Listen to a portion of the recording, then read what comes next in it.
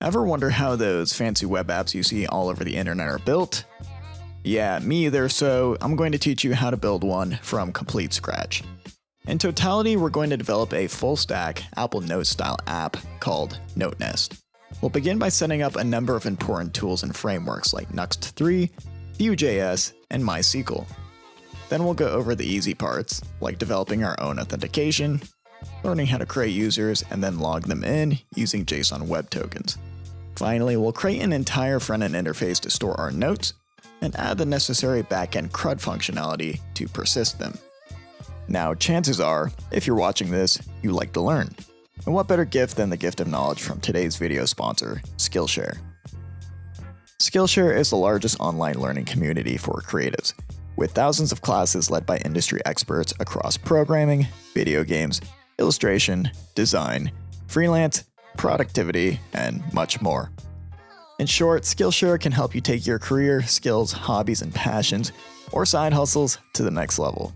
They have a number of learning paths as well to help master specific skills, including the one I've been following as of late, design a 3D video game in Unreal Engine. The first 500 people to join Skillshare using my link in the description will get 1 month of Skillshare Premium for free. So join today and make this winter season the time to become an amazing developer. Now let's get right on into developing NoteNest. So in order to create NoteNest, we're going to need a few things before we start. The very first is going to be Node.js. We need this to run JavaScript outside of the browser. We want this running on our computer. So if you don't have Node.js installed yet, hit this download button right here and go through the installation process. Once you have Node.js installed, we're going to create our project using Nuxt.js. So Nuxt.js is the Vue version of Next.js. You might have heard of that. It's just a framework which is going to make our development experience much nicer than if we were to use other things. And you'll see how much nicer this will be as we go through the development process, but for now, just trust me on this one. Things are going to be quite okay when we're using Nuxt.js. So over at Nuxt.com, you can see we're presented with this command right here, npx nuxi at latest init my app. We want to run this within a terminal window, so I'm going to copy that command and then open up my terminal. Windows users, you're going to be using PowerShell, so open that on up. And once you're here, you can see that we're currently within our computer's home directory as indicated by the squiggly. I don't really want to be in my computer's home directory, but rather a folder which encapsulates all my projects related to Node.js. So in that case, I'm going to create a directory called Node. And we're creating that with this command right here, mkdir node. This stands for make directory. I can hit enter, and you can see from me, I'm getting a small error here that says file exists. That's because I already have this directory, but for you, if you don't have Node created yet, it should be just fine. So once we have that directory, I'm going to cd inside of it. cd stands for change directory. And you can see now we are within our home directory and within our Node directory. If I list out the files and folders within here, we currently only have one folder in here called XYZ. But we're going to create a new one. And that new one is going to be created with this command in which we just copied from Nuxt.js. So I'm going to paste that command, but we want to change this up a little bit. One, I want to change this latest tag right here. So we don't want to use the latest version of Nuxt.js. And the only reason I'm saying this is because I'm creating a tutorial that I want to last as long as possible. And if you use a version that is incompatible with the one that's used within the project we're creating within this tutorial, then you're going to encounter quite a few bugs and errors, most likely. So we're going to specify a version here. And the version we're using is I got it written down on my right, 0.15.0. And this actually is the latest version as of this recording, November 22nd. And yeah, that's the one we're going to use for this whole project. Now, the very last thing we need to edit is this my app section. This is just the name of our project. So I want to init a project called, what did I call our project? NoteNest, that's right. Okay, so note-nest. And once I hit enter, we're going to be prompted with what package manager would we like to use. In this case, I want to use npm, stands for Node Package Manager. This comes with Node by default, so you don't have to worry about any of the other ones. We're going to hit enter in this case, and this is going to install all the dependencies required for us to run Nuxt.js. And by the way, npx is just a npm command that allows us to run specific package commands to do things such as create a whole Nuxt project called NoteNest. So just giving you some specifics there in regards to what we're doing. But this is going to take a few seconds, maybe a minute. So let's give it some time. And it's going to prompt us with something as soon as it's done. Okay, that just finished up, and we get the prompt initialize Git repository. Now, depending on how comfortable you are with development, you may or may not know what Git is. I would pretty much always recommend creating a project with Git. It's basically a way for you to create snapshots of your code at particular times, so that if you mess things up later on, you can always go back to a previous snapshot. So now we have our new project created, scaffolded at least. And now that it's created, our next steps are given to us with Nuxt.js. So we want to cd into that new project we created. cd stands for change directory again. So I'm going to change the directory to NoteNest. Now you can see we're inside of it. And what do we want to do next? Well, we want to run our Nuxt.js server, which we can do with npm run dev. So that's going to create a URL for us in which we can visit. If I were to take localhost 3000, copy it, open a new tab, put it in the browser, you can see this is the beginning of our project. Right now, we're using a default page given to us by Nuxt, but this is going to change quite quickly. So the first thing I want to do in this case is just create the routes required for us to render out NoteNest's pages. So eventually we want to visit something like localhost/register and have a page render out related to our register page here. We'd want to do the same thing for login and the same thing for our main app. So that is the very first thing I'm going to do in this case. Let's open up our project within a text editor. And the way I like doing this is within terminal. You can see that we're already inside of NoteNest.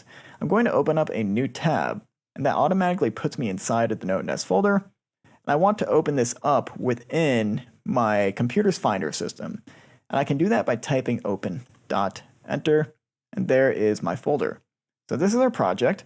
And for me, at least on Mac, if I want to open this up within my text editor, I can grab this folder and then just drag it on top of my text editor, which in this case is Sublime Text. I'm sure you guys over on Windows know how to open up your projects within whatever text editor you're using. So just make sure that you get this opened on up. I'll full screen this for now. And this is what Nuxt.js looks like by default. So really the only thing we need to focus on at the moment is going to be app.view. And we have a div here with a Nuxt route announcer and Nuxt welcome. So if we were to delete one of these pre-made components, what would happen with what we see over in the browser? I'm actually going to split screen this so we can see it happen in real time. I'm going to delete Nuxt welcome, hit save, and you can see now we just have a blank page. So this component of Nuxt welcome was rendering out all this cool stuff that we see right here. But as soon as we get rid of it, our page refreshes automatically thanks to Nuxt. Really cool feature, by the way. And we're just left with a blank slate, which is honestly something we want to start with. That's totally okay. So I'm going to get rid of everything within app.view. And app.view is just the main encapsulation for our entire project. You can think of it as a layout file where we have some components that are going to be consistent across different pages. That'll make more sense as we go. But I just want to start by registering our routes. And one of the cool things with Nuxt.js is you kind of opt into its features so that it's as bare bones as possible, but you can really expand and branch outwards to achieve exactly what it is you want to achieve development-wise. So one of the things I mean by this is we can create a folder within our NoteNest directory right here. And that folder is going to be called pages. So let's do that right now. What I'm going to do is go to File, New File. We have a blank file right here. I'm going to hit Command S. And now that I'm within my project within Finder, I'm going to hit New Folder and opt in to this pages functionality by creating this folder. So this pages folder encapsulates all the pages required for our app to work. What is a page? Well, something like our home page, something like /about, maybe something like /register, /login. You get the idea. So whatever the name of the file is here is going to be the route in which we can visit within our URL. Nuxt.js creates that automatically for us, which is another very cool reason why I think it's just so good. So within this pages directory, I want to create a register route.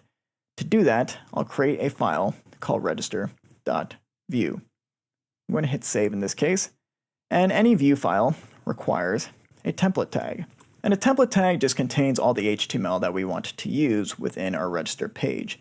So I can create an H1 here, say register, and we're not going to see anything just yet when we go over here to /register. In fact, we're seeing just a blank page on manual refresh. And the reason for that is we need to reference that we want to use this new pages functionality within app.view. So whenever we visit our main app, we're currently only rendering out a div with nothing inside of it. But we can say if we visit a page like /register, then we want to render out a Nuxt page component.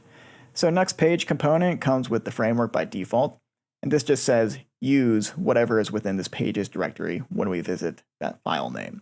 So the file name in this case is register.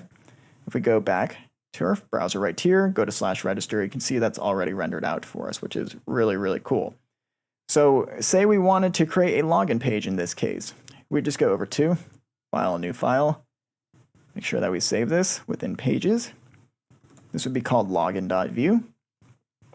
And now we can put an H1 here. And actually, we need to make sure that we add those template tags. So now we put the H1, we call this login, and that's all we need to do to create a page called login. We visit that. Now we have everything rendered out. So no complicated JavaScript required to create these routes. We just need to create pages, view files within this pages directory. And then within app.view, we need to make sure that we reference Nuxt page. That is all that's required to get these pages rendered out. So we want to focus on the register page. And we want to make sure that we create something that looks like this right here.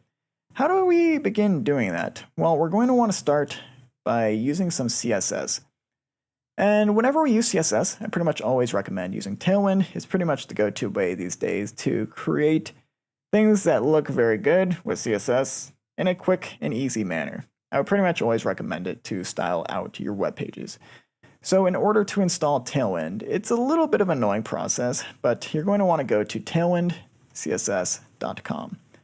Once here, you can click the Get Started button, and we could go through the installation with the Tailwind CLI. But what we really want to do is click this Framework Guides option. And you can see that there's going to be a guide for Nuxt.js in this case. So we want to go through this whole process right here. We already did step 1, but now we need to install Tailwind CSS. And to do that, we want to run these 2 commands within our project directory within terminal. So I'm going to copy these commands right here, go to terminal, and paste them on in. And if you want to make sure that you don't have any compatibility issues in the future, we're going to specify versions in this case for all 3 of these packages. So the version for Tailwind is going to be 3.4.15. The version for Post CSS is going to be 8.4.49. And then the version for Auto Prefixer is going to be 10.4.20 in this case. So this just makes sure that if you're watching the tutorial, that if you're using newer packages and trying to install the latest, that you don't get any errors as you follow along. So we're going to specify the versions right here and install those into our project. We'll hit enter, and those ran pretty quickly. So now over within our project, if I go over to package.json, you can see now we're making use of those dependencies in which we just installed. So there they are with their exact versions which we specified. So we finished that step, but now we need to initialize Tailwind. And we can do so by running this second command. So I'm going to copy that, go over to terminal, and within node nest, paste it, hit enter. And what this does is creates a file called tailwindconfig.js. So going back to our project, now you can see that we have this new file right here. And really, this is just a way for us to configure Tailwind if we ever need to down the line, which I think we will. But Tailwind basically requires this to work. So we have that available to us. We're not done just yet. We next need to add Tailwind to our post CSS configuration. So we can pretty much just use the default right here. This is a post CSS object, and this is being placed within our Nuxt config file. So when Nuxt was scaffolded for us, it also created a Nuxt config.typescript file, or JavaScript, doesn't matter which. And this is just all the configuration in which we can edit for our main Nuxt project. And in order to get Tailwind working, they want us to paste in this post CSS object. So going back to Chrome, what is next? We need to configure our template paths. So now we're being asked to add this array right here into tailwindconfig.js. So I'm going to copy this array of content, go over to tailwind config.js, and paste this on in like so. So what this is doing is telling Tailwind, where are we going to be using Tailwind CSS classes? Well, since we're using a Nuxt framework guide within Tailwind CSS, it automatically knows where our main files are going to be that make use of Tailwind. And those are going to be within our components folder, our layouts folder, our pages folder, possibly plugins, possibly app, and possibly error. So really what this is saying is, hey, are you using Tailwind within app.view right here? Please specify over within Tailwind config, and we did. So now Tailwind is going to search for any Tailwind classes and output that CSS as necessary so that we're rendering out these new styles on the screen correctly. So all that's looking great. Next up, we need to create a CSS file and pull Tailwind into it. We're just going to follow this exact template that we have right here. We want to copy these 3 lines of code. We want to create a new file called main.css within our project. So Nuxt starts out pretty bare bones, as you can see. We don't have any place to put CSS files at the moment. But like I said, we opt into folders within Nuxt.js. And one of the folders we're going to opt into is going to be an assets folder.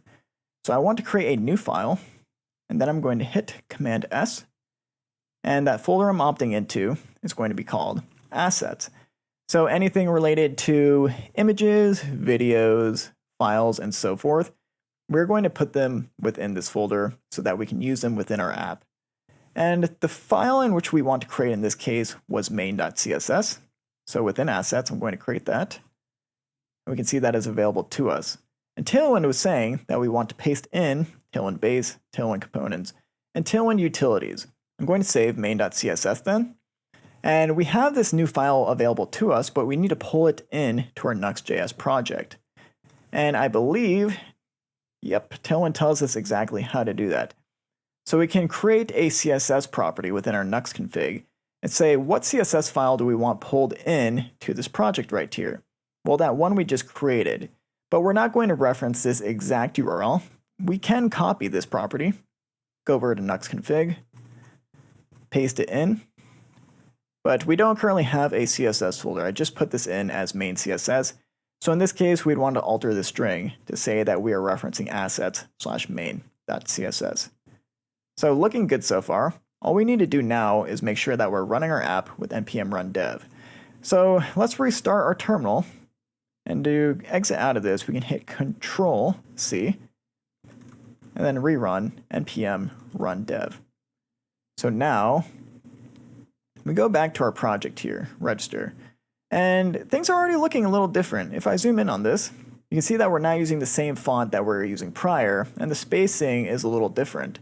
The spacing is a little different, and the font is different as well, actually, because within main.css, we're pulling in a Tailwind base. And this is basically a browser reset. Any default styles that a browser provides, such as automatic margin, a specific kind of font, all those are reset so that there is literally no styles applied to this stuff by default. And that is something that we want because we have a very specific style in mind. We don't want the browser defaults interfering with what we're about to create right here within Figma. So we know Tailwind is pretty much working, at least the base reset is. If we wanted to really make sure that it's working, we could go over to our register page. And I'm going to wrap our h1 in a div, like so. And now I can add a class attribute and specify some sort of Tailwind class. So Tailwind classes are pretty easy to follow.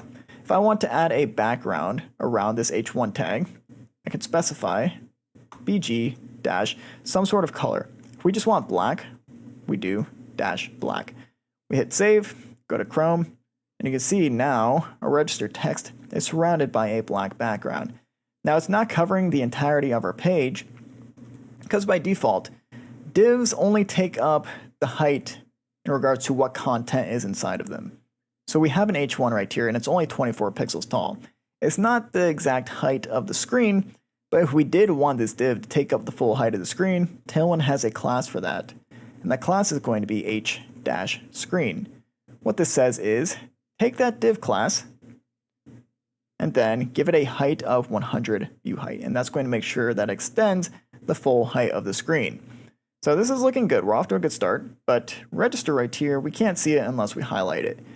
And if that's the case, we can add a class onto our register h1, and then add text white, which is another Tailwind class. So now we go back to Chrome, and we can see our registered text. So we've confirmed that Tailwind is working. Absolutely great. Now it just comes down to styling things out so that they look like what we have over here within Figma. And I'm going to show you exactly how I would do that. So I'm going to split screen things so we can see exactly what's going on as we develop. Typically, I would have 2 monitors in this case, just because we're running out of a bit of real estate here, but we should be able to make this work regardless. So the first thing we want to do is create some sort of gray bar background right here. You can see that this gray background is separating our login screen, or a sign-up screen in this case, with what we have over here, which is just kind of some sort of introduction. My main idea here was that we create some note text that swaps between different kinds of notes for a user to see what is possible with our app. What's the whole point of our apps? To take notes. I want them to see that as they're signing up or logging in to NoteNest. So I want to create this little sidebar over here first. And to do that, we need to actually first analyze, how is this going to look on smaller screens? How is this going to scale as we develop this? Is this bar going to shrink, or is it going to stay the same size as we begin to shrink down our entire browser? Well, in this case, does shrinking this section over here actually serve any purpose? I don't really think it does, because we have plenty of space over here between our text on the right and left-hand sides, and we have enough space to do everything we need to sign up for a free account over here. So if that's the case, I don't think I really need to worry about responsiveness too much when it comes to developing this. So it's just good to keep that in mind before you actually start developing. How do you want this to look as you begin to resize your browser window? So I'm going to click on this element right here, and you can see that its width is going to be 516 pixels. That is given to us automatically with Figma. So I'm going to copy 516, head back to Sublime Text, and I'm going to wrap our h1 in another div. And this div right here is going to be representative of our sidebar. A good way to organize things is to create comments like this, and then encapsulate whatever it is you're trying to develop inside of the comment. So what I do is I list out the name of what I'm trying to create. In this case, it's going to be sidebar. And then once I get to the end of that code, I use a slash to indicate that this is the end of the sidebar. That just really helps me a lot as I develop and come back to this code later on as it gets bigger or smaller. So we have this sidebar, and this div is going to be representative of this container we have right here with a different background. So I'm going to add onto this class a different background color. So Tailwind comes with a bunch of different colors by default. If we ever want to see what colors are available to us, we can always just look up Tailwind color palette and just click the very first result. You're going to see that these are all the colors available to us from Tailwind. Personally, when it comes to some sort of grayish color, I like using the zinc option right here. So I think that's what we're going to go with for this tutorial. I want to use the second darkest shade over here of zinc 900. So if that's the case, I'm going to add in a new Tailwind class of bg-zinc 900. So now we can go back to our browser window over here, and you can see very subtly that we now have that new background in place. But it isn't taking up the full height of the screen, and this div isn't next to all the black parts of our screen over here. So let's create another div, and I'm going to call this section which we're creating basically note introduction section. I think that's a good descriptive name for this. So call the ending no introduction. If we want to be as consistent as possible, we can make sure that these notes are lowercase. But this div right here is just going to be representative of this right-hand side over here with the darker background. That's all that we're doing right there. It's just preemptively creating the container for this section right here. So going back to our code, when we have the second container, now these two containers can interact with each other. What I want to do is move this register div that we have right here so that it is next to our other div that is beneath it currently. So the idea is we move one div here, and then we move one div to the other side so that they are next to each other instead. And a way we can do that is by adding on a class to the two divs parent container. So these two divs are siblings. We know its parent is this main div right here. We can add a flex class onto this. And what this is going to do is it's going to say, hey, I don't want these two divs on top of each other like they are right now. There's one, there's two. I actually want them side by side like this. So we add flex onto that class, and now you can see that the two are side by side. Really, this div right here is only taking up the amount of space of the content inside of it, which is going to be this register h1. But when we went to Figma over here and we clicked on this main div container, we had a width associated with it of 516. So we know that this container right here actually needs to be 516 pixels to get it to expand to the width we want it to. So if we want to expand our sidebar, we can add a tailwind class of w dash and then brackets. And inside of these brackets, we can create custom tailwind classes, such as how large do we want this width to be of this container? Well, I want it to be 516 pixels exactly. So this is saying, give this container a width of 516 pixels. I save that, and now that is giving us a width of 516. It looks really big in regards to what we have over here in our design, but if I were to full screen this, you can see it's already starting to take shape in regards to the reality of the design which we have over here. So looking good, we already have that container, and now we can begin adding the content inside of the container. The very first thing we're going to deal with is this logo right here, Note Nest. If I want to export this, I can export this as an SVG directly from Figma. So I'm going to select the Note Nest text, and then I'm also going to select this pencil icon, and I can do so by holding Shift, clicking, and now I have both of those selected. So I can right click, go to copy as, and then copy as an SVG to get all the code required to get this rendered out on the screen. So now that I have that copied onto my clipboard, I can go right beneath where I have this register text. We're actually going to get rid of that. And I'm going to paste in all the code I just copied. And you're going to see that this is a lot of code. Already, our file is very messy. It's hard to read because we just have everything required to get our SVG or our logo rendered out on screen in this case. So I want to keep our register.view file as clean as possible, and this really isn't doing it for me. That brings in another very cool Nuxt.js feature, and that is another optional folder in which we're going to add here. So I'm going to create a new file, create a template tag preemptively. It's going to be template, and then add another template tag to end it. And I'm going to paste in all that SVG code. It's not currently highlighted because we haven't saved this as a view file yet. So let's save this. And I want to save this not within Pages, but rather within a new folder. We're opting into this through Nuxt.js. And this new folder is going to be called Components. So anytime we have something smaller than a page or a layout, such as just a simple logo which we want rendered out, we can save this as a view file right here within this Components folder. So I'm going to save this as logo.view in this case.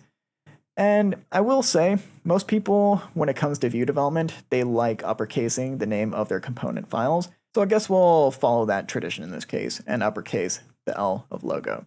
So I'm saving this within the components folder. And now everything is highlighted. And once that is saved within the components folder, we don't need to import this within register.view.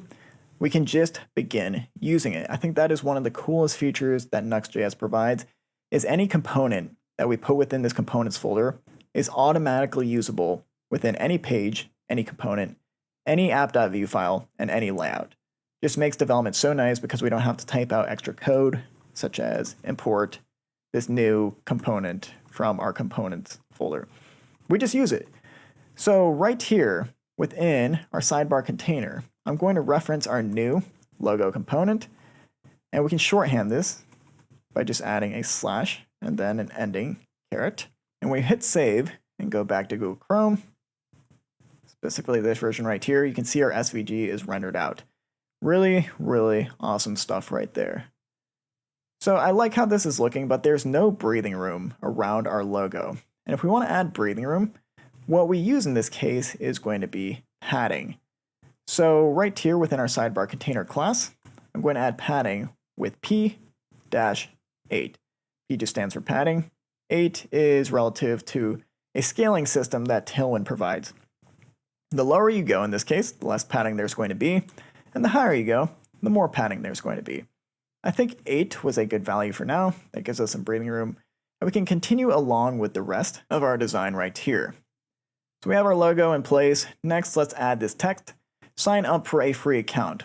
Within Figma, I can simply just copy this by double-clicking, hit Command-C, and since this is going to be the largest text on our page right beneath our logo, I'm going to add an H1 and paste in that text directly. Now, if we were to view this back within our browser, you're going to see that that text is black by default. We want to make this white, so I'm going to go to our H1, add a class, and call this text white. Now we can see it great. But we might want to get very specific with our design over here. You can see this doesn't really look like what we have right here in the browser. This is a little bigger, it's a little more bold. And how do we know exactly what properties we should be adding to this text?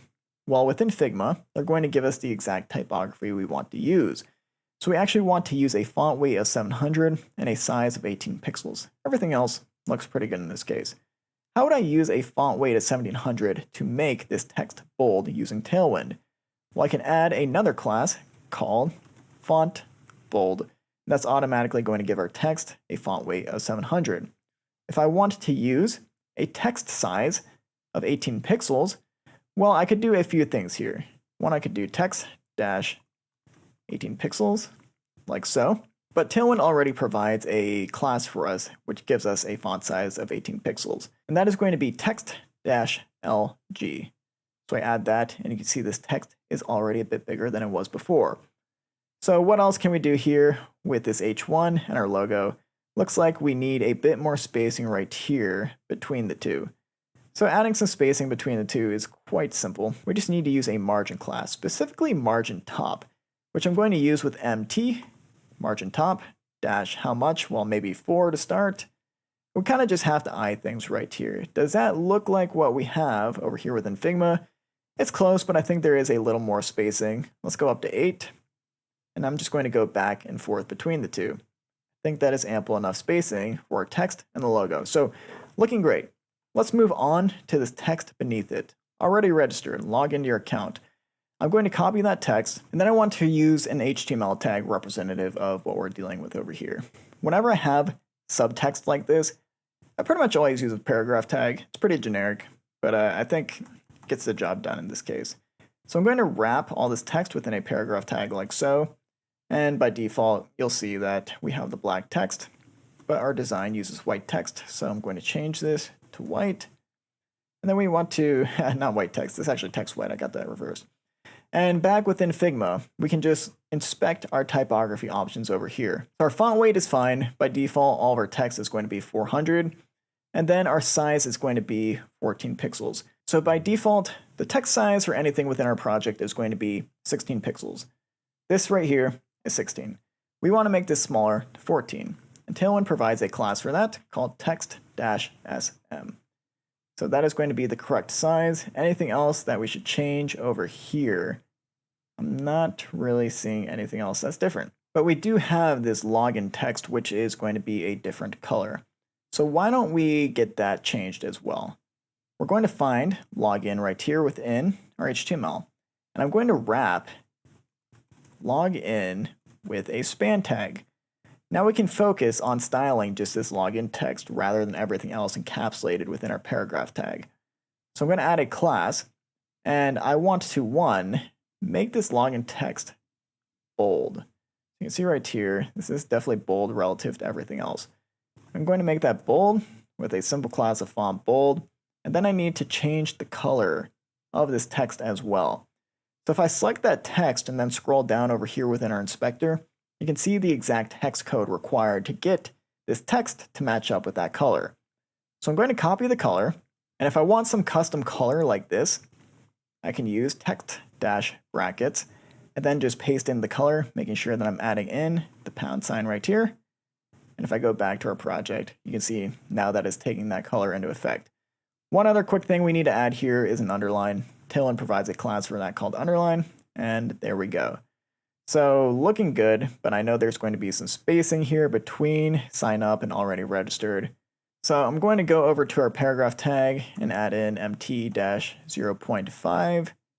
Yeah, that's just a little bit of spacing, but I think it matches up better with what we have over here within Figma. So I'm pretty sure this text right here is white, but one cool design hack is if you want your paragraph text to stand out a bit more from the headline text, you can change the color of the paragraph text to be a lighter shade, a slightly lighter shade that is. So right now we're using a pure text white, but really we're using zinc classes in this case for our shades. So I'll reference text zinc, and then I can use something like 100 or even 200. I think I might go with 300 in this case, to give us a bit of contrast between our paragraph text and the headline. This is all legible, and it definitely helps differentiate the two just with a simple color change. So just a cool little tip for you right there regarding adding some contrast and some more focus between different elements. So we have that section created. Next up, let's add in these input fields. So right beneath our paragraph tag, I'm going to create a new div because I want this one div to encapsulate everything we see right here. So our label of email address, and then also the actual input field. So I'm creating that one div, and you might have guessed it, we're going to have a label inside of that. So what's inside of the label? Well, the text right here of email address. And then we have an actual input field.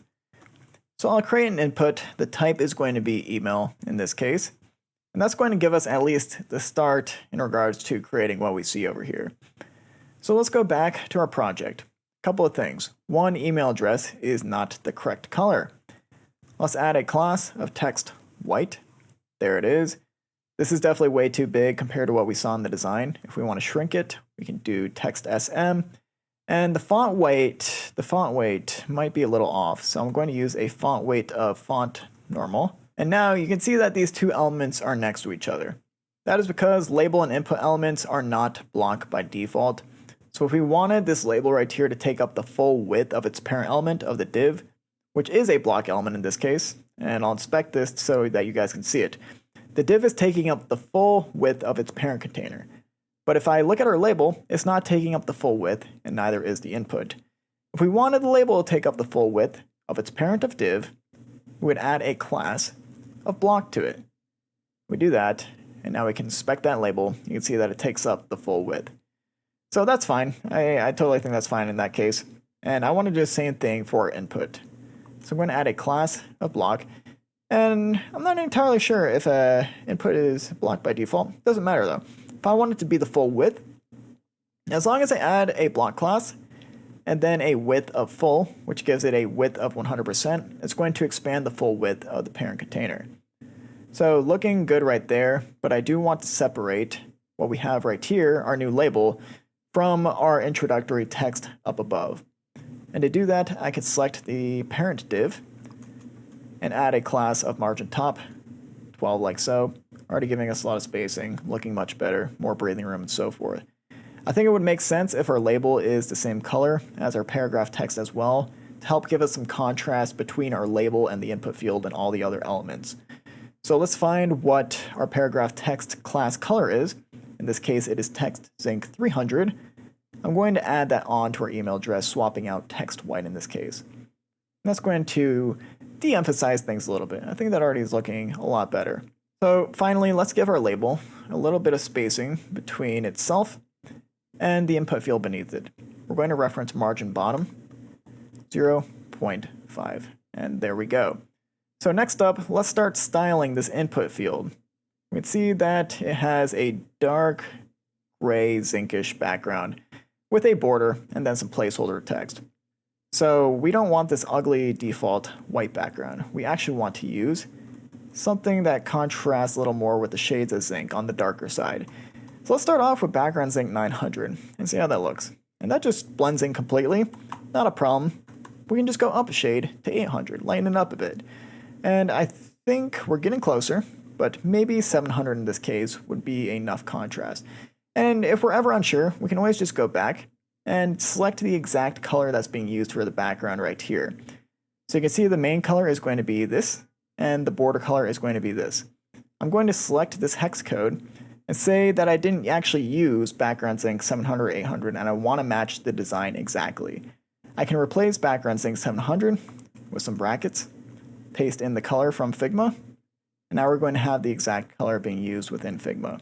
Let's add a border with a Tailwind border class, just to specify that we want a border. We're definitely going to need to change that color though, so I'm going to use border dash brackets, go back to Figma, and then grab this border color right here. Paste it in, go back to our design, and there it is. It's already looking great.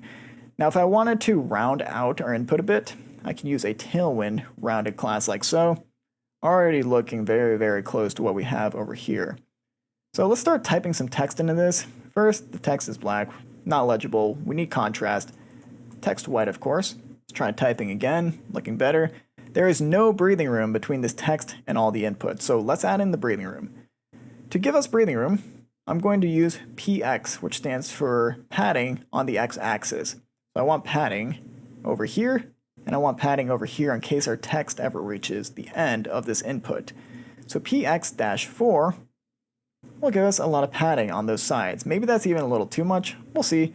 But let's give ourselves some padding on the top and bottom too, with py-2. And looking good. I'm not entirely sure how big this is at the moment because my entire screen is zoomed in for this tutorial, but let's just say that this is okay for the time being. We're also going to need some sort of placeholder for this input right here. So the placeholder I want to use is u@example. It always is best to use something that indicates to the user that you want to put an email here, some sort of example. It doesn't have to be real, but something like this right here is much better than just typing in email address again for your placeholder. We want to give a user an idea of what it is they're supposed to type in here, which is an actual email address. So for this input, I'm going to create a placeholder attribute, and then I can paste in that u@example.com, example in this case. So there it is. Now I can erase it when I type, but I don't really like that color right there. If we want to change the placeholder color, we can reference a placeholder class, add a colon, and then specify a Tailwind color class for the text. So I want to use text zinc, let's say 500, because I really want this blending in. Already looking so good compared to what we had prior. Now I think the next thing I'll do to make this as close as possible to the design is one, check out the font size in this case. So the font size for this is going to be 14. By default, we're using 16. So let's make sure that our input right here is using text-sm. And yeah, I think that is pretty darn close to what we have over here within our design. Doesn't have to be exact, but as long as you're getting the general idea down, you're going to have something that looks really good within your actual app. So we have this email address input pretty much filled out. Let's do the password. Pretty much everything here is the same, except we're using asterisks, and this is going to be a password type. So if that's the case, we can copy this div we just created, which represents our email address fields. And I'm going to paste that down below, save, and you can see now we have two of those. Cool. But we don't want to reference an email address anymore. We want to use a password. So we change the label. We're using the same styles. All good. Our placeholder is going to be a bit different. I'm going to swap that out with a ton of asterisks in this case to indicate that this is what a user is about to type. You'll see right now, though, when I'm typing, we're getting plain text. Not good for a password field. But this is a very simple fix. All we need to do is change the type attribute right here to password. And now when we type, the user is not going to be able to see what it is exactly we're typing. So if someone's trying to peer in on you, they're not going to know what you're typing, which is what you always want for an app like this. So let's check the spacing between email address and password. Looks like we don't have that much. So let's reduce margin top right here to 8. And maybe I'll even try 6 to tighten up a little bit, go back and forth between the two. And I think that looks pretty close to me. So next up we have this sign up button. This will be a fun one to develop. I'm going to go beneath our password input and create a new div. We can always comment this out if we want to be as specific as possible. Say sign up button. And then the ending for this down below is going to be /sign up button. So we have this div, and inside of it, I'm going to use a button element. Now, what text are we using within this button element? It's going to be sign up. We'll get to this arrow in a second, but with sign up, we have a pretty bad looking button. I want to make sure that this expands the full width of its parent container. So I'll add a class of width full. There it goes. We need some margin, so I'll add margin top 4, give us some spacing between that and the elements above it. And I want to make sure that I can see this text, but I know that this button is going to be a different color to start, and we might actually be using black text right here. So all I'm going to do is add in the color of this button, which is FFAC00. By declaring within our button class, I want to use BG-brackets, and then that hex code in which we just copied. So we save that, go back, and there is the beginning of our button. Now our button within Figma has rounded corners, fully rounded corners. And if I want to do the same thing with our button, I can use a tailwind class of rounded full. That's going to add a border radius of 100%, so now you can see that those are fully rounded. We don't really have much breathing room here between our text and the actual button. So I pretty much always add px4, in this case by default, and py2 to make sure that that breathing room is ample. And our text is a little big right here. I believe within the design, it is text SM, so 14 pixels, and that we are using a font of bold in this case. So we'll go back and forth between the two. And yeah, that button is looking pretty darn similar to what we have within design. The final thing we need to do is add in this little arrow. So I'm going to double click it until I have it selected, go to copy as, SVG. And if I want to use this, I can simply paste it in, but same deal. This is really dirtying up our HTML. So if I want to clean this up, I can create a new component. So I'll create a new file, and I'm actually going to save this file first so that I can use my autocomplete. And within components, I'm going to call this arrow right.view. So now I can use my autocompletes and paste in that SVG code. And since this is imported automatically for us, now I can reference arrow right. And we should be able to see that, and there it is. So right now, these elements by default are placed on top of each other. But what we really want to have happen is that they're placed next to each other. We experienced the same dilemma when we were dealing with our main node.nest container and all the stuff on the right-hand side over here. So I want to challenge you to get the sign up text and this arrow right next to each other using the knowledge we learned from prior. So let's go ahead and add that in now. Pretty much all we need to do here is add in a class of flex. So we add that in, and now those two are next to each other. Now, in order to get this centered for a flex element, we want to use another class of justify center. That's going to move everything directly within the center of the element we're dealing with. But still, our arrow right here isn't directly centered with our sign up text. You can see they just aren't centered. So we also want to center things on the vertical axis. And we can use one more class in this case called items center. And now you can see that those are pretty close to aligned on the vertical axis. So one quick note here is justify center, which centers things horizontally, and item center, which centers things vertically. In order for these to work, you need to have a flex element. So these two classes will not work unless you have a class of flex on the same element. Just something to keep in mind as you go about your development. If we want to center things horizontally, vertically with these two classes, you need flex, so make sure that you add it. So all looking good, but we do need some spacing between sign up and the arrow.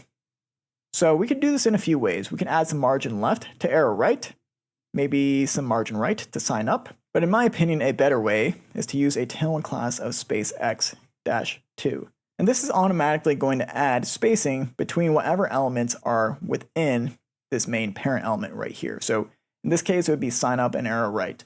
You see I save and nothing is changing over here because right now this sign up text isn't within some sort of HTML element. All I have to do is make sure that it's wrapped within a span, and as soon as I do that and save with space x-2, now you can see that we have some spacing between the arrow and our sign up text. So let's full screen this to see how everything is looking. I think that is looking pretty great so far. We'll go back to our Figma just to inspect things, see if there are any spacing issues. Maybe we want a little less spacing right about here, and I know that I want to center everything within this container, so pushing it downwards. So we'll deal with this spacing real quick, and to deal with that, we'll go to already registered and find our margin top right here of 12. I'm going to change that to 8, Yeah, and that spacing looks a bit better. And now I want to make sure that all this text right here is completely centered within the parent div. So we kind of already learned how to do that with that small little flex lesson. We have our main container right here. This is our main container, and it is representative of this big container. If I want to center all the elements vertically, I can add in a flex element. But if I save with that, you can see now all the items are automatically next to each other. So if we want to use a flex class like item center or justify center, but not have everything placed next to each other like we see right now, yes, we want to use a display of flex, but we want to specify that these should be arranged in columns.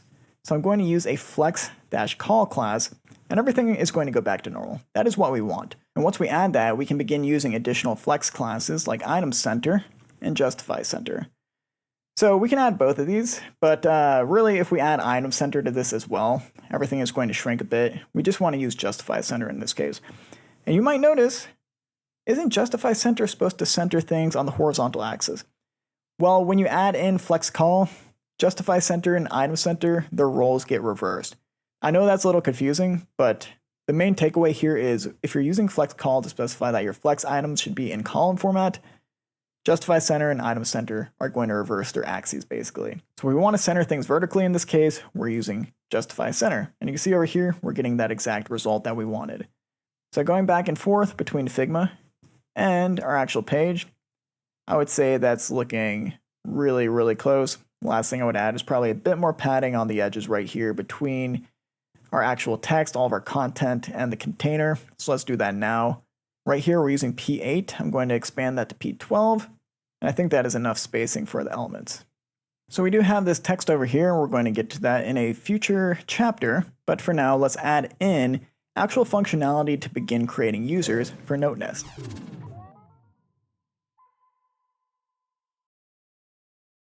So the very next thing we want to do is take whatever input we have right here for our email address and password, and we want to submit this up to some sort of backend server.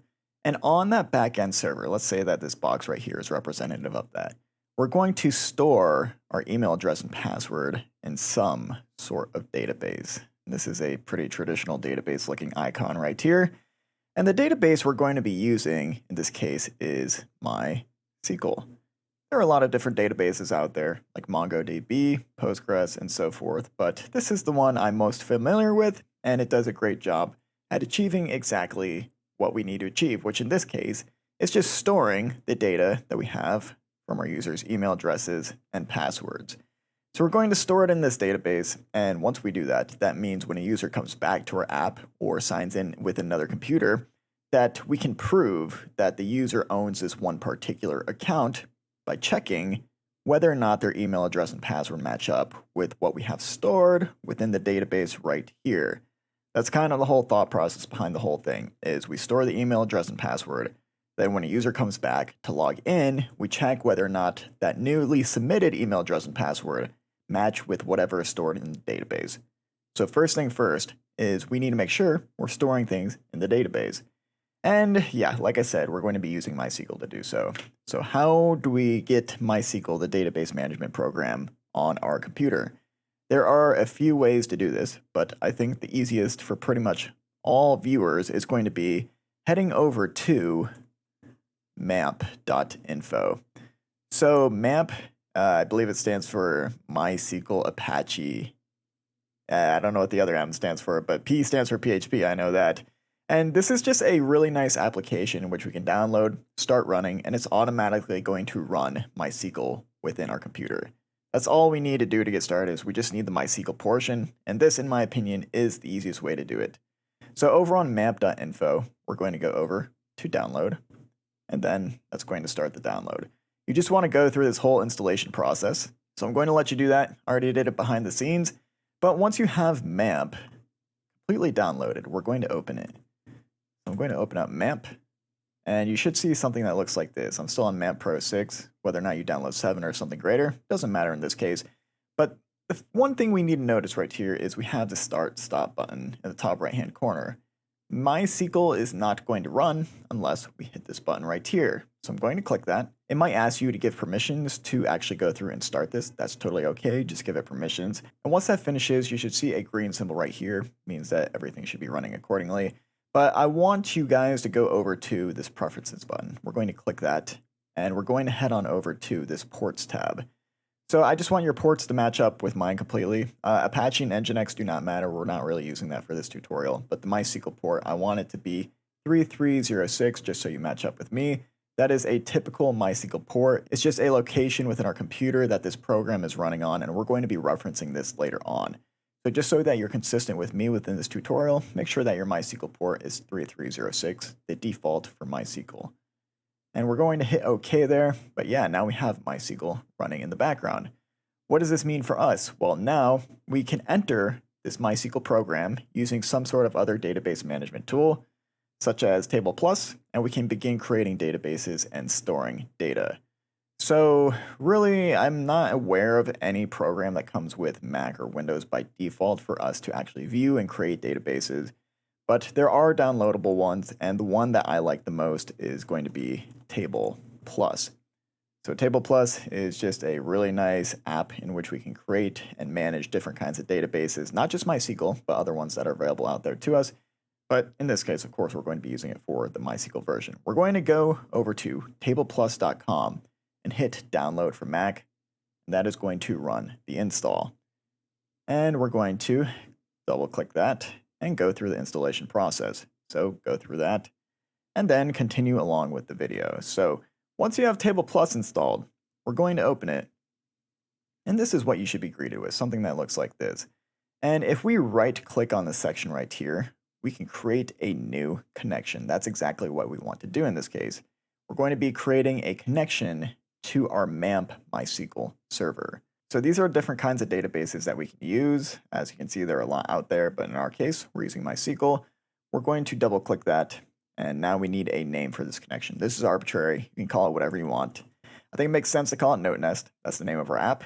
And then we need a host IP. So what is the IP address associated with the server? Right now, it is localhost. And the localhost IP is pretty much always going to be 127.0.0.1. Can't type there. But we have our host. This just means it's currently running on the computer we are using. We have a port next. We know we specified that to be 3306. That is the traditional MySQL port. And then we need a username and password. So MAMP provides this to us by default as root and root. And these will change after we deploy things. But eventually we will add a database name. You'll see why. But this is pretty much all we need to get going. We're going to hit the test button. And as long as MAMP is running in the background with MySQL successfully running as well, we're going to see green across the board. So we're going to want to connect to this. And now you can see we are currently within our MySQL instance. Now we need a database here, and we haven't created one just yet. If we want to create a database with Table Plus, we can click this database icon right here. And you can see we have a few default databases that MAMP provided for us, but we don't really need any of these, and we don't want to mess with these ever. We just want to create a new one, which is going to contain all the data related to our Note Nest app. So we're going to hit New, call this database Note Nest, like so. Hit OK. And then we want to double click on this to connect to it. So now we're within our database. We have tables and functions, but really there are no tables existent within this because we haven't created them just yet. And so what we would do here is we would create a user table, and that user table would contain all the data related to our users' emails and our users' passwords. And we can do that directly within Table Plus. Just right click, go to New Table, and then create a user table with all the data that we need. But I would not recommend doing that, especially if you want to work on a team later on. The reason for that is, if we were to keep our team up to date with our schema here, we would have to send them new instances of our database, and it can get really messy. Things can get out of sync. So a way in which we combat that is we use something called migrations, database migrations. You might have heard of these. But essentially what a database migration is, it's a file within your project. So I'm going to open up a project over here. A database migration is going to be a file somewhere over here within our project. And this file is going to contain schema which says how our MySQL database should look. So what tables does it have? What fields does that table have? And so forth. And these files are going to be shareable. So since they're within our project, if another user were to download our project and have this migration file, what they can do is they can run this migration. And when they run the migration, they're automatically going to get their database schema up to date with exactly what was within that file. So it's a nice little way to keep all of our databases in sync across a team and to create these migrations. There are many different packages out there, but the one that I personally think is the best is called Prisma.js. So if we go over to Chrome, this is going to be the last thing we're installing really for this chapter. We're going to type in Prisma and go over to prisma.io. So this is an ORM that stands for Object Relational Mapper, if I even remember that correctly. But really, this is a way for us to create migrations and then also use JavaScript to manage all of our data from MySQL rather than having to write MySQL directly within our project. It's a lot cleaner than writing pure MySQL. I guarantee you that. It's a lot easier too, in my opinion. So that's why I like using it. But yeah, this is what we're going to use for this tutorial. I think you'll like it a lot. So to get started with Prisma, we're just going to click that button right there, and we're going to get relayed to the Getting Started docs. So without just reviewing the docs to you too much, let's just get through this, and then we'll start writing some actual migrations and using the ORM. So you'll see right there that I clicked this MySQL tab so that we can see how to install Prisma for MySQL. We already have a project. We don't need to worry about any of that. And real quick, in case you don't want to use TypeScript, I'm just going to change this to JavaScript documentation right here. So now you can see all the docs are within JavaScript. It's a little more simplified. We don't have to worry about TypeScript stuff. And yeah, we don't need to run npm init. We already have an npm file. But what we do want to focus on is going to be npm install Prisma save dev. So we want to grab this command, and then we're going to go over to our terminal. And now I have that extra tab open over here in which we are creating everything with Tailwind. I'm going to install not Tailwind, but Prisma with npm install Prisma -- save dev. I'm going to hit that. And real quick, you're going to see over in our project, specifically within package.json, that now we have Prisma available to us. After running that command, you can see that we have the version of 5.22.0. So if you want to be as specific as possible with this tutorial, I highly recommend running that command npm install Prisma, but with a specific version by mentioning at 5.22.0. That way you don't have any inconsistencies with what I'm working with right here. So we have that, and it's installed, as we can see within package.json. So the next thing we need to do is initialize Prisma, which we can do with this command right here, npx prisma init. So we're using Node Package Manager to execute a Prisma command, and we're using the initialization function. So we're going to copy that, go over to terminal, and within that same new tab, I'm going to run that. And that's going to scaffold pretty much everything we need to get Prisma up and running. One of the things it does, as you can see within the docs, is it creates a file for us called schema.prisma, and that's going to contain all of our database schema. So what tables we have, what fields we have within the tables, it's going to contain all of that, and that way we can keep our other developers up to date and update our database really easily. And it's also going to create a .env file for us if we don't have one already. And this way we can specify how we're connecting to our database, because we might have some secure information within this connection URL, which we're about to use. And a .env file is never sent up to version control like Git. Basically, secrets are hidden in this .env file. That's why they create it, is so that we can keep things secret and not store it out there on something like GitHub. So that's what it did for us. Let's go ahead and check it out within our project. You can see now we have this Prisma folder, and inside of it we have this schema.prisma file. And this is where we're going to write all of our database schema. Really cool. But the first thing we need to do is make sure that we can connect to our database using Prisma. And at the moment, we cannot. If we look within this, we have a provider string. We need to specify that we're using MySQL in this case, because that is the kind of database we're using. And then we're referencing an env database URL. So we kind of got a little bit of an intro to env files, but this is referencing a variable over within this newly created .env file right here.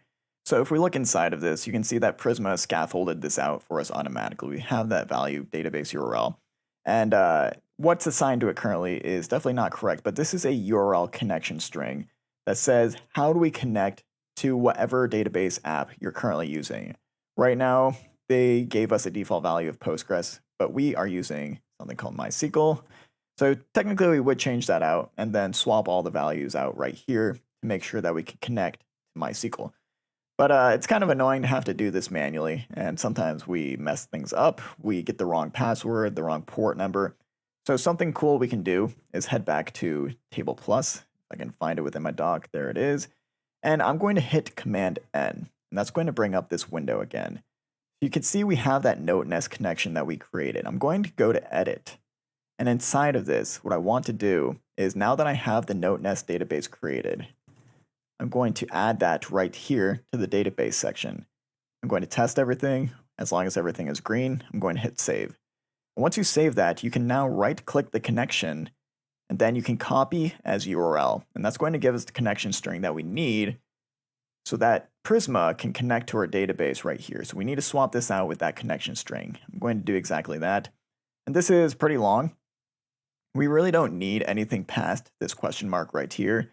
This is just nice to have stuff for Table Plus. We can get rid of that though in this case for Prisma. And yeah, that's pretty much all we need to make sure that Prisma will connect successfully over to MySQL. Now to confirm that all of this is running correctly, we're going to go back to the Prisma docs real quick, and we're going to hit the connect to your database button right there. So we already took care of a lot of this. We already have our database URL. But really, we need to run some sort of command in this case to actually begin using Prisma. And we're going to go to the next section one more time, specifically focusing on using Prisma Migrate.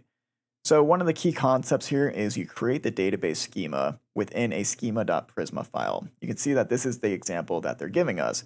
So one of the things we're going to be doing is creating a user model. And a user is going to have things like an ID, an email. In our case, they're going to have a password. This is just creating a user table for us, and then within that user table specifying all the properties that should be stored for a user. And yeah, this is how we're going to make sure that a user can later log back in, and how we can render out dynamic data based on which user is currently logged in. So I think a good starting point is going to be copying this user model right here and going back to our own schema.prisma file.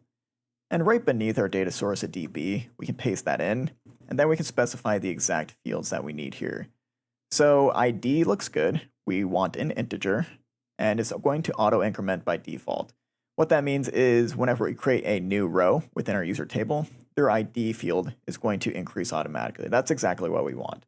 We're also going to have an email field, which is a string, and it is going to be a unique value. Also, great, we want to make sure that users cannot share a specific email. Otherwise, when two users try to log in and they share the same email, well, how do we know which account they'd log into? So we want to make sure that the email string is unique. We don't really need anything related to name, post, or profile, so I'm going to get rid of those, but we do want to add in a password field as well. Now, passwords should not be unique. Technically, users could share the same password. There's nothing wrong with that.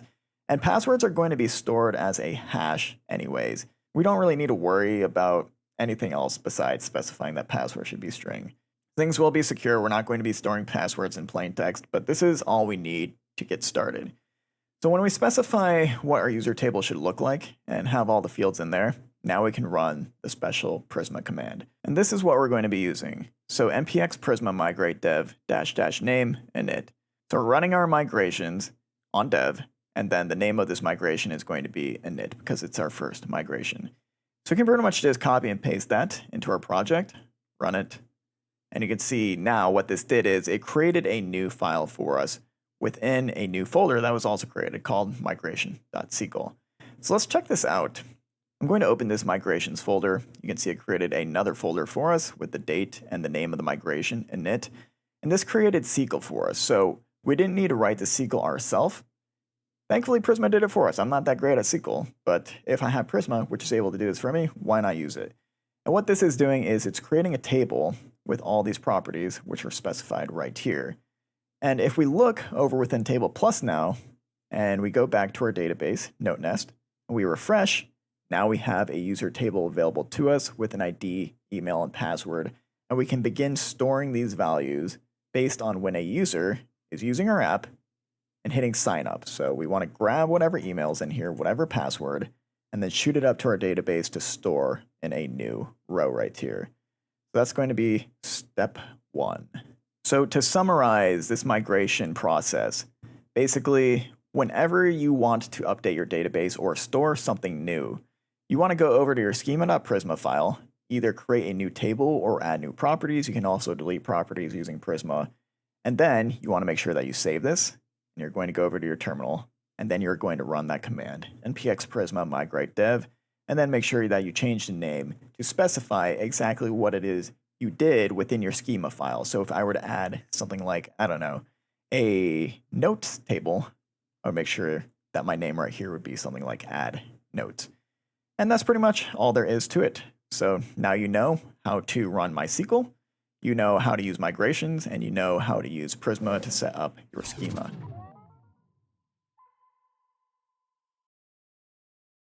So now that we have our database created, we have Prisma installed. Now we're actually going to start moving our users' data from these inputs into our database.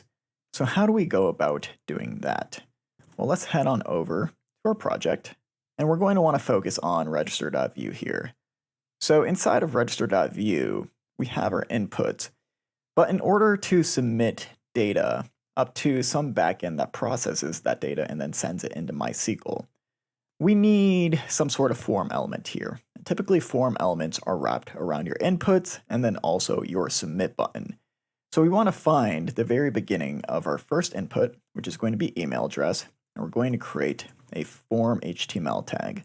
And then we need to go to the very end of our submit button, which in this case is the sign up button, and we will add an ending form tag right there. So form elements have specific events associated with them. And one of those events is going to be a submit event. What happens when we submit this form?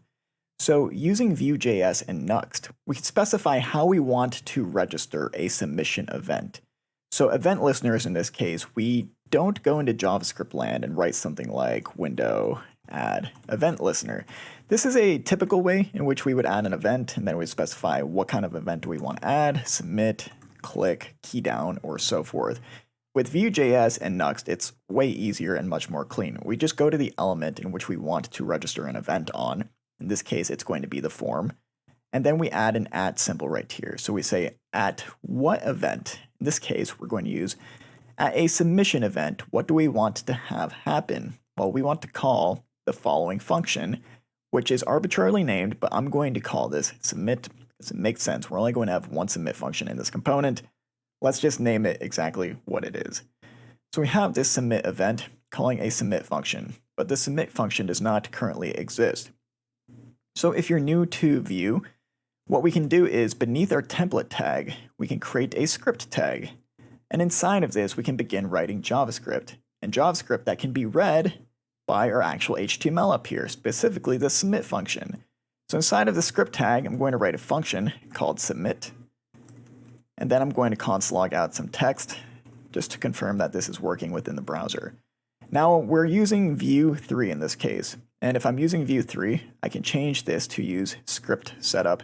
And what this does is it just makes sure that we can write exactly the kind of JavaScript you're seeing right here, where we don't have to nest functions and we don't have to submit things through a Vue 3 setup function, which is a whole nother story. But just know, if we want to write code like this, where everything is kind of like not tabbed at all, we just need to make sure that we're calling setup right here to use Vue 3 script setup functionality. And before we actually go through on submitting this, the last thing I want to do here is add an event modifier. So we can add a bunch of modifiers to the end of our actual events that we're listening for by adding a dot and then specifying what that modifier is. In this case, I want to prevent the default action associated with a form's submit event. The default action is going to refresh the page, and I don't want that to happen because we're using front-end JavaScript submissions, which don't require a page refresh in this case. So I'm adding .prevent to make sure that when I submit this form, the page doesn't actually refresh. So I want to make sure that that event modifier is in place. And now when we hit submit, we should be reading this function down here, and we should be console logging out the text within our browser. So we'll go to our browser, and I'm going to open up my console by right-clicking, hitting inspect, clicking the console tab, and now when I hit sign up, you can see that's being logged out in the bottom left-hand corner. So our JavaScript is functioning correctly, but what needs to happen next? Well, now we need to grab our user's email and password. So how do we grab the values associated with those inputs? Well, what we're going to do is use some view3 refs. So within script setup, I'm going to create a const called email, and this is going to be equal to a ref with a string inside of it. I'm going to copy this, paste it down below, and then I'm going to create a ref for our password. So a ref is basically just a variable which we know is going to be reactive. We know it's going to change down the line so that when we change it within our input, we update the value of this automatically. So we're always going to get the most up-to-date email. We're always going to get the most up-to-date password no matter what the user is typing into each individual input. So we have the refs available to us, but to make sure that these are actually being updated as a user updates the inputs, we need to go to a specific input and use a view3 attribute of vModel. And we're going to set this equal to that ref we just created right here, specifically the one for email. So by using vModel, we're essentially linking up the ref with the actual HTML element. So now that when a user changes this input, we're always going to be updating this ref automatically. For instance, if I go over here and I type hello at hey.com, just by typing that in, we're updating this email variable because we set it equal to this input vModel attribute. So we have a vModel on our email input. We also want a vModel on our password input, but just make sure that we're not referencing the same ref that we were using up above. In this case, we would reference the ref of password, which we created right beneath our email. So just to show you how this is working on submit, now what I'm going to do is I'm going to console log out the emails dot value. And the dot value right here property is just going to give us the exact value of what a user typed in for this email vModel. And we can do the same thing for our password. Let's go ahead and console log that out. We have our email value, our password value, and now whatever we type in right here for our inputs, it's going to update these variables automatically, and when we submit our form, we're going to see the outputs of those values. So I'm going to type hello at hey.com, and then I'm going to put some random text for the password, and when I hit sign up, you can see we have those newly updated values, so really cool stuff right there. We have the updated values, but now we need to submit them to our backend. And the reason we're submitting them to our backend is because the backend is running on our computer. It's running outside of the browser. And the reason we're having it run on our main machine is because we need to interact with our MySQL database. The MySQL database is running within MAMP. It is not running within the browser. It's running on our machine.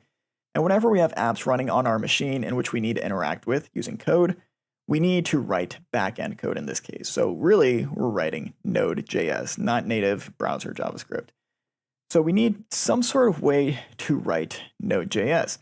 And Nuxt makes that very easy for us.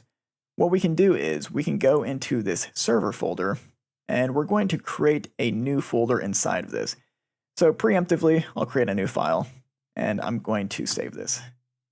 And once I'm within my server folder, I want to create a new folder called API. Make sure that you're calling this API because Nuxt requires that this folder is called API in order for what we're about to do to work. So inside of this API folder, we can create files. And these files are going to be registered automatically as API routes. So if we ever want to send some sort of request from the browser up to our server to manage that code, all the management code is going to be written within a file within this API folder. So let's say I want to register the event that's happening when a user sends out their email and password. Inside of this API folder, what I'm going to do is create a file called user.post.js. And the whole idea here is this is automatically going to generate a route for us within our project. So now, since this is within the API folder, we can hit a route of API/user. This uses the name of the file. So user right here is referencing the name of the file. And if we make a post request to this, whatever code we have inside of this file is going to register using Node.js on our machine. So not browser-based, but rather machine-based. And to actually register some sort of code here, we need to use a very specific Nuxt.js format. So we need to write out export default and then define event handler. This is going to take a callback function inside of it. And then we can console log out some text like hello and even return an object. So let's say our data is going to return a string of hello as well. So now when we make a post request to /API/user, we're going to read this function right here. On our backend within terminal, we're going to console log out hello, but we're going to return to the browser an object that has data and then this string of hello. So whenever we want a specific route in which we want to hit, we want to send up a request from our front end and hit that on the back end, we're going to create a file within this API folder. And right now, if you're curious in regards to what this post is, this specifies what kind of request we want to use. In the realm of HTTP requests and so forth, the most typical ones, requests at least, are going to be get, post, update, or is it update? I think it's patch, yeah. Patch, put, and delete. These are the most commonly used requests when making HTTP requests. This is a whole nother topic, but really if we're using something like post, patch, put, or delete, we can replace post right here with one of these values, lowercase at least. If we want to make a GET request, we don't need anything at all, so it would just be user.js. But Nuxt is automatically going to recognize the names of these files and generate the routes for us automatically, which is why I love Nuxt, because doing that natively with other Node.js methods is just really a pain in the butt. So the idea here is we need to submit these values up to this newly created API route. And these API routes are going to be run on our backend. And since they're being run on the backend, we can communicate with another app like MySQL and then add information into our database right here. So we need to know how to make some sort of request to our backend. And Nuxt provides another very handy helper for us in this case, and that is going to be a fetch method. So if you're familiar with fetch, fetch is a native JavaScript method without the $sign, but the $fetch method is one that Nuxt provides to us, and it's more optimized for Nuxt, and it contains a few extra features, but really they're the same thing. What we want to do is specify as the first argument, where do we want to make a request to?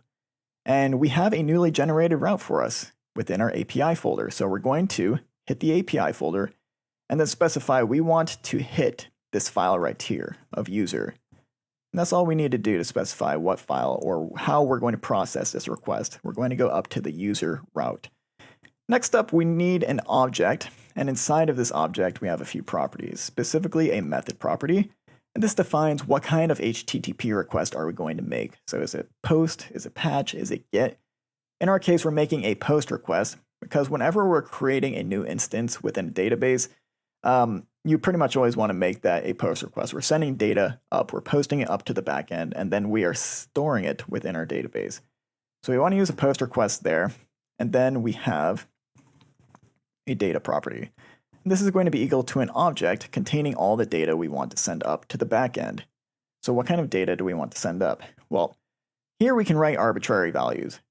And I think it makes more sense to use the same naming convention in which we're using up above. So even though this is arbitrary right here, yes, I do want to send up the email value. So I'm going to say send up a property called email, and that is going to be equal to the email value in which we're grabbing from the email input. We're also going to send up our password by saying that password is equal to the password value in which we stored in our input. Now, a fetch request right here is an async function, and without getting too deep into it, whenever you want to use an async function, you just need to make sure that your function right here is specified as an async function. And then whatever actual async function you're using within this function is where you want to call await.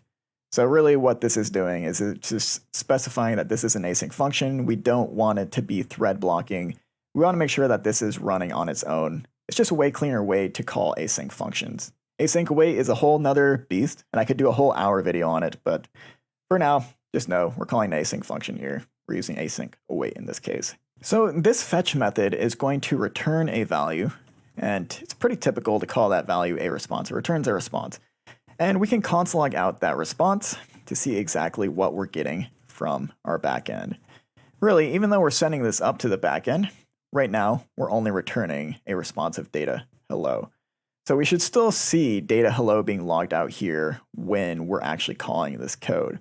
So let's just test that that works. We're not going to see anything related to our email or password just yet, but we want to make sure that even with this fetch request, we're hitting the backend and then we're returning the code that we need. So let's hit sign up, and you can see right now we are indeed hitting the backend, fetch, finish loading, our post, and then we're returning the data of hello. So everything's looking great. But now we want to register this data on the backend. We want to make sure that it's being read right here, so then we can contact our database because we're within the backend realm now, and then we want to send it over to the database. So how do I actually read this email and password, which we're sending on over to our backend? Well, within define event handlers callback function, we can use an event argument right here, and can't specify enough. Like, this stuff is pretty much always arbitrary, but we want to name it exactly what it is. So we're passing through event data here. And using this event object, I'm going to create a const called body, and then I'm going to call await read body. And within read body, I'm going to pass through this event argument. Now, whenever you're using an async function like this, you need to make sure that the function that's encapsulating it has an async indicator right here. So I'm declaring that this callback function is async. Now I can use await. And read body is provided to us through Nuxt by default. All it does is say, take all the data coming from our request, read the body, which we specified right here on our front end. This is the body, and then store it within a body const. And once we store it within a body const, now we can log it out. And I might have mucked this up right here, but let's see if this works anyways. I'm going to refresh, hit sign up. And now within your terminal, since this is a backend file, we should see the text being read, but unfortunately it is not. We're getting a value of undefined in this case.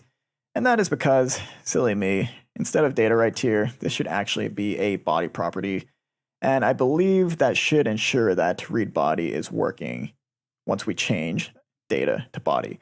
So let's try that again. I'm going to refresh, hit sign up, and then I'm going to go to our terminal because it's being read on the back end. And indeed, that was the issue. So just make sure that you're using the body property right there. And now we can see exactly what we sent up to the back end. Now, email and password are both empty in this case. But if we were to fill it in with something like hello@hey.com, and then some random password text, going to our backend, now we can see that code is being read correctly. So now we can use this to communicate with our database. How, within our backend file right here of user.post, do we communicate with our backend database? Well, Prisma, not only does it provide migrations to update our schema, but it also provides a client in which we can interact with the schema using JavaScript, which is really handy. And I found the best way to install this client is by using Prisma's official Nuxt.js package. So what we're going to do is go to Google Chrome and type Prisma Nuxt. And the very first result right here is going to be a Prisma Nuxt module. So you can see this is within the Nuxt.js official website, but this module is actually written directly by Prisma. So if we want to learn more about this, we're going to go to the bottom, hit to visit our documentation, and now we can see everything we need regarding the Nuxt Prisma module. It's on prisma.com or prisma.io. And yeah, we know this is official and it's probably going to be updated for a very, very long time. So we don't need to go through this whole process right here. The main thing we want to do is install the module, which they recommend doing with this command right here, npx nuxi latest module add at prisma/nuxt. So I'm going to go over to terminal. I'm going to exit out of our server for now, and I did that with Control-C, and then I'm going to paste in that command directly. And it's going to begin installing that module. And it's going to update our project a little bit too automatically, which is nice, but it's not going to change any of the progress we already made using Prisma. So you can see that installed, and now we can run our server again with npm run dev. So going down, what exactly does this do for us? Well, if we look within Sublime Text, we don't see much different right off the bat, but if we look closely within nuxtconfig.ts, it added this line right here of modules Prisma Nuxt. And what this is going to allow us to do is use the Prisma client for us automatically. You can see this also installed within package.json, a Prisma client package, which is exactly what we want. So to begin using this, typically we would have to import this client using a JavaScript import statement. But now, that we're using the Nuxt module directly, we do not have to do that. If we scroll on down to the usage section, we can use this on our front end, which is freaking sweet, honestly, but we can also use this within our backend files, as you can see right here. So automatically, Prisma is importing this new Prisma object. This is the Prisma client. What this allows us to do is use whatever is declared within our schema. In this case, we only have a user table, and then we can begin using Prisma's methods on top of that, whether that be create rows in the database, delete them, update them, find them, grab them, whatever. Now we can use that automatically. So Prisma module imports this Prisma object, which now we can use over within user.post.js. So we don't need to import anything. It's freaking sweet. And to begin using this, now we can reference Prisma. And this Prisma object is going to contain a couple of properties depending on what our schema looks like. So right now, our schema only has a user table. We want to reference our user object, and then we can start calling Prisma methods on top of this. So you can familiarize yourself with the Prisma methods on your own time, but I'm going to only use the ones that we need to know directly. And that is going to be a simple create method. Now this create method is going to contain an object, and then this object is going to contain a property called data, which is set to another object. And this says, when we create a new user, what kind of data do we need to pass through over to our database? Well, we know within our schema that a user needs an email and a password, and both are going to be strings. So our data, I'm going to say that our email is equal to body.email. That is going to grab the email associated with our input that we're sending over to the backend. And then we need to make sure that we're also sending through a password, and that's going to be equal to body.password. And we need to make sure that we're submitting both of these at the same time, because within Schema Prisma, we made sure that the email and password fields were required. Anything that doesn't contain a question mark at the end of the type means that this field is required. So a string question mark means optional, but a string alone means that the field's required. So we need to make sure we're sending both through. And yeah, that's pretty much all we need to do to start storing this within the database. So really nice thing with the Prisma client right here. Instead of returning data hello, I'm going to return data success. And let's test this out. So we go back to our project.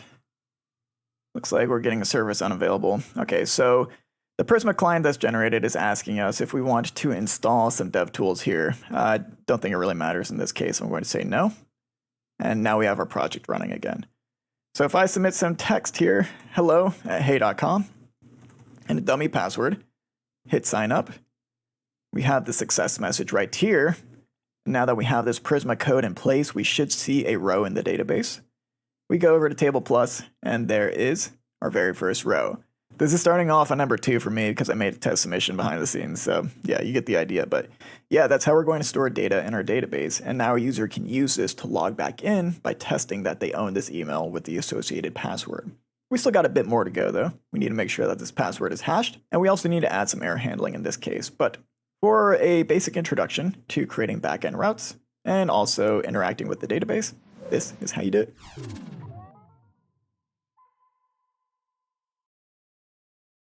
So the next thing I want to cover in this case is going to be handling this password field.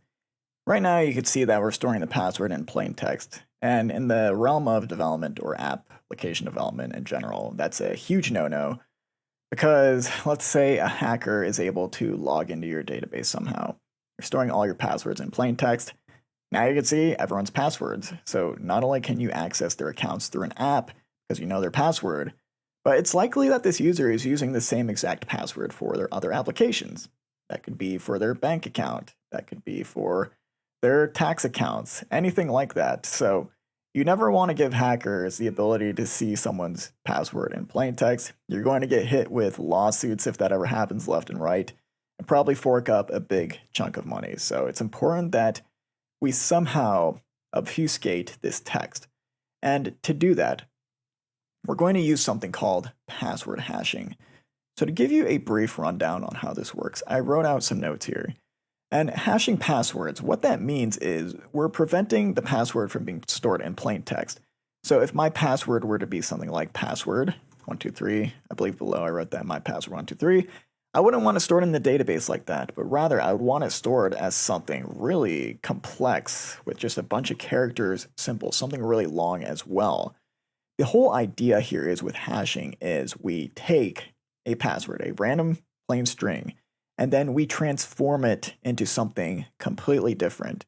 And we use an algorithm to do this so that this newly created text cannot be transformed back to this unless you're running a very powerful computer, and that's just running for basically hundreds and hundreds of years. That's how long it would take to actually crack something like this. So the whole idea is we hash our main plain text password into something completely unreadable that can't be translated back to the original value. And to make this even more secure, we use something called salts. So a salt is just a string of random characters. Who called it a salt? I don't know. Sometimes developers really piss me off with their naming conventions. Maybe I just don't understand what a salt means, but this should really be called something else, not a salt. Salt is something you put on your food. Besides that small rant right there, salt, random string of characters. This is typically added to the beginning of a user's password. So we would basically take this random string of characters. We're generating this, by the way, using code. We're generating a random string, and we're going to add it to the beginning of our plain text password before we hash it. So if we were to add a random string of characters to my password 123, it would become something like this. And basically the idea is each user gets their own random string of characters, and we store that within the database. And we're doing this to make our password even more obfuscated, even more secure than it would be without the salt. And basically, it's to help prevent hackers from using pre-computed hash tables to crack a password. So a user, some sort of hacker out there might have a table listing out a bunch of typical passwords, and then they're just running through a hashing algorithm to see if that newly hashed password matches what we have in the database. But when we add a salt, they're never going to know because we added some extra string of characters to the beginning of our user's password. So the whole idea here is we're strengthening our password with a salt. Each user gets their own salt, and we're going to use that to hash our initial password and then make sure that when we're logging in and checking for an actual password that the two match up. So we're not going to do any checking until we go to the login stage, but that's just a brief overview of what we're doing here. Is we want to hash the password, so we're not storing it in plain text. It's going to be something really confusing. And then we're also going to use a salt before we actually do the full hash right here to make sure that our password is even more secure to prevent hackers from being able to use a hash table. So how do we change our password right here into something like this, an actual hash? Well, we want to use a very secure hashing algorithm. So how do we get our password transformed into an actual hash? Well, we're going to use an npm package called bcrypt.js. So you can see right here, we want to go to the first result, bcrypt.js. Bcrypt is a hashing algorithm, which is going to do exactly what I just mentioned, transform our plain string into something that's obfuscated. And there are a couple of bcrypt packages out there, but we're using bcrypt.js because it is written completely in JavaScript. We don't need a C++ binding of the original bcrypt package. I've always found the C++ binding to give me so many issues later on, especially with updates and running this on multiple machines. So I always recommend just going with the native JavaScript version. And it's just going to be really much easier to use in this case. So we want to install this hashing algorithm, and we're going to do so with npm install bcrypt.js. So we'll take that over to our terminal and then exit out of our server with Control-C, paste in npm install bcrypt.js, and then run our server again with npm run dev. So if we look within Sublime Text, go to package.json, now we can see bcrypt.js was installed. And I always recommend installing the exact version, so you follow along the tutorial. I know you get the idea, you've heard me say this enough. This is the version I'm using in this case, 2.4.3, so if you ever get any issues with bcrypt along this tutorial, just make sure you're using that exact version. So how do we begin using bcrypt? Well, they have some sync versions and they also have some async versions. I pretty much always go with the async version.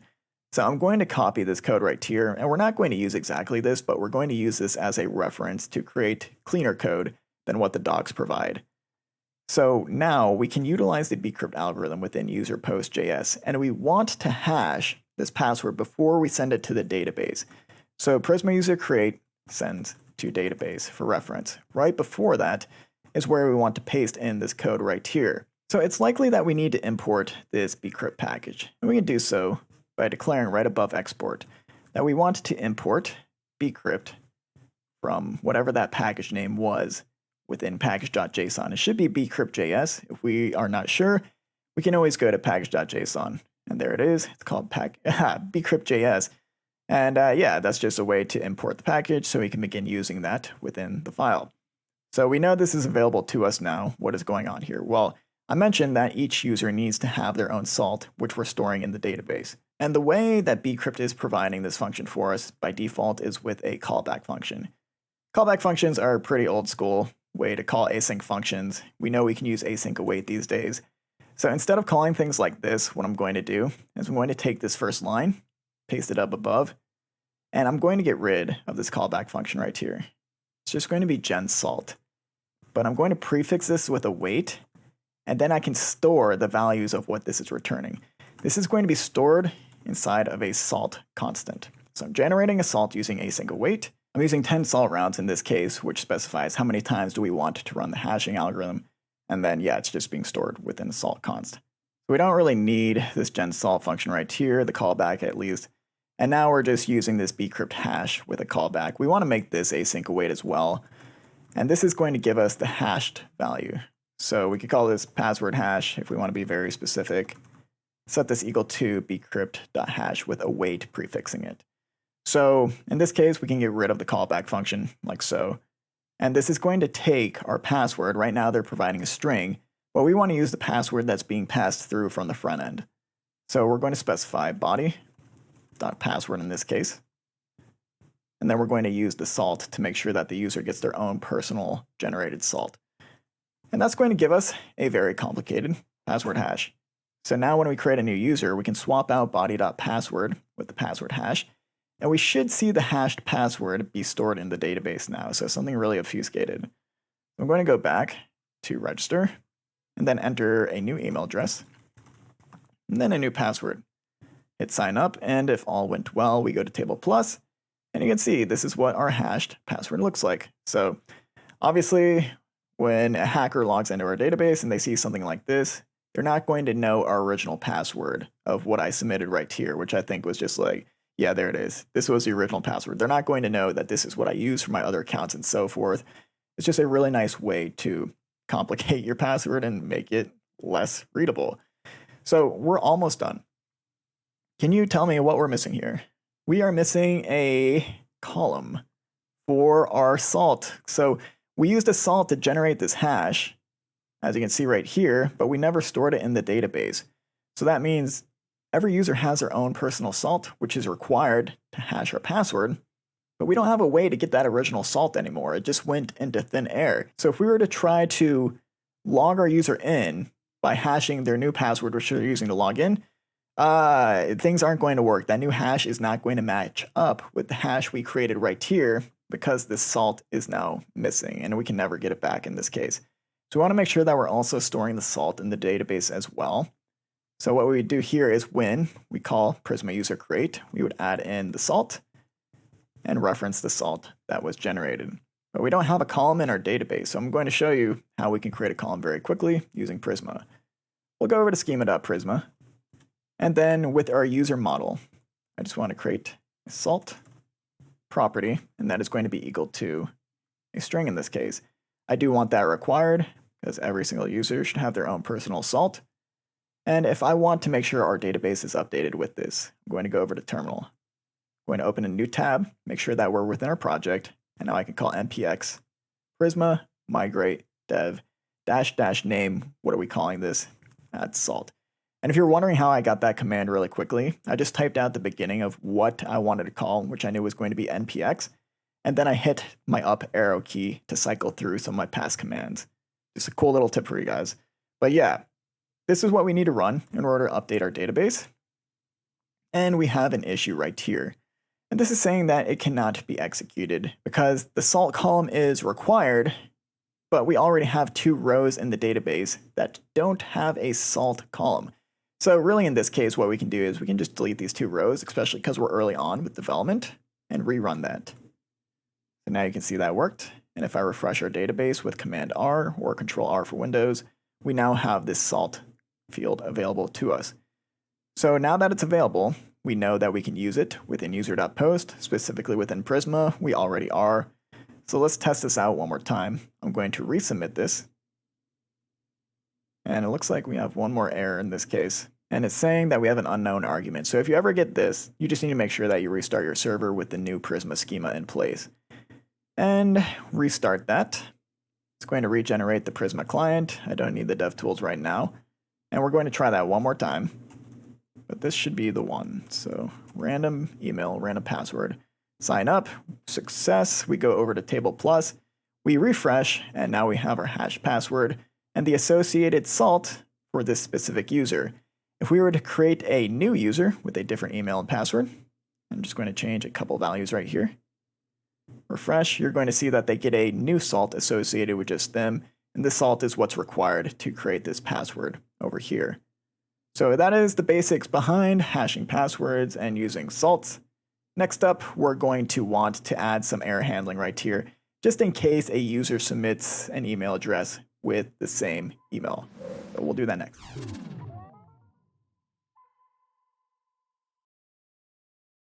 So the next thing I want to cover is some error handling. Let's say a user inserts an email address that is already available within our table right here. So I'm going to grab this one. We already know it exists.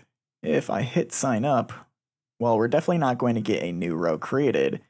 And if we look at inspect, go to console, we're going to get an error in this case.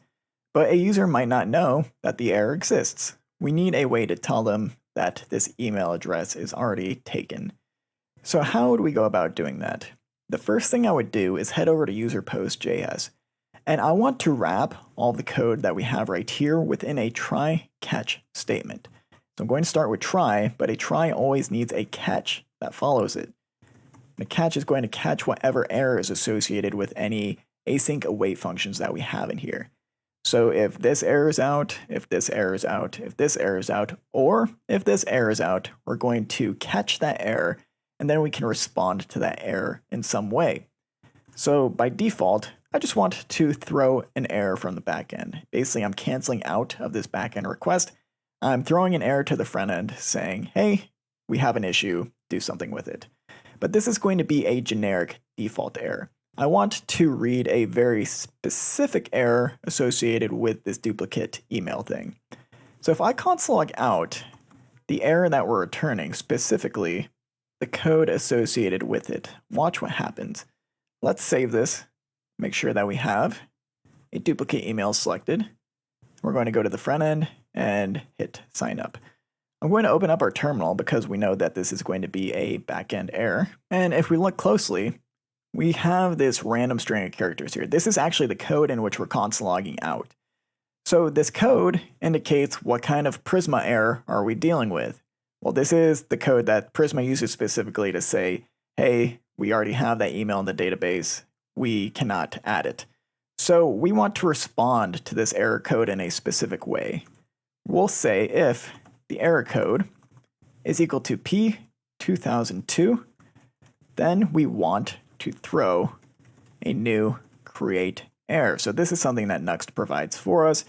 It says create an error object, which we can return to the front end. And this is going to have a status code property, which indicates what kind of code is associated with this error. There are plenty of them out there. You're probably familiar with a 500 status code, which is just the most generic status code you can get. It's super unhelpful. But in this case, with duplicates, a common code that is used is 409. This is just for identification purposes when we're debugging or for a system admin to know what's going on with backend logs and so forth. So we have the status code, but we also want to send back a message. We could say an email with this address already exists. So I think that sounds good. So now when we hit an error code of P2002, we're going to create an error and return that to the front end. But we need a way to read that from the front end. Right now we don't have a way. So I'm going to get rid of these current console logs. And I'm going to wrap this await function in a try catch. So we have the try, we have the catch. We're going to catch the error that is returned from the backend request associated with await fetch. So now what I can do is console log out the error associated with the backend, And typically, Nuxt backend error objects have a response associated with them. And I'm going to console log out some error text just so I know exactly where this starts within the console. So now if we save this, go back to Chrome, and then submit a duplicate email, we should see that in the console now on the front end. So we have our error text, we have our response, and we have that new status code of 409. And inside of this, we have a data object. And this data object contains our message and email with this address already exists.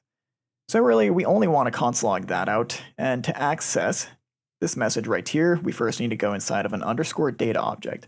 Now, just in case that doesn't exist, I'm going to use a question mark to say that this should be an optional property. It's just going to make sure that our code doesn't error out in case data isn't returned from whatever backend response is associated with error. So we have optional chaining for underscore data. We also want optional chaining for our message right here.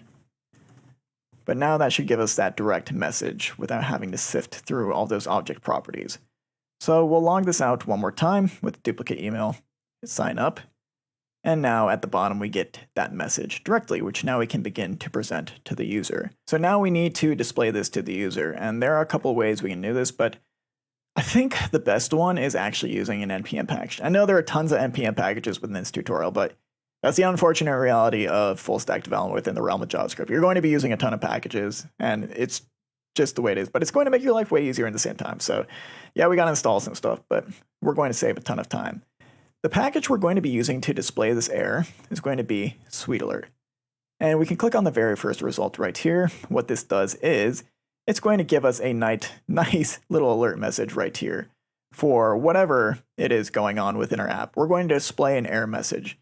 So if we want to begin using this, we can click the installation button right there, and then we're going to run this command, npm install SweetAlert2. I'm going to cancel out of our server and install that package, and now I can begin running our server again and begin using SweetAlert. So how do we use this? We need to import the package directly into one of our files, specifically register.view. So at the top of script setup, I'm going to paste in that code, importing SweetAlert from SweetAlert2. And now I can begin using this swal function. So I want to copy this code here, and within our catch, I'm going to paste that in. So we're firing off an error message saying, do you want to continue? But we're going to swap this out in a second. Let's just make sure that this works and that this is showing up whenever we submit a duplicate email. So we'll go back to our app, and it looks like this is asking about developer tools again. Exit out of that, copy the email, and now when I submit the duplicate email, we're going to see this nice error message returned. So yes, we're returning an error, but what we really want to return is the text associated with that error. And we know that text is associated with this message property right here. So I'm going to get rid of that default message, and the confirm button text is just going to be something like okay or close. Let's just go to close. I think that's best. So I'm going to keep that. And now when I try submitting this again with the duplicate email, we get that exact error. An email with this address already exists. So now we can close and try to submit that again. So yeah, that is how we're going to handle errors. We can do more with this, which we will be doing. The next thing I want to cover is going to be validation. So a user, when they submit an email address and password, the password has to be a specific length, and the text that they submit right here actually has to be an email address. We do not want to be storing invalid data in the database right here. We don't want something that's not an email address, just plain text. And even though they're being hashed, we don't want passwords with 1 or 2 characters being stored here because those are very easily crackable. So we're going to be covering that next.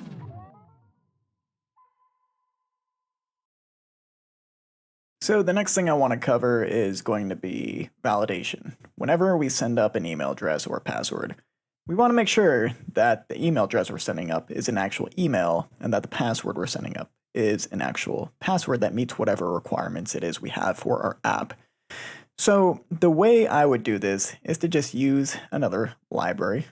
Really, it's going to make our lives a lot easier. And the one that I enjoy using the most is this simple validator package. So this is validator.js, and really what we could do with this is check whether or not certain strings that we're passing through the backend match certain requirements. And in our case, we want to check whether or not the string is going to be an email. You can see that's the very first thing they use in this example. This is deemed a valid email based on the algorithm of this function, so it's going to return true. We want to do that for our email, but we also want to use their password checking. We're going to check if the user has a strong password and it meets certain requirements for our app. So this package provides some really nice, handy methods for us so that we don't have to write these algorithms from scratch, essentially. So what we're going to do is install the package with this code right here, npm install validator. Let's put that in the terminal. I'm going to cancel out of our server with Control-C, of course, and then run that code. And then once it's running, I'll run npm run dev to get our server going again. So now we can use this package within our backend code. I'm going to copy this import statement, go back to our code, and then within user.post.js, right beneath where we're importing bcrypt, I'm also going to import this validator. As soon as we get the body right here, we're going to start validating things. So how do we use the validator? Well, we can always check the docs. We want to check if our body's email is an email. It's this simple. So I'm going to grab this, paste it down below. We don't want this comment. And we don't want to use this default string. We want to use the string that's being passed through our body object right here. And that string is going to be the email in which we sent up from the front end. So we can say if validator is email is not true in this case by adding this exclamation point. Then what do we want to do? We want to create an error in this case. So similar to how we threw an error down below within our catch statement, we're going to throw a new error, but before any of this other code can fire. Because we know we shouldn't run any of this code if the user is sending up an invalid email.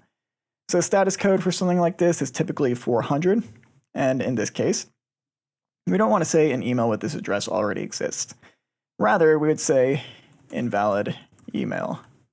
Please change, or something along the lines of that. So now if we try sending something up that is an invalid email, let's go back to our code over here, make sure that we exit out of that prompt and refresh our page. If we try submitting an invalid email in this case, something like plain text, hit sign up. Okay, so first thing first, right now we are getting some front-end validation happening here. We go over to Sublime Text and look within register.view. At our input for email, it's using a type of email in this case, which is great. We're running some front-end validation, which means we can't actually submit this form unless we meet this type of email. But I want to make sure that my backend validation works as well, because what someone could do in this case is inspect this element and then change the type from email to text. That's going to get rid of the front-end validation, so technically they could send this up to the backend now. Watch what happens when I hit sign up. See, now we submitted that to the backend because a user maliciously changed our type right here. But since we have backend validation in place, we are returning the error invalid email, please change, which is exactly what we want. So we want that front-end validation, which we have automatically, just with the type, but we also want that backend validation in case someone tries to do something malicious in this case. So we want to add backend validation, not just for the email, but also the password. So right beneath this, I'll say if our validator is a strong password. Let me double check that. Yep, a strong password. And then I want to pass through the password that we're grabbing from the front end. I want to throw a status code of 400, and then I'll say that this password does not meet strength requirements. Now, how strong you want this requirement to be is going to be available to us based on these options right here. So as a second argument, we can pass through an options object. And this all comes down to how secure do you want your app to be, or how easy do you want it to be for a user to sign up. Typically, I think that the minimum length for password should always be 8 at a bare minimum. But a lot of the time, these other requirements are kind of freaking annoying, honestly, such as minimum symbols, minimum numbers. So let's just say we only want a minimum length of 8 and all that other stuff we may not want for our app specifically. I would add a second argument right here for isStrongPassword, pass through an object, and then paste in those other properties. So we have a minimum length of 8, I think that's fine. Minimum lowercase, I'm going to say 0 for everything else, just to get rid of that complexity in this case. And yeah, now if we submit a password that is less than 8, we should get an error return to the front end. So let's try that. I'm going to use 5 in this case. hit sign up, and we saw that invalid email, so let's make sure that we use a valid one, just something that looks like an email. And now we're getting that issue of password does not meet strength requirements. So it probably makes sense in this case to actually say what those strength requirements are. And really the only requirement we have is that the minimum length is 8. So we would actually change this to password is not minimum 8 characters. And that's something like please change. I know that sounds stupid, but yeah, that's basically what we want to do in this case. We'll test this one more time. Sign up, password is not minimum 8 characters, please change. So we have that backend validation. Let's test that it works when we elongate our password. Hit sign up. And yeah, it looks like that went through, I want to say. We'll check our backend right here in Table Plus. And indeed it did.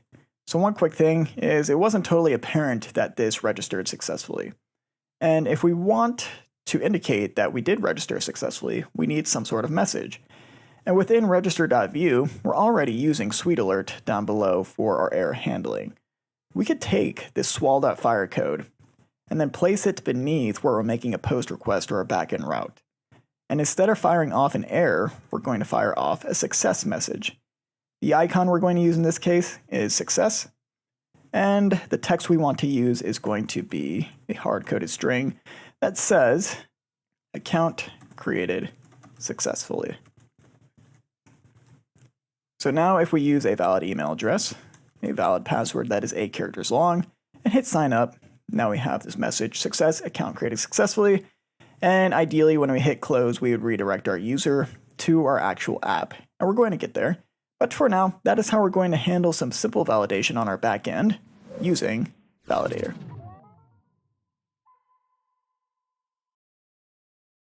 So now we're going to start adding in user authentication. Basically what I want to do is when a user registers, they're going to be redirected to an index page, which is basically our app's main home page. And when there, I really only want them to be able to access that page if they are authenticated, if they're a valid user. And there are a couple of ways in which we can authenticate a user. One, we know that they're valid if they were able to register for an account.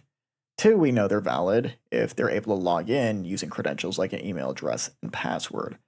So the whole idea is we're going to register a user and then give them something called a JSON web token. As long as that user has a JSON web token, then we're going to declare them as a valid user. It's kind of like the key into getting into restricted sections within our app. So we're going to be using JSON web tokens, but let's start setting this up from the beginning. When we actually sign up and we hit that little confirmation button that says, hey, we created an account successfully, I want to redirect our user to this URL of just a pure slash. So how would we go about doing that within our code? Well, we have register.view, and we can see right here on submit, we are firing off a SweetAlert request of success. Now, something cool that SweetAlert provides is async await functionality. So if we add await to swal.fire, we can return a value here. And I'm going to destructure this value automatically by using some curly brackets. So basically we're getting a main object, but we're going to only get one property within this object. And that property I want to get is confirmed. So this is something that SweetAlert provides by default. And what this is saying is, yeah, we want to fire this event, but wait until a user actually clicks out of that modal. We're going to wait by using await. And once they've clicked out of it, we're going to get a value within this is confirmed Boolean. So is confirmed just means has a user clicked the confirmation button? If yes, we want something to happen. So beneath this, we can say is confirmed, if is confirmed that is. What do we want to do? Well, we want to call something called navigate to. This is a helper function that Nuxt 3 provides to us by default. And all it does is redirect us to a different route within our app. So where do we want to navigate to? Simply a slash, because that is going to be our home page. So we don't really have a home page available to us just yet. If we look within our pages folder, we have login, we have register, but we don't have anything for slash. How would we create a page for slash? Well, we can create a new file. And we know this is going to be a view template, but first let's just save this as the file name. Within pages, I'm going to call this index.view. So Nuxt is automatically going to see that we have a file called index, and it's going to register that as the slash, our main homepage in this case. So we're going to save that. And now we can begin creating a template. I'll add an H1 that says this is the index. So we have that page available to us. So now when we call navigate to our home page, we should render out whatever is within index.view. So let's test this out. We're going to go over here, create a dummy email address, dummy password, hit sign up. And now when I hit close right here, what are we going to do? We're going to call this is confirmed. We're going to test whether or not we have confirmed our alert. And if we have, we're going to navigate to home. So let's click that. And yeah, here we are. We're at our home page. So right now we're getting a page not found. Go back to home. Well, we are on the home page. And we know that we just created this index.view file. So why isn't this being read? Well, probably because we have to restart our server in this case. Let's just go ahead and do exactly that. I'm going to cancel out with Control-C, hit npm run dev, and then I can go back to our index right here. And there's always that little annoying prompt, which I gotta find a way to make it default. But yeah, once I restart our server, it's going to register that new route, and you can see that we're rendering out the index page. If we really want to be strict, we can go through the process one more time with a different email address, hit close, and you can see we're redirected successfully. That's great, but really I only want a user to visit this page if certain conditions are true. Right now I can just refresh this page, and if I were to restart a server and not create a new user or anything like that, I could still visit this page even though it's supposed to be restricted. It's only supposed to be available for people who have successfully registered or logged in. So we need to restrict this page, and we're going to do so using JSON Web Tokens. I'll explain as we go, but the main idea here right now that we want to deal with is we want to add something called middleware. And middleware is just code that runs between the typical HTTP request response process. So it's going to be run on the server no matter what kind of request we make. Is it a simple GET request to this URL? We want to run that middleware. Is it a POST request? We want to run that middleware because maybe when we're making a POST request, we only want to create a certain particular type of data within our database if the user is authenticated. So we're going to handle a lot of our authentication using this middleware functionality. But how do we create middleware with Nuxt.js? Well, it's another opt-in folder. So in this case, I'm going to create a new file, and I'm going to hit save. And within Note Nest, I want to create a new folder called middleware. So once we have this folder available to us, we can begin creating new files, which Nuxt will automatically register. And now what we can do is create some files which say what kind of code do we want to run in between particular requests, such as a route visit. So the file, the middleware that I want to create is going to be called auth.js. Nothing complicated. And to create Nuxt middleware, we're going to want to add export default, define Nuxt route middleware. This is going to take a callback function, which typically passes through an event. And to start, I'm just going to console log some text that says middleware is fired, so we can tell that this is working. So we registered this middleware simply by creating this file within this middleware folder, auth.js, and we defined it with this typical required Nuxt code right here of define Nuxt route middleware. This is all looking good, but now we need to say in which routes or which files do we actually want to use this middleware? What routes should be restricted and should use this authentication process? Well, I know within index.view, this is the main page that I want restricted to start. So I'm going to add a script tag here with a setup indicator, and I can add that middleware to this route by calling define page meta. And this is going to take an object, which we can declare what kind of middleware do we want to run on this page when visited. Well, I want to run the auth middleware. So when we see auth right here, this is now referencing this file. It's saying whenever we visit the page of index.view, we're going to run whatever code is within this file before we actually render out anything and return the user the contents of index.view. So really, now that we're running this before returning the contents, we should see this console log being logged out within our terminal because we know this is going to be some backend code that we want to run. So if we go back to localhost 3000, just our homepage, and go over to terminal, you can see that this is firing. And I can even side-by-side this so you can see it in action. Whenever I refresh, that middleware is being fired. That's exactly what we want because now, before we ever render anything out, we can determine whether or not a user has a JSON Web Token. So without getting too complicated, a JSON web token is essentially a hash almost. It's a little different than a hash, but it's basically a very long string of characters compiled together. It contains 3 parts in this case.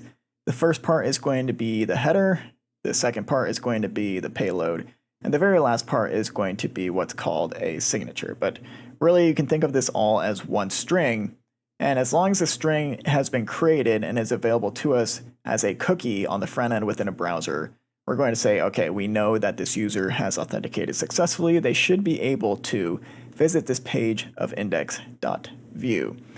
And we'll get into this a little more in depth, but let's start by installing the package that's required to create a JSON web token.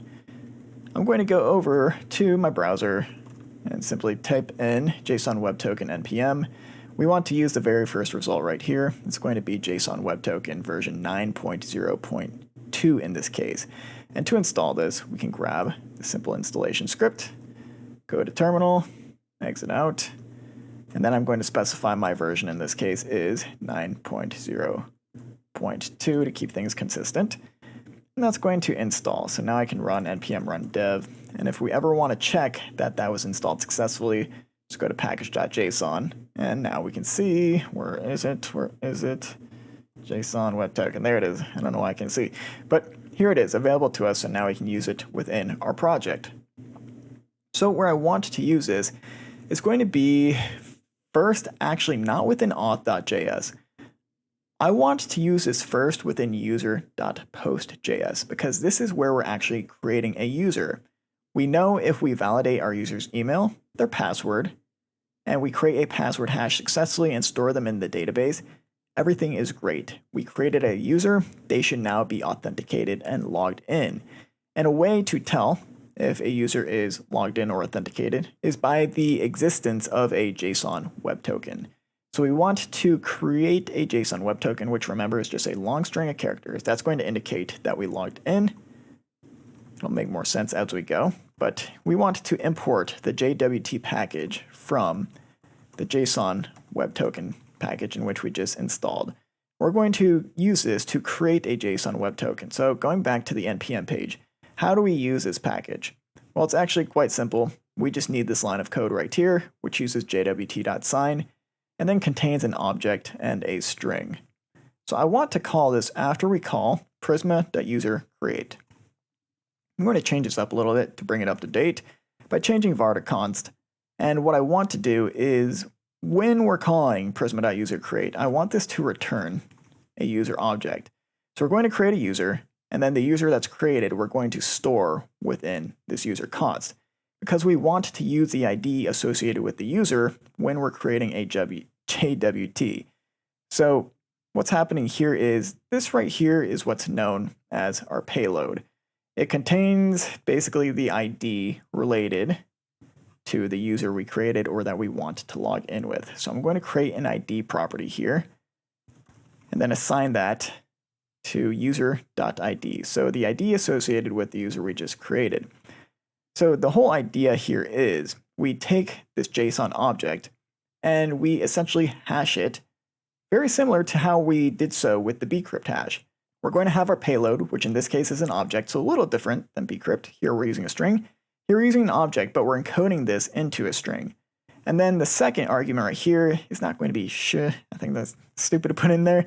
It's basically going to be almost like the salt in this case. It's going to be a very long string of characters that we pair with another algorithm to create a very long hash.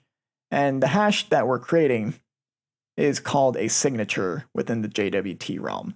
But a JWT consists of a header, a payload, and a signature all combined.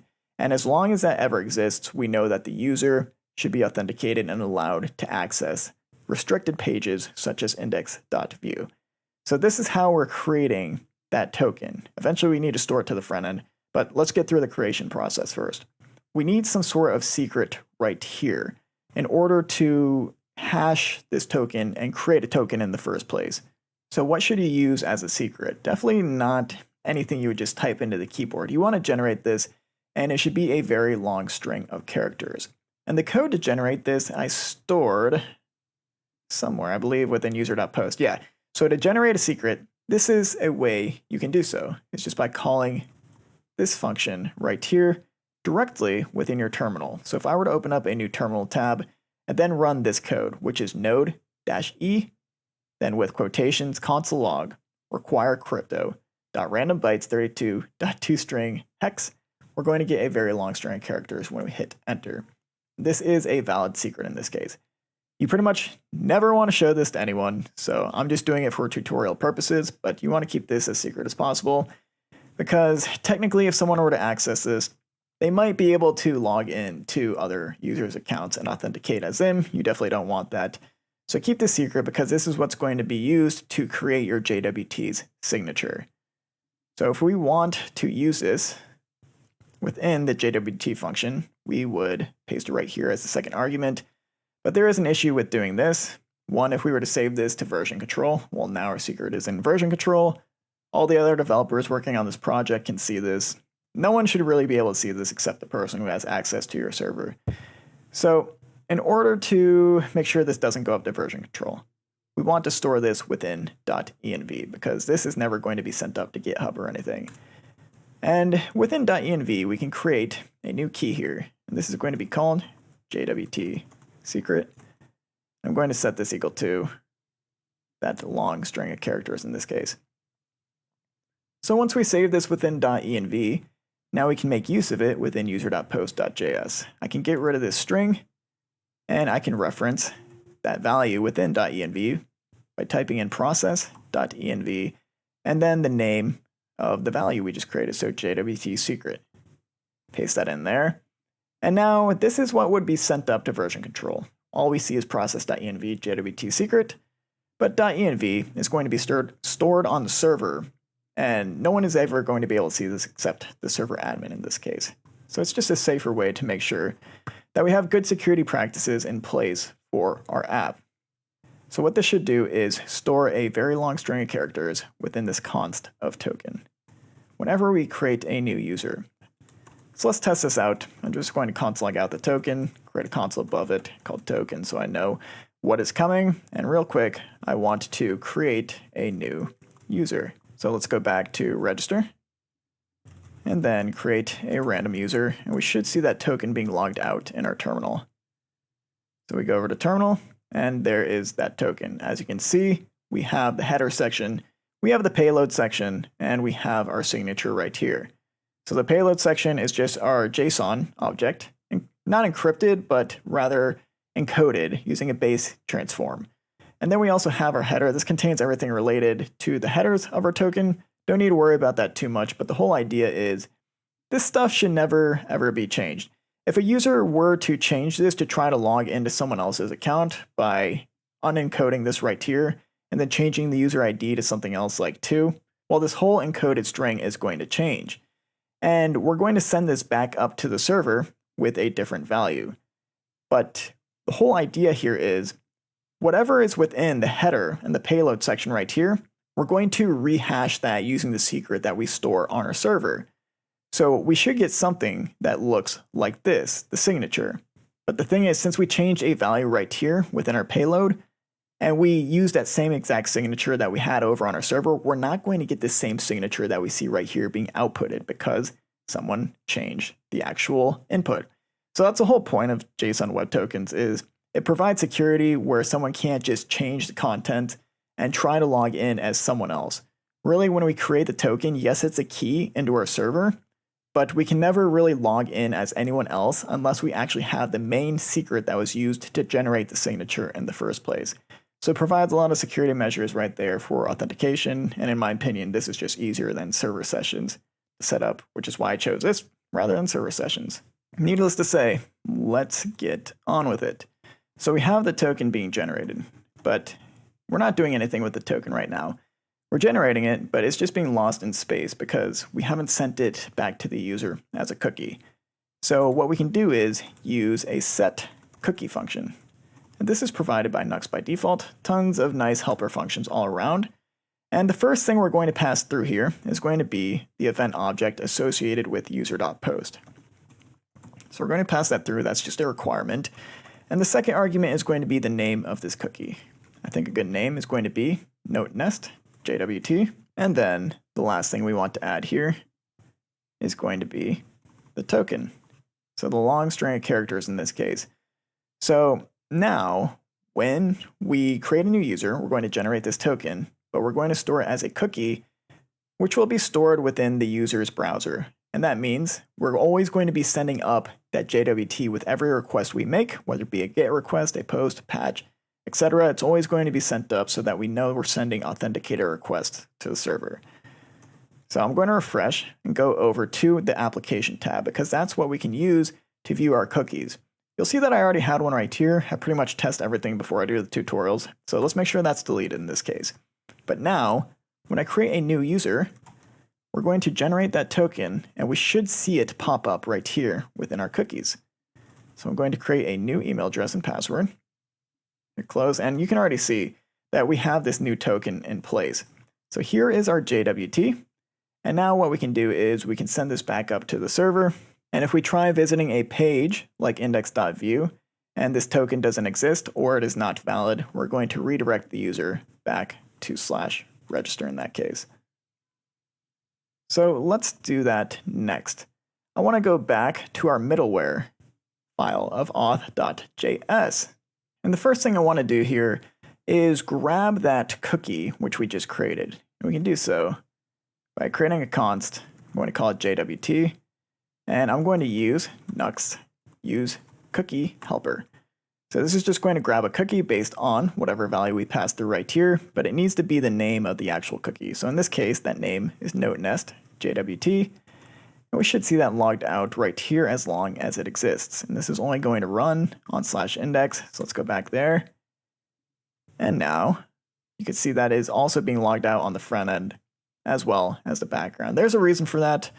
We're going to go over it because we're going to need to find a workaround to make sure this only works on the back end. But we also saw a lot of random code wrapping our JWT, such as underscore value, underscore raw value. We just want to get the underscore value result, which we can actually access with just jwt.value. You see when I did that, now we get our actual JWT. So just a quick thing we can do here is say if a JWT value does not exist, then we can call navigate to /register.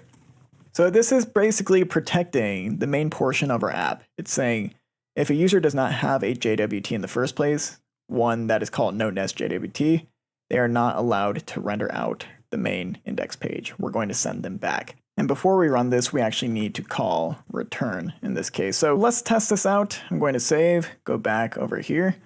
And you can see that we have our cookie in place. We're able to visit the page, but as soon as I get rid of this cookie and refresh, now we're sent back to /register. So we already have some protection in place for that one page. But next up, we need to make sure that the JWT that a user has is actually valid. We need to make sure that it wasn't tampered with and wasn't created using some other kind of secret. It should only be valid if it was created using the secret we have on the server. So the function we want to use in this case is going to be available within the JSON Web Token package, and it's going to be called .verify. Here it is right here. I don't know if they have an example of it being used. Looks like they do in this case. So this is going to verify whether or not the token we have is valid and is comparable to the secret that we have stored within our app. So the idea here is if we pass this check, we want to verify that the token associated with jwt.value matches process.env jwt secret. And as long as this is valid, as long as this passes, we know that the token is valid. The user should be able to access the index page. But if this errors out, then we're going to redirect a user back to something like /register, because it just means that their token wasn't actually created using our server. They are not an authenticated user. So we need to import JWT right here. And to do that, we'll go to the top of this file and type in import JWT from JSON Web Token. Now, when I do this, you're going to notice something. We're going to go to Chrome, go back to our file, and try to visit / in this case.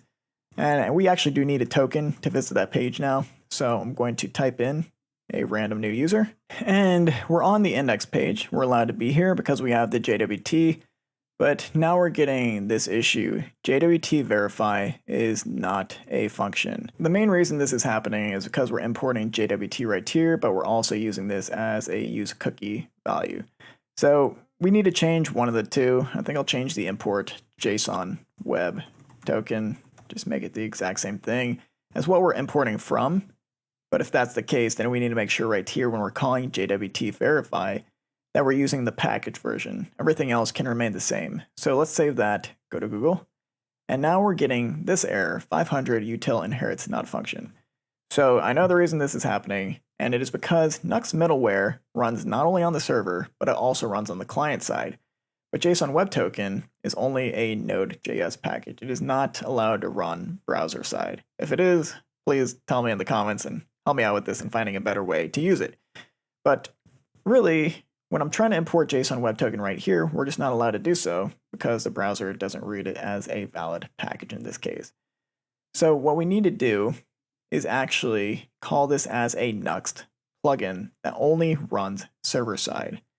Because the idea here is if we want this Nuxt route middleware to only run on the server, we can write an if statement inside that says if the current process is on the client side, we want to return immediately as soon as we call this. And we're only going to run the following code on the server. But one of the main issues is we're still going to get that error because we're trying to import this node code on client side still. And the idea here would be to import this right after the if statement, but this is not valid JavaScript. You can't import stuff unless it is the very first top level thing within your file, basically. Since this is indented and within the scope of this function, this is just not valid, and you can see that we get the error right there. So we need to find a workaround here to make sure that we're only importing this on the server side, and the way we're going to do that is by creating a Nuxt plugin. So we're going to create a new file, hit save, and add another opt-in folder in this case. This folder is going to be called plugins. I'm going to create that, and this is going to be called jwt.server.js. So if we add a plugin with .server in it, it means it's only going to be run server side. That's why we're adding that. So without killing myself too much writing this code, this is something I'm going to copy paste. You can view this within the GitHub code that I have for this specific chapter. It's all available within the description of the video. But yeah, this is what we are going to work with by default. I really just cannot remember this off the top of my head, which is why I'm pasting it in. Don't want to be a paste guy, but besides the point, here we go. I'm going to explain how this works. One, we're importing JWT from JSON Web Token, and we know this is only occurring server side because we declared it as server plugin with .server. We're defining the Nuxt plugin, and we're returning a provide object. So the provide object is going to allow us to access this function right here, which is assigned to JWT verify. And it's going to allow us to access this as a Nuxt object, a view object with a $sign. This is pretty stereotypical for Vue projects on accessing certain helper methods. If you're ever a user of Vue 2, you might have seen something like .root or $root or $emit, stuff like that. We're basically creating our own kind of Nuxt plugin functionality by saying we want to use Nuxt functionality across our whole project, specifically this verify JWT token method, which is really just calling JWT verify token secret options in this case. So as long as this plugin is created inside of our plugins folder, it's a server plugin, we can begin using this object method right here. And to use that, we're going to go back to auth.js, and now we don't need to import JWT. We can go after the if statement to grab this right here, $verify JWT token, and it's going to be equal to use Nuxt app. This is another helper function, which Nuxt provides, and it allows us to do things like grab our plugins within middleware. Now I want to grab this specific function directly, and I can do that by destructuring the main Nuxt app object that this returns. So now that this is available to us, we can begin to verify whether or not our token has been tampered with. And we're not going to use this down here, but rather replace it with $verify JWT token. And we know that this takes the exact same values as JSON Web Token verify, so I'm just going to replace it directly. The first argument is going to be the JWT value, in which our user currently has from the cookie that we set, and the second is going to be our JWT secret, which we're using to basically hash and create the JWT in the first place. So if our payload and our signature matches up with the new payload and signature that is produced with our JWT secret, we're going to verify that the JWT was not tampered with or anything along the lines of that. And if it wasn't, this code right here is going to continue running. I'm going to put this within a try catch. Make sure we catch an error in this case. And whenever we use await, like I added right there, we need to make sure that our main callback function has an async indicator next to it. So the whole idea here is, if this is valid, we're not going to catch an error. But if it is invalid, this function should throw an error. And if we throw an error, we want to navigate to no other than /register. Send the user back home there. So yeah, that's how we're going to continue onwards with our authentication process. So now if we're over here and refresh, yes, we're still able to access this page. And the whole idea of a JWT is so that a user cannot create and try to log in as another validated user who was given a JWT. If I were to change our payload value, bring this up in Sublime Text, payload value is this right here. If I were to decode this, change the value and re-encode it so that it's something different, well, the hash produced from our payload is not going to match the signature here. And we're going to verify that within this verified JWT token. We're going to throw an error. We're going to throw the user back to /register. And as always, whenever you're running middleware, make sure to return navigate to. And I'm going to console log out the error as well, which we should see on the server side within terminal if we get an error. Okay, so it looks like we already got redirected, but let's run this from the very beginning. I'm going to delete note nest JWT, create a new user so we generate a new token, store it as a cookie, sign in. There is our new value, looking great. But if I were to change this value, I'm going to edit the payload second portion over here, do something ridiculous, something different. A user's trying to log in as someone else. I change that, it's saved. I can see that all my new values right here were added in. Now if I refresh, we're going to be redirected to /register because we're saying that this JWT is not valid.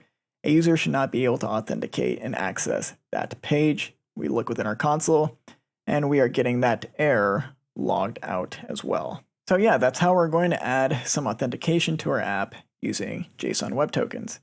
The next step for us would be logging back in and being able to access that /index page using a login screen, so we'll cover that next.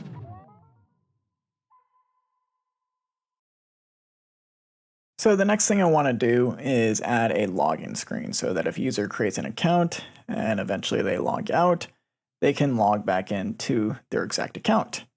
If we go over to /login, you'll see this is what it looks like right now. We created this at the very beginning. So we want this to essentially look more like our register page over here. If we look within the Figma file, our design has it so register and login are slightly different, just so that you could tell which page is register and which is login. The only difference really is the background color and the text. So we know that this is a very similar design to register. If that's the case, we can copy pretty much everything within this register.view file. I'm going to do that with Command A, hit Command C to copy, go over to login, and paste that in. And we're going to be reusing a lot of this stuff, including the email and password refs, the submit function, and so forth. So it's really nice that we can just duplicate that and get something that looks very similar. So here is our login page, but we need to change a few things up. If we look over at login, our text says log into your account. I'm going to double click to copy that and find our H1, replace sign up for a free account within login.view. With log into your account, what else do we have? We have text that says don't have an account, sign up for one. So we want to add that in there as well. We're going to replace log in with sign up and eventually link that back to the register page. And then we just have the text that says for one. So if we want to link this back to our register page, we can replace this span with a Nuxt-link element. So this comes with Nuxt by default. It's really nice. And we want to use this to attribute to specify what page do we want this to link to. And in this case, we want it to go to register.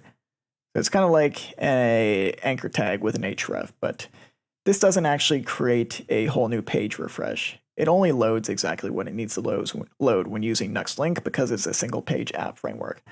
So when I click sign up now, you can see we're back on the register page. But I want to make sure I'm on login page and that I'm completing the rest of our changes that are available in Figma. So next we have this button text. It says sign up currently, but it should be changed to log in. There we go. And I want to change the background color of that little sidebar as well. So instead of background black, I'll change that to background sync 900. And change this. Oh geez, is the sidebar going to be background black? Yeah, okay, there we go. So I got that right. We just want to swap those two values of background black and background sync 900. So now when we click sign up, we have the sign up page register, but if we go back, we have the login page. Just a little bit of a difference to help indicate what page a user is on in this case. So when a user logs in, we're going to call submit, just like we were doing on register, but we don't want to create a new user with this route. We want to do something different. We want to log the user in, authenticate that this user owns that account. So we don't want to call the same route. We want to change this, and I'm going to change this to /API/login. So now, within our API folder, I want to create a login.post.js file. And I'm just doing that really quickly. You know how to create new files. This is just a shortcut that I have with Sublime Text to do so. So we have this new route available to us, but now we need an event handler defined within login post.js. And we're going to be using a lot of the same code that we were using within this user post request. So I'm going to go in there, hit Command A to copy everything, and then paste it within login post.js. So I can get rid of all these comments that we were using earlier, don't really need those. And what do I want to keep here? I want to keep the validation in place. I think that is okay. Maybe you don't want to let your users know what your validation criteria is so that they're not just spamming and getting closer to finding out a user's password. Something to keep into consideration. I don't think I really need that right now. But the main thing I want to change here is going to be this line, the password hash section. So we're not going to be hashing a new password or anything. What we want to use is a compare method. So if we go back to bcrypt.js npm, you're going to see that this provides a compare method right here with async. So what they're doing is they're grabbing the password that a user is sending up, and then they're grabbing the hash that we have stored in the database, and they're comparing the two. So bcrypt is just running another hash on the password that we're sending up here, and then they're comparing it to what we have stored within the database. So first thing first, yes, we can pass through the password that's being sent up from the front end as our first argument, but we don't need the salt actually in this case. We can get rid of that. We actually want the password stored with our user in the database. So I'm going to rearrange things. I'm going to grab this user.create statement, and I'm going to put it above this bcrypt compare method right here. And we can store that within a const called isValid for the time being. So we don't want to create a new user when we hit login.post, but rather we want to find a unique user based on some specific criteria. So the main criteria we want to find a user by is going to be their email. We know that is unique. That's going to give us the user associated with that account. So we get the user, and it's going to contain all the data that we have stored on that user in the database, including the email, password, and the salt. And one quick thing, I just noticed, I didn't realize this when I was running the code, but the salt is actually stored with the password right here. You can see that the beginning of the password right here matches up with what we have in the salt. So technically I didn't need to create this salt table because we have it within the password, but I guess you learned how to create a new column within the database. Besides the point, let's get back to it. We're finding a unique user, storing them within this user const, and now what we can do is compare our body password that's being sent up from the front end with our user's password that is stored in the database. So this is the hashed password. This is the plain text password. Bcrypt is going to rehash this using the salt that we have associated with it and compare the two. And if the password matches with what we have over in the database, we're going to get a valid response. So let's console log all this out. Console log some text of is valid, and then we're going to console log out the actual value. And then we can go through the JWT process again. But if we don't have a valid comparison here, if this is not valid, then we want to throw an error. So I'm going to grab this throw create error, paste it right here. I cannot remember the status code. I'm just going to throw 400 for now. We might change that down the line. But for an invalid response, I'm going to say username or password is invalid. We don't want to specify which because we don't want whoever might be trying to break into someone's account to know whether or not the username is valid or the password is valid. Just some extra security measure right there, but you get the idea here. If we have an invalid password, we're throwing a new error, and I want to make sure all that's being logged out. It should be, I'm going to console log out the error right here within login.view. So let's save this and create a new account first with a password that we know. So I'm going to sign up for a new account. My email address is just going to be temp for temporary at temp.com. Then my password is going to be password 123. I'm going to sign up with that. Hit close. And it's already asking me to change my password because it thinks it's weak, but I want it to be weak in this case. And now to log out in this case, I can delete our cookie. We're logged out. We go to log in. I need to change that link. We go to log in, and our email address was temp at temp.com, and our password was password 123. I'm going to put 4 in this case because I want an invalid value first. So password 1234, log in, and we get an error, internal server error. You look at the console log, and yeah, that's just not working right now. So it looks like the main error we're getting right here is I wrote our find unique statement a bit wrong with Prisma. Nothing we can't change super quickly. So when we're using find unique, we're not actually using a data object right here. This is more used for creating or updating data within the database. If we want to find something, we can replace that with a where attribute. So now we're going to find the correct user based on email. We shouldn't have an issue with that. So let's try logging in again with those same values. And yeah, we're getting that exact error that we set right here. Username or password is invalid. And eventually I'll find that status code which is correct, but we know that the password is invalid. So we're not letting them through, which is perfect. But if I get rid of the 4, so our password is correct of password 123, hit log in, our account is created successfully. We're actually logged in this case because we're not creating anything, but we did create a cookie and send it back to the user. So really the last thing we would need to do here is go to login.view and change our text for Sweet Alert to say not account created successfully, but rather logged in successfully. And then we're going to navigate back to the home page when they click that. So let's try it one more time. I'm going to delete that cookie, set us back to the very beginning, and then log in with temp at temp.com, password 123, logged in successfully, go to close, and now we're able to access this page again, and we're logged in with the correct user, which we can now use to grab dynamic data based on whatever user we're logged in as. So that's going to give us a very strong basis for register and login screens. Next up, we are going to move over to the main app functionality of creating notes and storing them for particular users.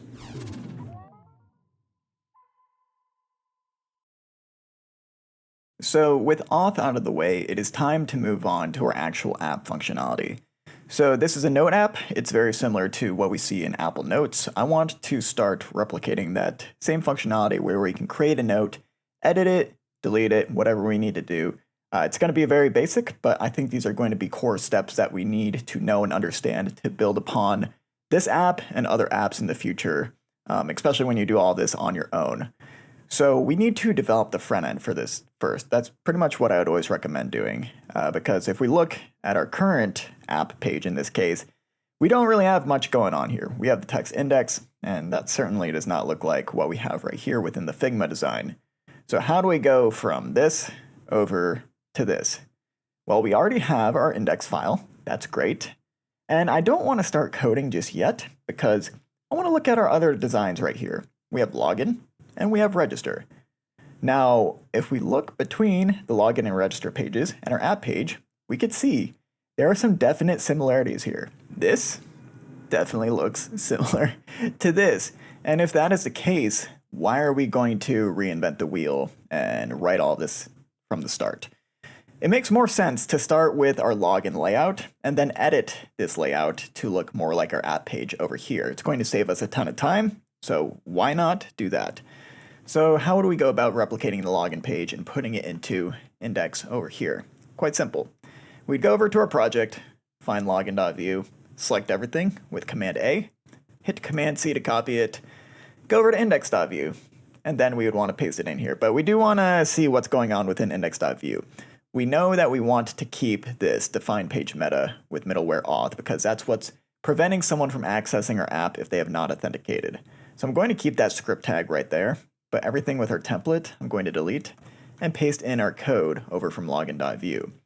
So what else would I do here? I don't really need any of that previous script functionality with suite alert, email, and password because we're already logged in. We don't need inputs or anything. In this case, I would get rid of that script tag. You can just delete it. And if I look up above, we have those inputs for our password and email. And they're making use of V models, refs that don't really exist. So like email right here and password, we just deleted that script tag that contains the refs for these. And if we deleted those, well, we're going to get a bug because password and email refs don't exist anymore. So in this case, we would want to get rid of these. We want to get rid of these anyways because it doesn't make sense to have a login form here in the first place. So I'm just going to delete our entire form. Everywhere from the ending form tag to the beginning form tag, I want to delete all that. And we can keep the rest for now. I think it makes sense to keep the sidebar, and then the no introduction we'll call just note container instead. And let's just see what this looks like right off the bat. So going to our main app, this is what it looks like. And yeah, that's already looking great compared to what we have over here within Figma. So we want to start fine-tuning this and tailoring this so that we get this Figma design. So right off the bat, the first thing that I notice is the sidebar is not as large as the previous sidebar. So we'd want to make sure this is the correct width. How would we do that? Well, this is actually a background sidebar. I know normally you'd probably make an actual rectangle here within the Figma design, which you can select. And once you select that, you can get the actual width of this little rectangle background that we have going on here. I did not do that. I'm sorry. And sometimes you're going to get a Figma design that does not have something selectable like that. So if that's the case, what would I do here instead? This is something we're going to want to use our eyes on. And don't worry, this is very common within the world of web development. Sometimes you just do not have the requirements at your hand. You shouldn't go to the designer and be like, please, can I have this rectangle with the correct width? Just honestly, use your eyes. We're smart. We can do it. So let's look. How do we get this width right here to match the width within the Figma? So what I'm going to do is I'm going to open my developer tools. That's what I did here. So I'm going to right click, go to inspect, and that's going to open up these tools, shows me my whole HTML for the actual page I'm looking at. And this is the div I want to focus on right here. You can see that selecting that whole rectangular sidebar. And we're using that width of 516 class right here. So it's already pretty large, but we can start shrinking this by using these dev tools. If I go over to the right, we're going to see we are within the CSS portion of this one element right here. And I can begin editing this portion. Certain classes within this I can begin editing to get the exact result that I want in this case using CSS. So I want to see what our width would be to get this exact width over here. I would just go over to this width of 516 class and start editing the actual values. So I can hit the down arrow key on my keyboard to start editing that, and it's just going to keep shrinking the longer I hold it. And you can see over here, our sidebar is shrinking the longer I hold that. Now you can just go ahead and type in a value if you want to do this quicker, or you can keep holding until you get something that looks a little more similar. And what I'm going to do here is just kind of eye things to see if this matches up with this over here. And I'm especially going to be focusing on the logo because I believe the logo is going to remain the same size. You see that this is 118 pixels. If I inspect our logo right here, it's about 118, 120. So the logo here is 1-to-1 with what we have in the design. So I want to use this as a reference point to make sure that I have enough spacing around the logo and that my sidebar is just as big as what we see right here within Figma. So do we have enough spacing around the logo? It looks like we might have a little too much in this case on the left and the top side compared to what we have over here. So we'd want to reduce the padding a little bit, but how does the width of this rectangle look? Let's go back. I think the width of that rectangle might be good in this case. We'll keep things as is. If we ever want to fine tune this later, we will do that. But if I were to refresh our page, we would lose all these changes that we just made because they're not actually saved within our code. So we have this width of 516, which now is really this width of 338 pixels. So I want to grab this value right here. I'm going to do that with Command C, go over to Sublime Text, and find that class of 516 specifically within index.view. So if I get rid of that 516 and replace it with 338 pixels instead, save that, go to Chrome. Now those changes are permanent. They're going to take effect, and we don't have to change anything here within the developer tools. So we took care of the width for that element just by eyeing, which is great. But we also want to change the padding because we noticed that there was some issues there. We have a little too much at the moment. So where is our padding? It's going to be here with the P12. If I ever want to decrease this, just lower that value to something like 8. And yeah, I think that is already much better compared to before. I'm going to stick with 8 in this case. But we want the logo to start from the top. Right now we're still centering it because we have a flex class, I believe. Yep, right here. So we're using a flex call, and we're justifying the center, which just means that everything is going to be centered vertically. We don't really need that anymore. So I'm just going to get rid of everything flex related in this case. Save that. And yeah, I really like how that is looking if I go back and forth between our page. With the logo, the sidebar, yeah, that looks great in my opinion. So the next thing I want to do is just move straight on down. I'm going to go into this little section right here, which displays our actual notes and when they were created. So to create something like this, the very first thing I would do is select the first element, and that is going to be today. So if I look at this, I'm going to go over to our sidebar here, nothing we're unfamiliar with. We did this in the previous front-end episode. And yeah, let's check things out. We have a size of 12 pixels, a bold font, and our font is Enter in this case. It's nothing really complicated here at all. So I'd go over to Sublime Text, right beneath our logo. I'm going to create what kind of element. I would just use a paragraph tag in this case. You could use a label if you really wanted, but for anything generic with small text, I pretty much always just use a paragraph tag. It's not going to make a big difference either way, so choose a tag you're comfortable with. I think paragraph makes sense in this case, and then we're going to add the classes. So class is going to be font extra small for a font size of 12. What else did we have? We had a font bold, and actually, excuse me, this is going to be text XS, not font. But font bold is correct. And then we have a color. I'm just going to copy that by clicking the color swatch right here. And then I can say that I want my color to be brackets with the hex code inside of it. And then what was our text? It was just going to be today. We'll dynamically code this later, but for now, today is going to work. So go back to our project over here, and yeah, that looks pretty one-to-one in my opinion. Maybe the font is different, but I think we'll add fonts later if I haven't already. It's been a while. We'll figure it out, no big deal, but we do have a bit of spacing right here. This is something that we'd want to eye as well, unless we have the developer version of Figma, which you have to pay for. No one wants to pay for it. We're just going to eye it in this case. So how do I add spacing to today? I'm going to use an MT class for margin top, and then I'm just going to play with the values Tailwind provides. So if I use 8, that's how much spacing 8 gives us. Is that enough? Probably not. I'll go up to 12. Is 12 enough? Yeah, I would say so. Let's go with 12. So we took care of today. Next, we're going to move on to this little selection down here. We have two different states. We have an active state, which shows the selected item, the selected note, which we want to display over here. And we have the unselected state. We're going to start with the unselected state. This makes sense in this case because we don't want to duplicate the active state. I'm getting a little too much into it, but let's start with this right here. Just finished reading. What would I do in this case? Well, I do want to analyze this design, and I want to see what's going on around this one section right here. I know I'm going to have groupings of different items here. So this is going to be one grouping right here. And whenever you have a grouping of items, you pretty much want to always use a div element. So we have one grouping there, but we have another grouping around this one grouping. We have everything.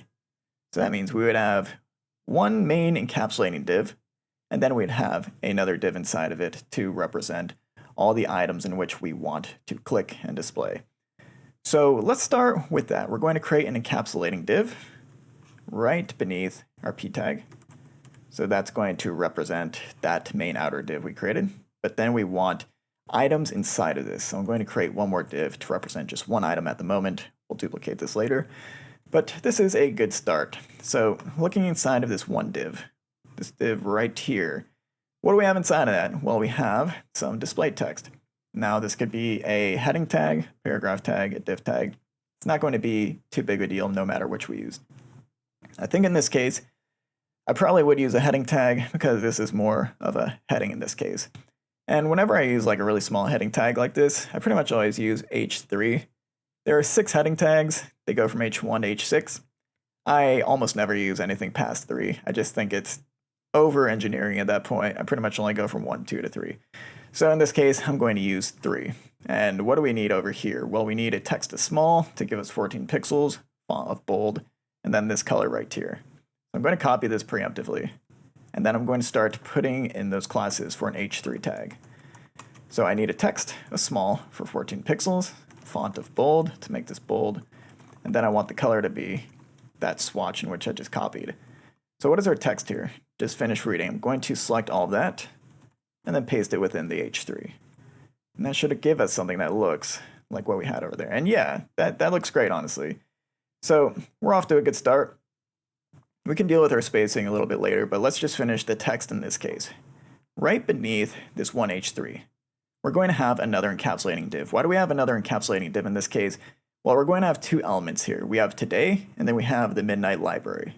So we're going to create one more div, and then we're going to encapsulate these 2 elements, which I'd probably make paragraph tags, maybe even spans in this case, because they are next to each other. We might go with span. We'll see.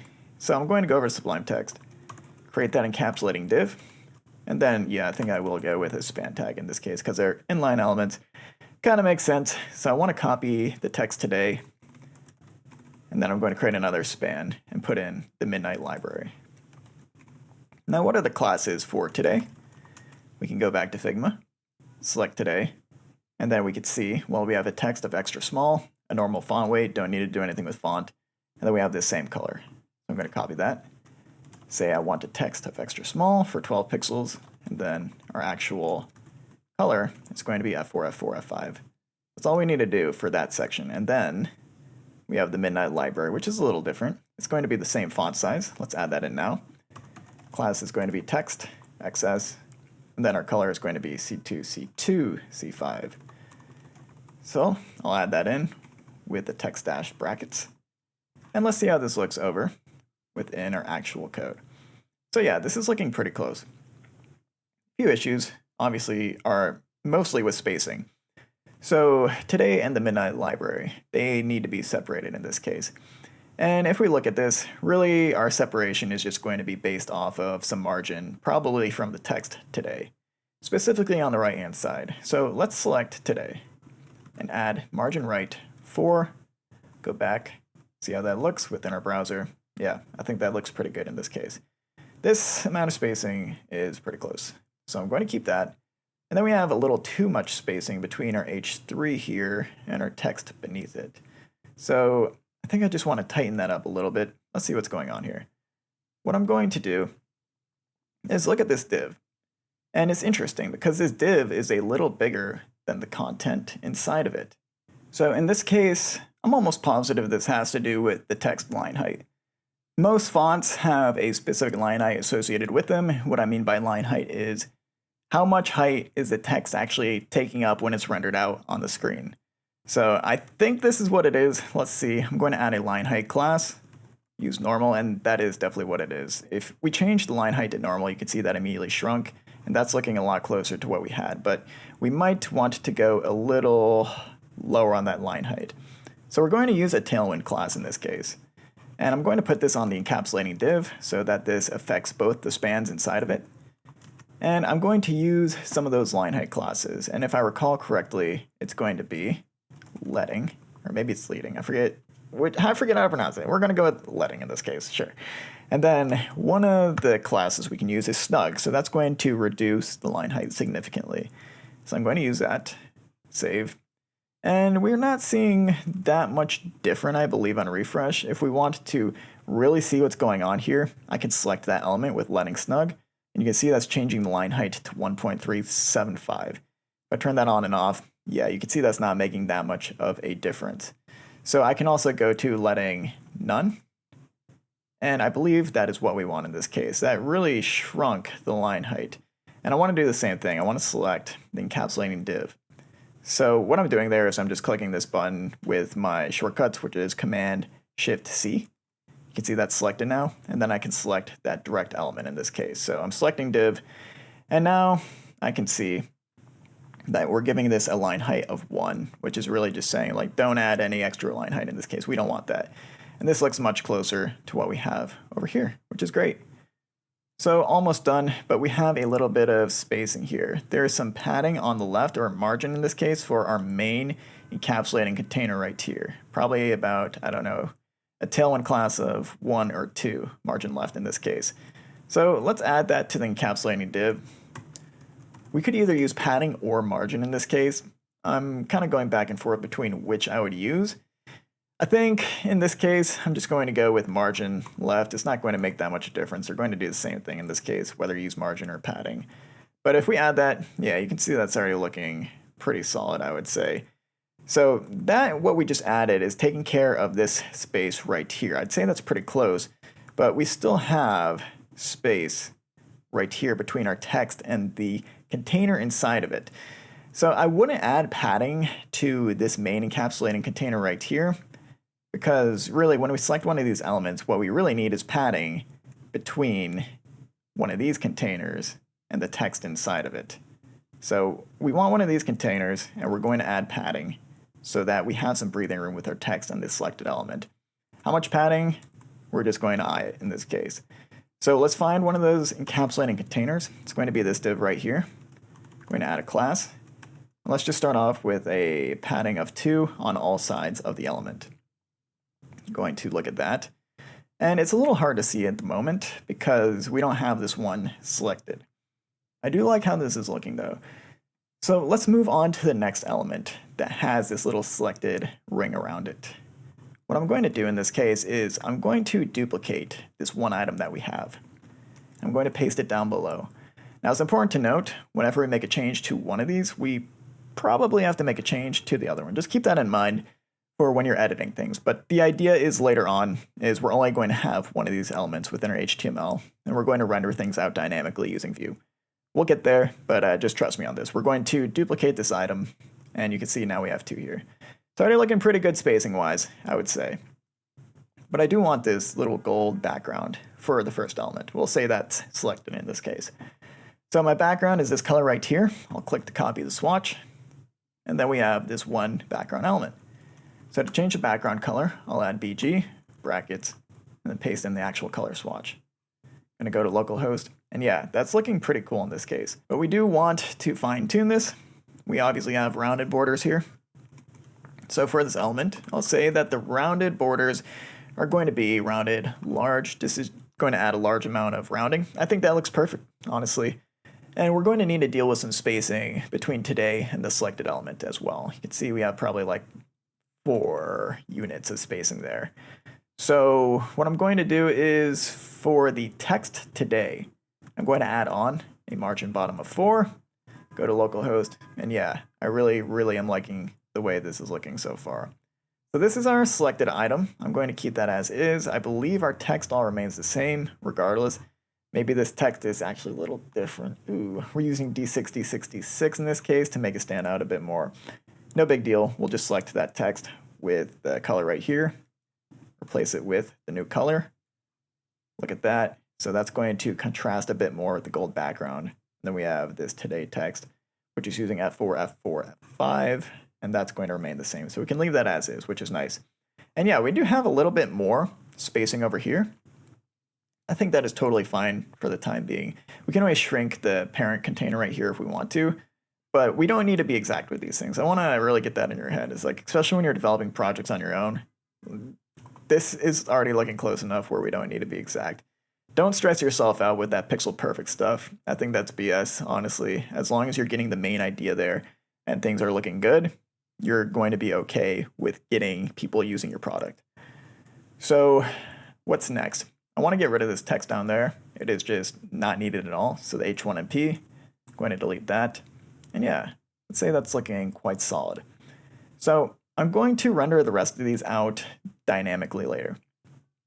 But the next thing I want to do is at least get another section right here that shows notes from yesterday, so I can lay that out correctly when the time comes and I need to make this dynamic with actual JavaScript.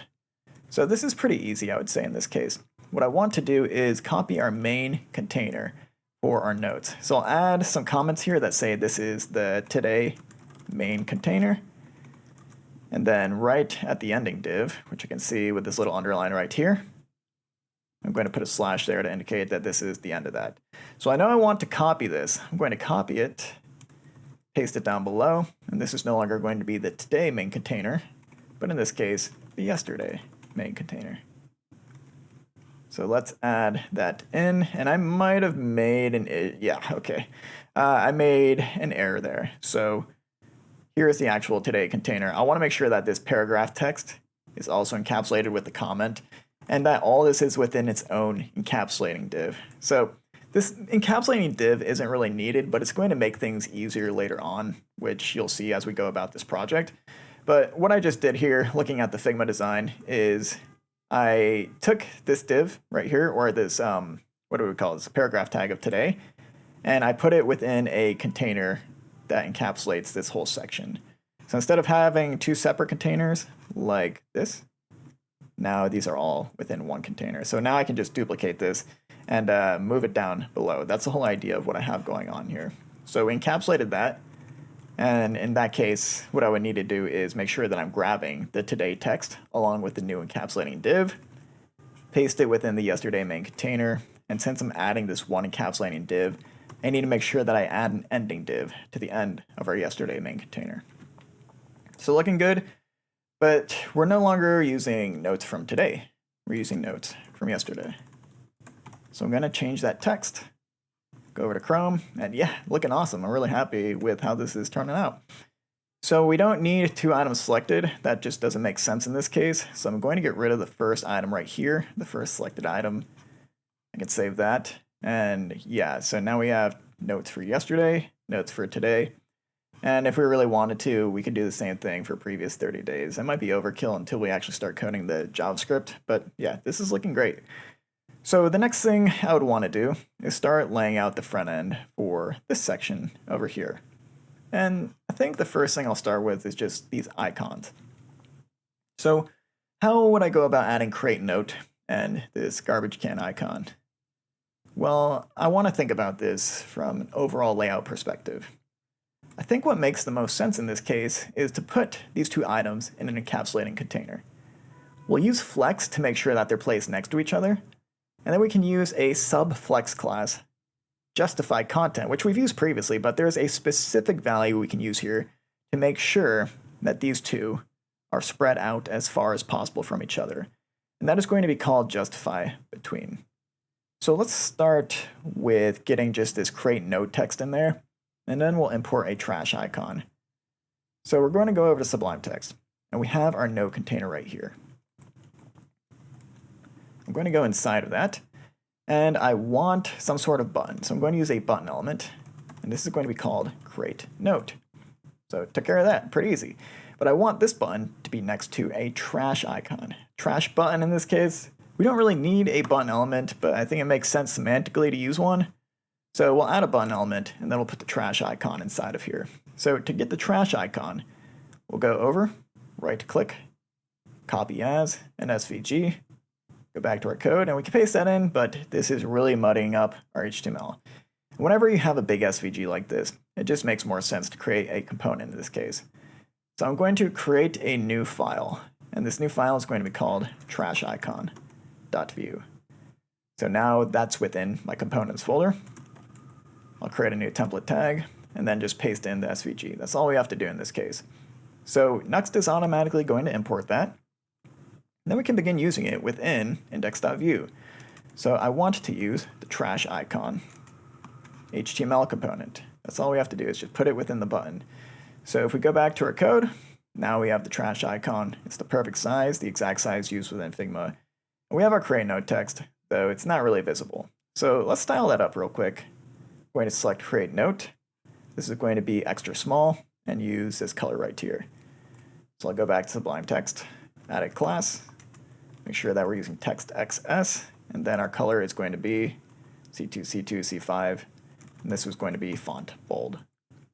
So now we should see that a lot better, and we do. Now I mentioned we want these in a main encapsulating div with a flex class, and we already have it within the encapsulating div. So we need to add a class of flex to that, and that's going to place these next to each other.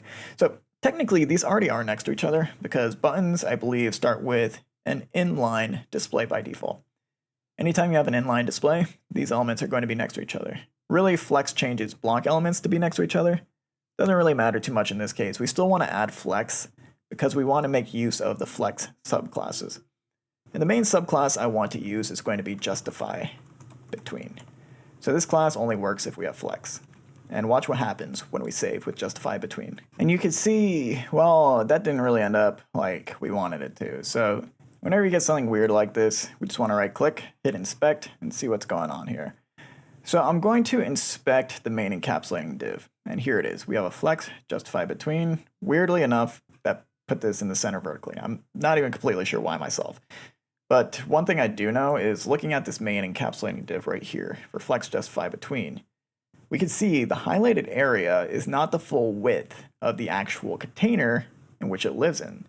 The container which it lives in is actually going to be this right here.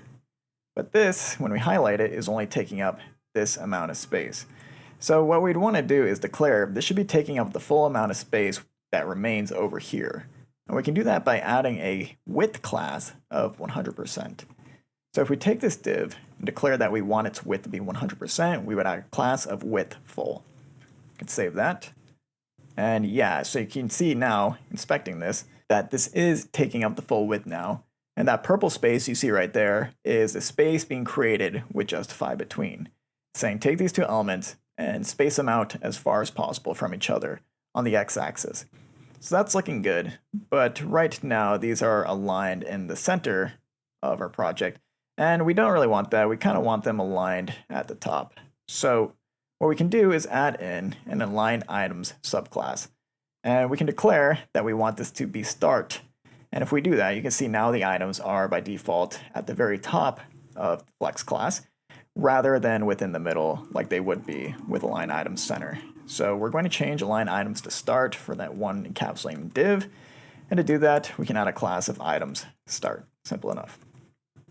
So getting closer, looking good with our div. Next up, I would add some padding just to give these some breathing room. If we look over here, this padding kind of matches the padding we have on our logo. So we'd want to replicate that. I'm going to look at what we used for our logo up above. And it looks like we used padding 8. We're just going to take that class, put it within our main note container, div, go back to Chrome, and looking great. Next, we need a note icon next to create note. And we know how to do this. We can right-click the icon, hit copy SVG in that case, and this is going to be quite messy.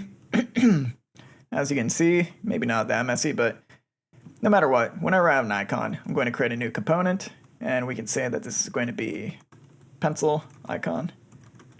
.view, go to template, paste that in, and then we can begin using this within our button class, or the button element, excuse me.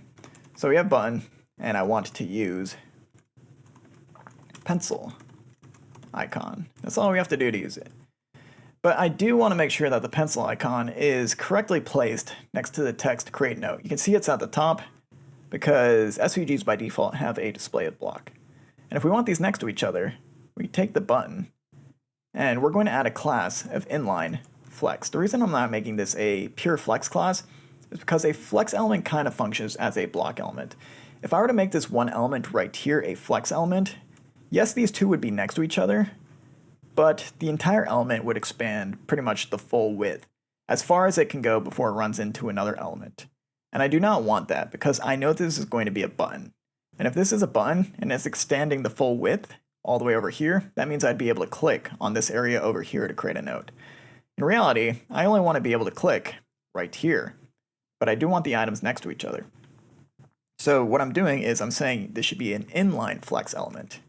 And that just makes sure that we're only basically taking up the amount of width we need of the items inside of this button. So if I save with inline flex, now you can see those are next to each other, and I want create note directly centered with this SVG. So whenever I use a flex element, I pretty much always use items center to make sure those are centered vertically on the y-axis, and you can see those are definitely a little better. It's going to take some real detailed eyes to see the difference there, but I can promise you that's looking good in this case. And I do want a little bit of spacing between these two. So my favorite way to do that is using not a flex class, but a tailwind class of space x. So space x is always placed on the parent. And what this is going to do is it's always going to add a certain amount of spacing between the elements inside of it. So I'm actually placing this on the wrong element. This should go within the button because I want 2 units of space between the pencil icon and create note. Now if I save this and refresh, not seeing any spacing. And that is because in order for that class to work, we can't just have text here. This needs to be wrapped within another HTML element. So I'll add some span text there, save, and now you can see we have that spacing in place. So it's looking cool. Some finishing touches, I would add some highlights here for this text to show that it is a clickable button. So all I'm going to do in this case is say, when we hover over this element, I want to change the text color. So I'm going to grab the current text, and I want to make this text white instead on hover. So I'll declare when we hover, this should be text white. Go back here, and you can see that is taking effect. Cool. I want to do the same thing for our trash icon. So same deal. I'll add a class to the trash icon and say on hover, I want the text to be white. Now let's save, go back. Not working in this case because SVGs function a little differently, but we can make this work. In order to make this work, we're going to go to trashicon.view and we're going to find out where the color is currently set for this. And right now it is set right here with the fill. So what we can do is we can remove this fill hex code and replace it with current color. So what this says is look for the text color associated with either this element or another parent element. And we're going to make sure that this trash icon takes that exact color. So right now, we don't have a color associated with the trash icon, only on hover. I want to use that previous fill color here to say that the default color for this SVG trash icon should be this hex code. And then when I hover, we're going to change the text to white. And since we are using the fill of current color, we're going to be able to use these tailwind classes right here that use text colors. So let's save that. Now when I hover over the trash can, you can see that it turns white in this case. So really cool way to add hover effects to those buttons. Looking great on the front end. Next thing I want to take care of is just going to be this text right here. Now there are a couple of ways we could do this, and we need to think to ourselves. When we give users the ability to edit stuff like this, how complicated do we really want to get?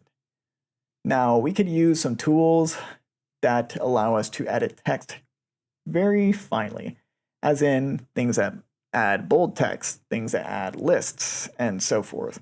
And the tool in which we use to typically add that stuff is called a WYSIWYG editor. Who named it that? I don't know. Doesn't matter, but it's weird. Regardless, I'm going to make this just as simple as possible. I want to be able to add just simple paragraph text here. And I'm not really sure if I want to make this date editable just yet, at least for the extent of this tutorial and showing you guys how to get a full stack app up and running. So I think I'm just going to start with some basic paragraph tags. But looking at this, we have one encapsulating div for all of it. This one div right here. Then we have some mini divs, which I would call paragraphs. So a paragraph here, here, and so forth. You get the idea. So let's start writing that out. Right beneath this main encapsulating div, what I'm going to do is wrap our buttons in their own encapsulating div. And I think we can already call this main encapsulating div right here, like the one we want to use for just our button. So I'm actually going to wrap that within a main parent div. I'm going to save just to see how that looks, make sure everything is coming to fruition. And these are back next to each other. We just need to make sure that this main new encapsulating div also has a class of widthful. And you can see things are back to normal. Cool, but we want a new div inside of this other div in which we just created. And this is going to contain all of our paragraph text. So I'm going to add a p tag inside of here. Go to Figma and copy this text right here. Paste it within. Add a class, and then what do I need here? I need this color, and then we're going to use a different font, different weight, and different size. So we'll take care of all that now. So text is going to be that color. What is our weight? It's going to be normal. Our font size is 16. We don't need to change any of that. This is pretty much all we need to start. So there it is. We will fix the spacing later. But then we have this paragraph text beneath it. So I'm going to add a new paragraph tag, copy the color, add a class of text with that color, and then I need some actual text here. I'm going to grab the first paragraph, paste it in, cool, and then I know I have 2 more paragraphs. I'll just start with one extra one so we can see the spacing between these. And then I'm going to change the text inside of there. And this is just AI generated text. I have no idea what this says, so forgive me if it's something super weird. But yeah, here we go. This is what we're looking like to start, which isn't great, but it's going to look great soon. So the first thing I would do here is change the width of this container. As you can see, this is expanding all the way to the right side of the screen. We want it in something like this. Now in this case, we can select an element, one of the paragraph tags specifically, and see the exact width of one of these elements. It's going to be 437.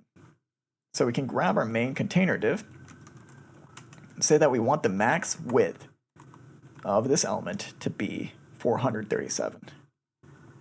Like so, 437 pixels. So we look at that, and that's going to be the correct width for this element. But we also want this centered directly in the middle. So in this case, what I would do is I would add a MX Auto class. And what that's going to do is it's automatically going to add margin to the left and then to the right side of this element so that it's perfectly centered in the middle. Now we could center this vertically as well. You can see that's kind of happening here within the design, but I think I might actually keep things the way they are, because eventually when this begins to expand in length, when we start writing out the notes, well, if we were to center this vertically, technically things can move up and they can move down.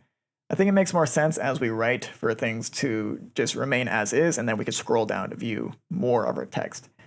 So I'm going to leave this as is. Might look a little weird to start, but yeah, we're going to work with this. Now, we don't have much space in between our paragraphs. So in this case, I'm going to select one of our main paragraphs, say that our margin Y should be 2. It's going to add margin on the top and the bottom of that paragraph. And then I'm going to do the same thing for the next paragraph. So we have maybe enough margin there. I'd probably add a little more. Let's go to MY4 for both of those. And yeah, looking a lot better. Obviously a lot more legible. Now if we look over here, we have different font. And this font is called Playfair. So how would we add in a new font? Well, luckily for us, this font is a Google font, which means we can pretty much add it to anything. So I'm going to go to Google Fonts. And what I mean by add it to anything is it doesn't need a license. Like this is a license we can use commercially. Personal use, doesn't matter. And I'm going to go over to the search bar and type in Playfair Display. This is the font I want to use in this case. So I can click this button, Get Font, and I want to use the Git embed code because that's going to allow me to use this on the web. And what we want to do here is essentially just copy and paste these links into our project. But unfortunately, it is a little complicated with Nuxt, more complicated than I would like it to be. Obviously, I would love to just copy and paste this, but we are not able to do that with Nuxt, unfortunately. So what we're going to do is we're going to go over to Nuxt config TS or JS, whatever you have for your project. And once here, we are going to add in basically an object which allows us to add in links like CSS files and so forth. So I did copy this from a GitHub gist, so I don't have to type all this out manually. And you could copy that too from this chapter's GitHub description in this case. That way you don't have to type all this as well, because it's kind of annoying. But let me explain what's going on here. So we're saying we want to edit our main app, specifically the head portion. So this head portion right here, if we go over to our project, and we're not seeing anything because of this annoying prompt over in DevTools, it's going to essentially give me that automatically when I make any change to my Nuxt config. Besides the point, that head tag is going to correspond to what we have right here within our HTML. So this head is corresponding to this head that we have within our Nuxt config.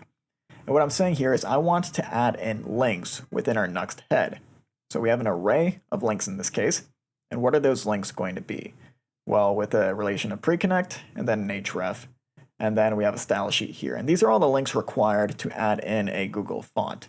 And I don't want to install another package or anything to do this. I think this is the quickest way.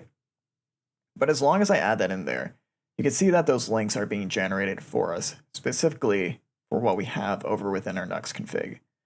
So I just want to make sure that these are correct in this case. So I'm going to go over here to Google Fonts, and they're going to provide us some very specific URL. So we have the rel of preconnect for the first two. As you can see, we have that for these as well. What else do we have? We have these hrefs. So the first href is going to be fonts Google APIs. That is correct. And then we also have fonts G static, also correct. We also have a cross origin right here of anonymous that should take care of that. And we also have this other href right here, which is a really long link, but this is really what's going to pull in exactly what we want to pull in this case. So we have a family of enter, which I'm not even sure where I got that. Maybe I selected that with another Google font and it's kind of pulling it in, but we do want to use enter in this case because that is the main font that we have within our Figma design. But we also have another family of Playfair display with the correct weights in which we'd want to use as well. So I'm going to select this entire href right here. It's kind of large, but I'm going to hit Command C. And then right here, instead of the default of Roboto, I'm going to change that to use what was generated for me over here with Google Fonts. And then we want to use this relation of style sheet. We already have that. But if we did all this correctly, we can go back over here to our project, get rid of this annoying prompt, refresh. Eventually, it's going to ask me again, refresh, and there it is. We can see that now we're importing enter and we're importing Playfair display. Great. So how do we begin using these fonts? Well, we can go back to Google Fonts and they're going to give us a brief display on how to do that. So if I wanted to use Playfair display, I would want to create some sort of class in this case. What I can do is copy this class, go over to my app.view file, wherever that might be. Here it is. And I can add in a style tag here. So cool thing about Vue is you can have a template, a script tag, and a style tag. Anything CSS related, we're going to put within style. So what do I want this class name to be? Well, I kind of want to mimic Tailwind class naming conventions. And Tailwind class naming conventions, they use font, serif, font, sans serif, etc. I think in this case, it makes sense to make a class called font Playfair. And what weight do we want to use by default? I think just normal, so 400. But these are the recommended classes and styles in which Google Fonts is giving us. So as long as we import the file and we create a font which uses the actual font name right here, we should be able to begin using this. So whenever I put a class of font Playfair on something, we should see that serif text in this case. So I'm going to put it on this, I'm going to put it on this, and then I'm going to put it on this. Go back to our project, and now you can see it's looking awesome. I love how this is looking. So pretty close to what we have over here. I'm not completely sure that this is actually the correct font. Now that I look at it, this might just be Playfair. Fine, we'll make sure that we have the correct font selected in this case. Sorry about that, guys, but yeah, just to make sure that this is as accurate as possible. You can see there's a difference between Playfair here and Playfair display. So now we have 3 selected families in this case. We have Playfair, Playfair Display, and Enter. I want to get rid of Playfair Display, hit the trash icon, go over to Git Embed Code, and then in this case, I would just want to follow this link right here. Make sure we're putting that within our Nuxt config. So right here, swap that out. And then we need these styles for the Playfair font. So I'm going to go over to app.view, make sure I swap this out like so. Make sure the default weight is 400. And now things should look correct. So get out of that annoying prompt, go over to here, and yeah, that's looking much closer to what we had. Love the way it's looking. What else would I do just while we're on the topic of fonts? We have the Enter font right here also given to us. And I selected this off screen, so just search for Enter, click that Get Font button, and you should see this as well. I want to add this to our project by default. So I'm going to copy that, paste it in here within our app style. But I want this applied to every element by default. And only when I add a font of Playfair am I going to override the default with the Playfair font. So instead of just making this a class, I'm going to say everything within my project by default should use this font. And then we can override these with other Tailwind classes. So as long as I do that, I go back to our project over here. Now we're using the Enter font. It's going to be much closer to what we have over here within our actual project. But you can see we probably don't want to declare that our font weight for everything should be 400. Same with font style. I think really we just want to make sure that the font family uses Enter in this case. So going back, now we're looking pretty darn close to mimicking this exact design. I can go back and forth between the two. And yeah, I think I'm loving the way that it's looking. So what else would I do regarding the styling? I don't think we need to do too much, honestly. We can always come back to this, but this is going to be a great start for getting that initial front end done. Next up, we'll move on to some backend functionality and actually get this working like a full stack app.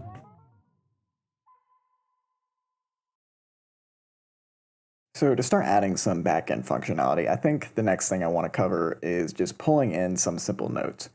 Right now we have everything hard-coded, but really these notes should be coming from the database. And eventually we'll make it so that the notes are only coming in from our specific user in the database. But first, let's just add some notes and then pull them in here over on the left-hand side and maybe even in the middle. So how would we add a new table to our database here? Well, what we'd want to do is head on over to schema.prisma, and this is going to be within our Prisma folder. All this was generated for us automatically besides this user model when we scaffolded and brought Prisma into the project. So if we want to create a new table, we would add a model field here. And we want to specify what kind of table we want to create. So I think it makes sense to create a note table. And what kind of properties does a note have? Well, whenever you create a new table, you pretty much always want to add some sort of ID to identify different rows within your table.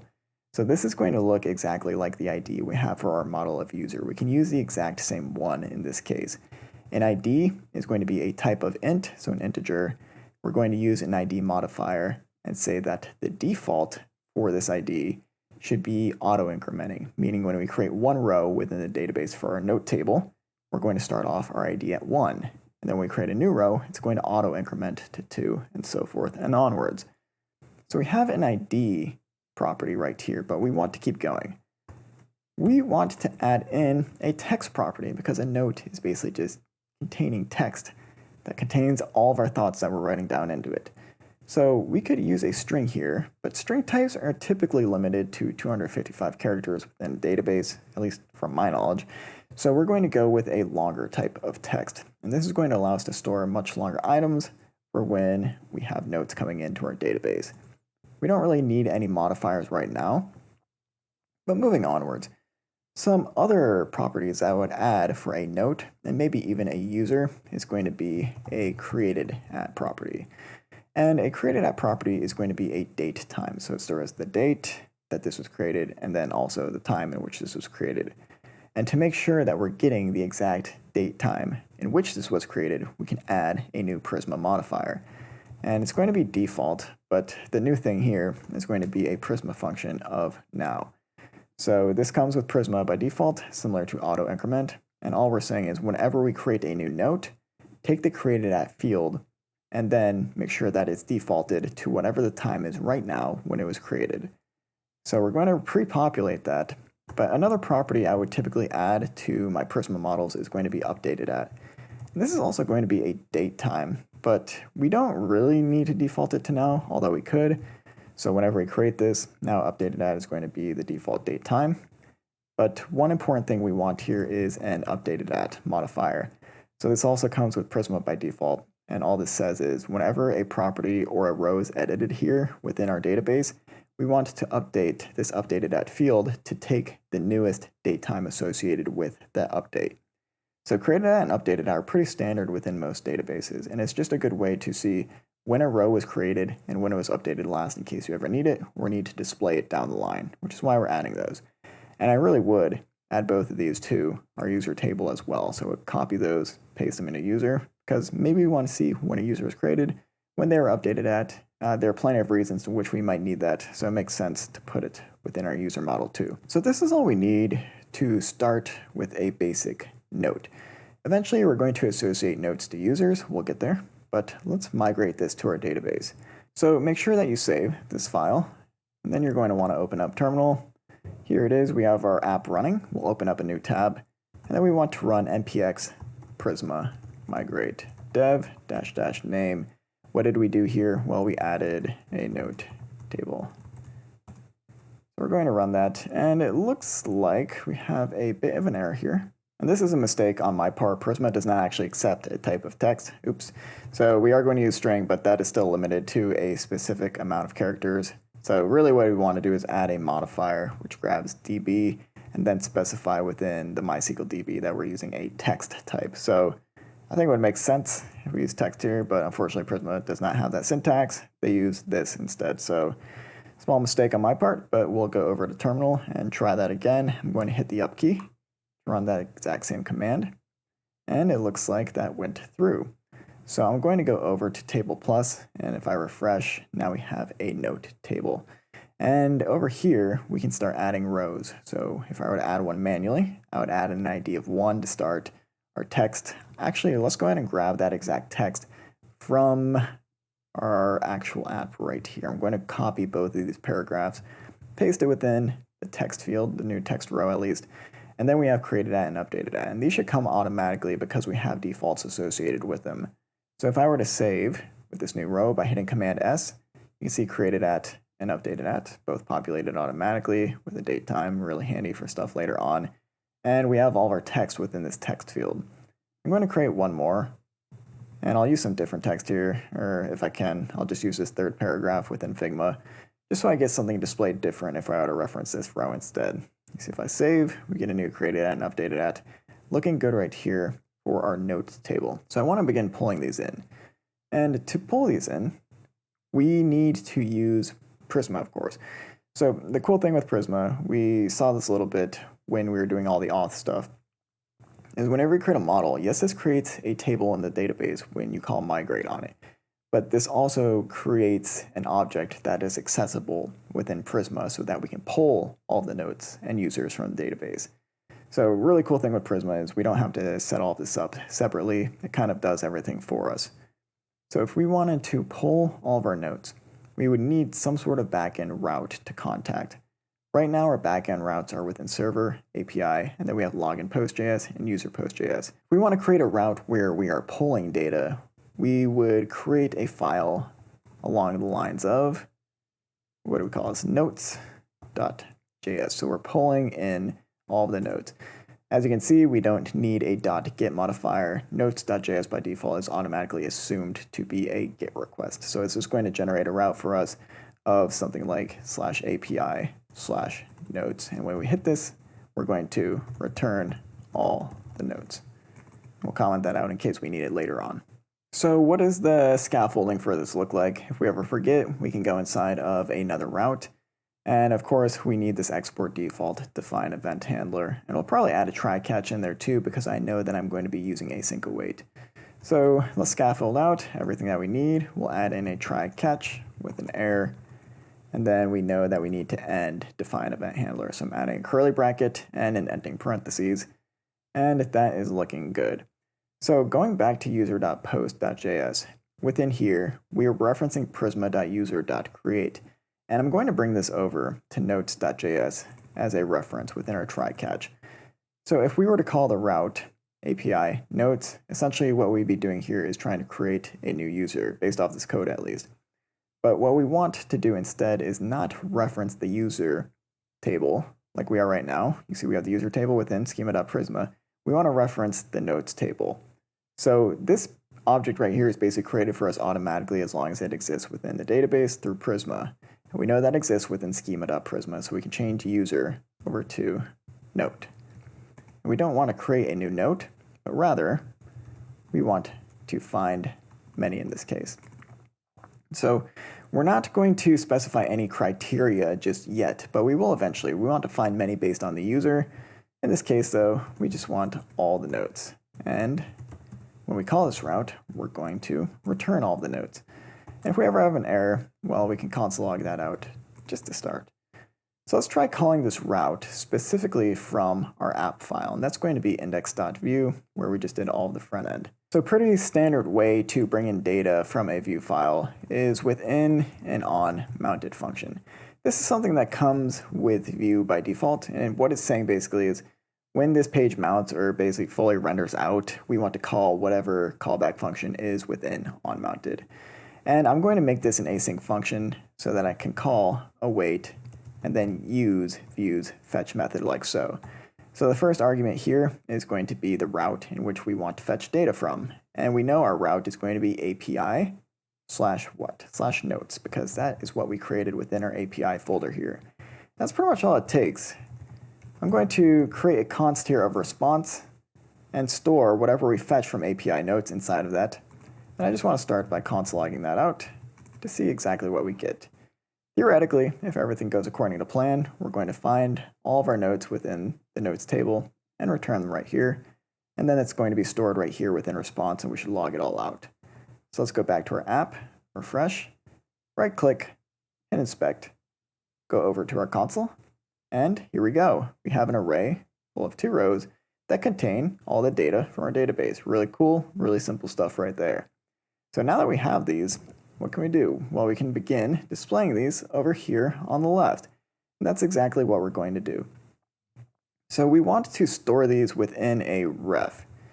So I'm going to create a ref called notes.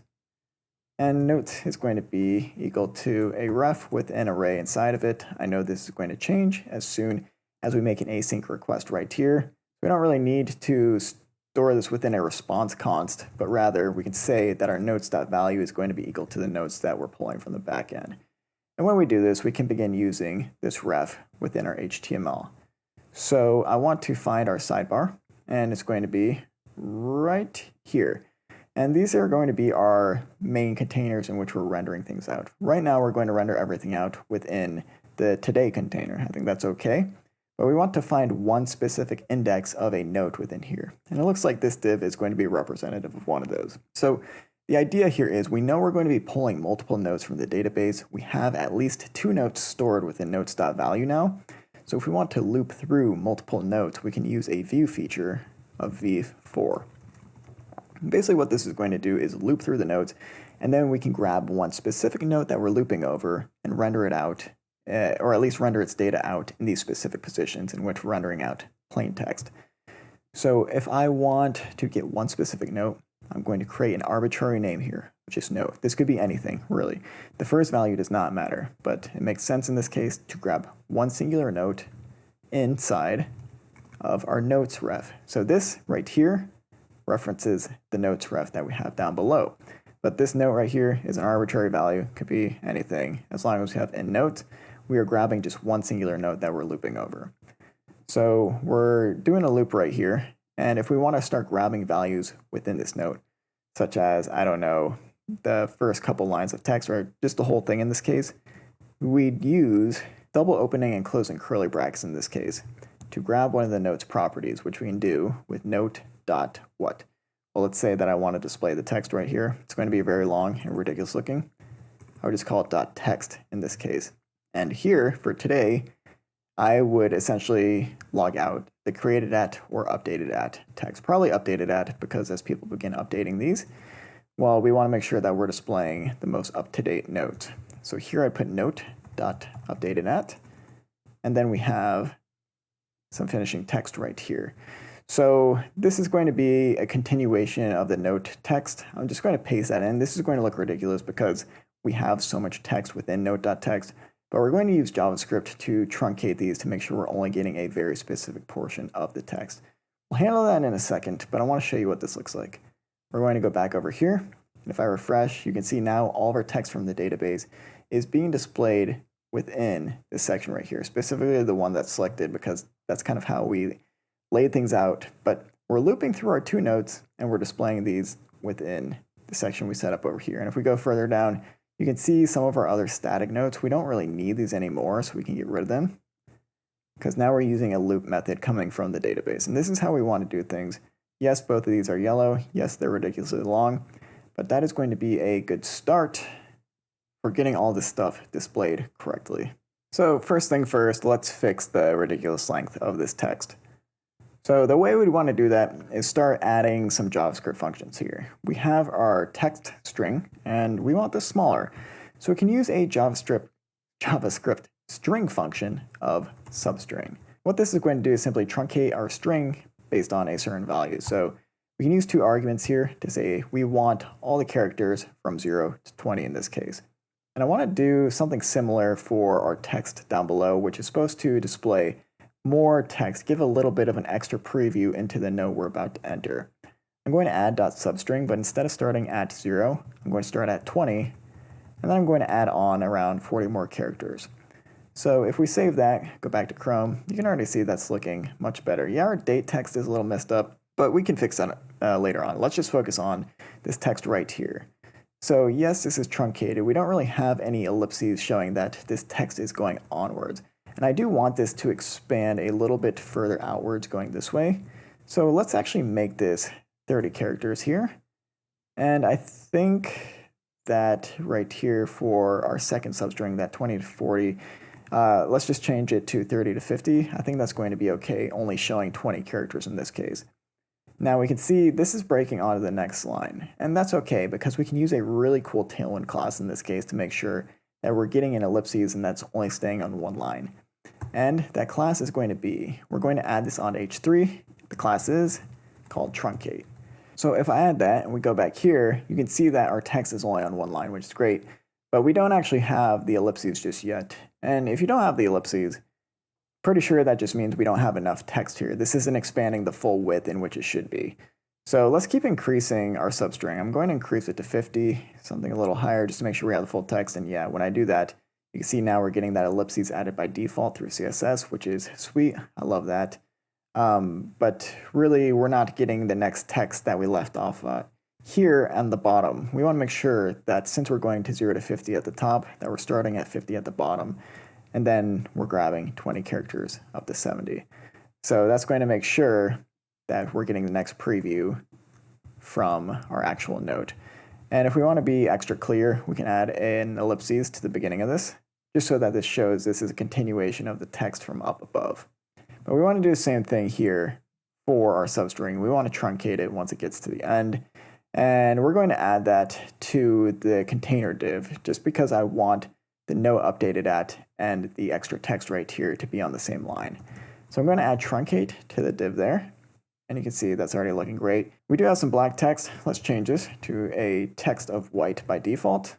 Save, refresh, and now we have a white ellipses. I guess we don't want to use white in this case though. We would want to use the same color in which we're using for the very last substring text here. So I'll put that in, refresh, and there we go. That's looking a lot better. So really, the only thing we need to change here is going to be the date because we're pulling in the full date time from the database, and this is looking a bit sloppy in this case. So to change this, in this case, this is something that you would want to just ChatGPT. Not even gonna try and fake that one, but yeah, the reason I would say you want to use ChatGPT in this case is because I don't really like pulling in external libraries because they add a little bit of bloat to my code, and then I'm relying on those keeping up to date with our typical developer experience. Sometimes they're not kept up to date, and it's just not great in that case. So this is what we're going to do here. This is something I ChatGPT'd, and just to explain this to you, what we're doing is we're grabbing the updated at date, and we're saying if this is equal to today's date, we're using a ternary operator with this question mark. And what this question mark says is, yes, if today's date, or at least the updated at date, is equal to today's date, we're going to display the text of today. Otherwise, I want you to display a local date string. So we're going to see exactly what this looks like. If we save, go back here, now you can see today. But if I were to change updated at to a different date, and I believe this is for the first row right here, if I were to change it to have a day of yesterday, save, refresh, you can see now we're just displaying a pure date in this case, and I think that is totally okay. So really cool stuff right there. We almost have this laid out correctly. I want this text right here reaching the end, and you know the deal on how to do that. We just need to increase the substring to something larger. If I go from 50 to 100 characters, now we can see exactly that. It reaches the end. Starting to look a lot better in this case. Now we do have the issue of our background still being this goldish color for both of these, but I only want it gold for one. And to do that, I'm going to create a new ref down here, and this is going to be the selected note. So this is going to be equal to a ref, and the selected note is going to be an object, because we know that our notes array contains objects of note. So our selected note by default is going to be the very first note available within notes.value. So I'm going to say that our selected note.value is equal to the notes.value that we passed through. And then I want to get the very first one. So really, we only want to get the first one if one exists in the database in the first place. So we would want to use an if statement here that checks that. So we'll say if notes.value.length is greater than 0, then in this case, this is when we would want to set selected note. So we know notes.value can be accessed, and we're going to grab the very first value by using an index of 0. So that's going to give us a selected note.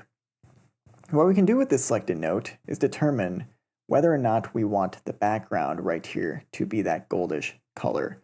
So let's find out where that background is. If I do a quick search for BG, it's going to be this hex code right here. What I'm going to do is I'm going to take this out of the class, and the idea here is we want to use this within a view class. So if we add a colon right here before class, and set this equal to quotations, and then curly brackets, and then a syntax like this with a string and another colon, we're going to be able to render out classes dynamically. And this is really cool. So I'm going to paste the class into the single quotations right here. And what this colon here says is, I only want to render out this class based on whatever condition is after this colon. So under what condition do I want to render out the gold background? Well, if the specific note ID is equal to the selected note ID, in which we just set down below, down here on mount. And eventually we're going to be able to change this depending on which note we clicked. So the idea here is if this current note that we're looping over is equal to our selected note ID, then we want that gold background. And we're going to use this in a few places. But just based on that, you can see only our first note has that gold background. Let's say we want the second note to have the gold background on click. Here's where things start getting cool. We can add an event listener with @click for any of the notes that we're currently looping over. We say if we click on one particular note, what do we want to do? Well, this one note we're looping over, we want to set the selected note equal to that specific note which was clicked. And that's what's going to help change the background color right here, because we're changing the selected note, and we're only going to render out the gold background based on which node ID is equal to that new selected node ID.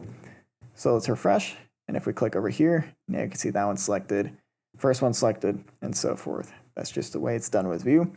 One thing I would fix here is I would add a cursor pointer to indicate this is clickable, and I would also add a hover effect.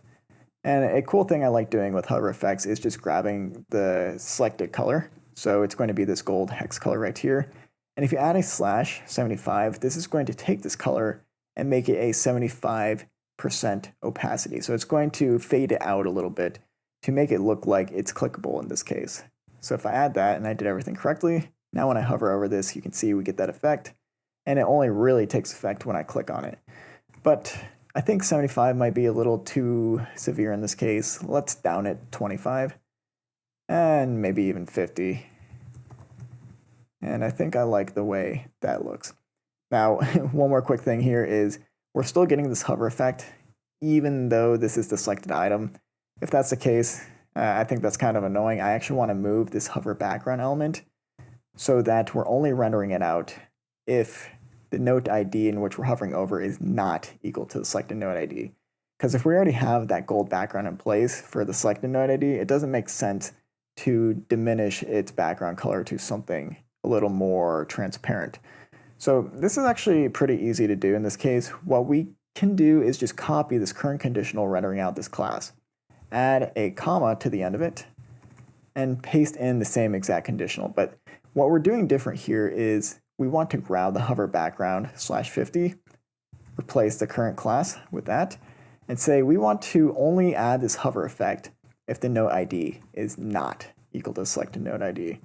So that's going to fix that annoying thing going on there, where if we're hovering over the selected item, we're getting that faded background. You can see that's no longer happening, but we are getting the faded background for the one that is not selected. If we click that, same effect. Now we have a way to select which note we're dealing with. So we don't have any spacing between these anymore. That's quite easy to fix.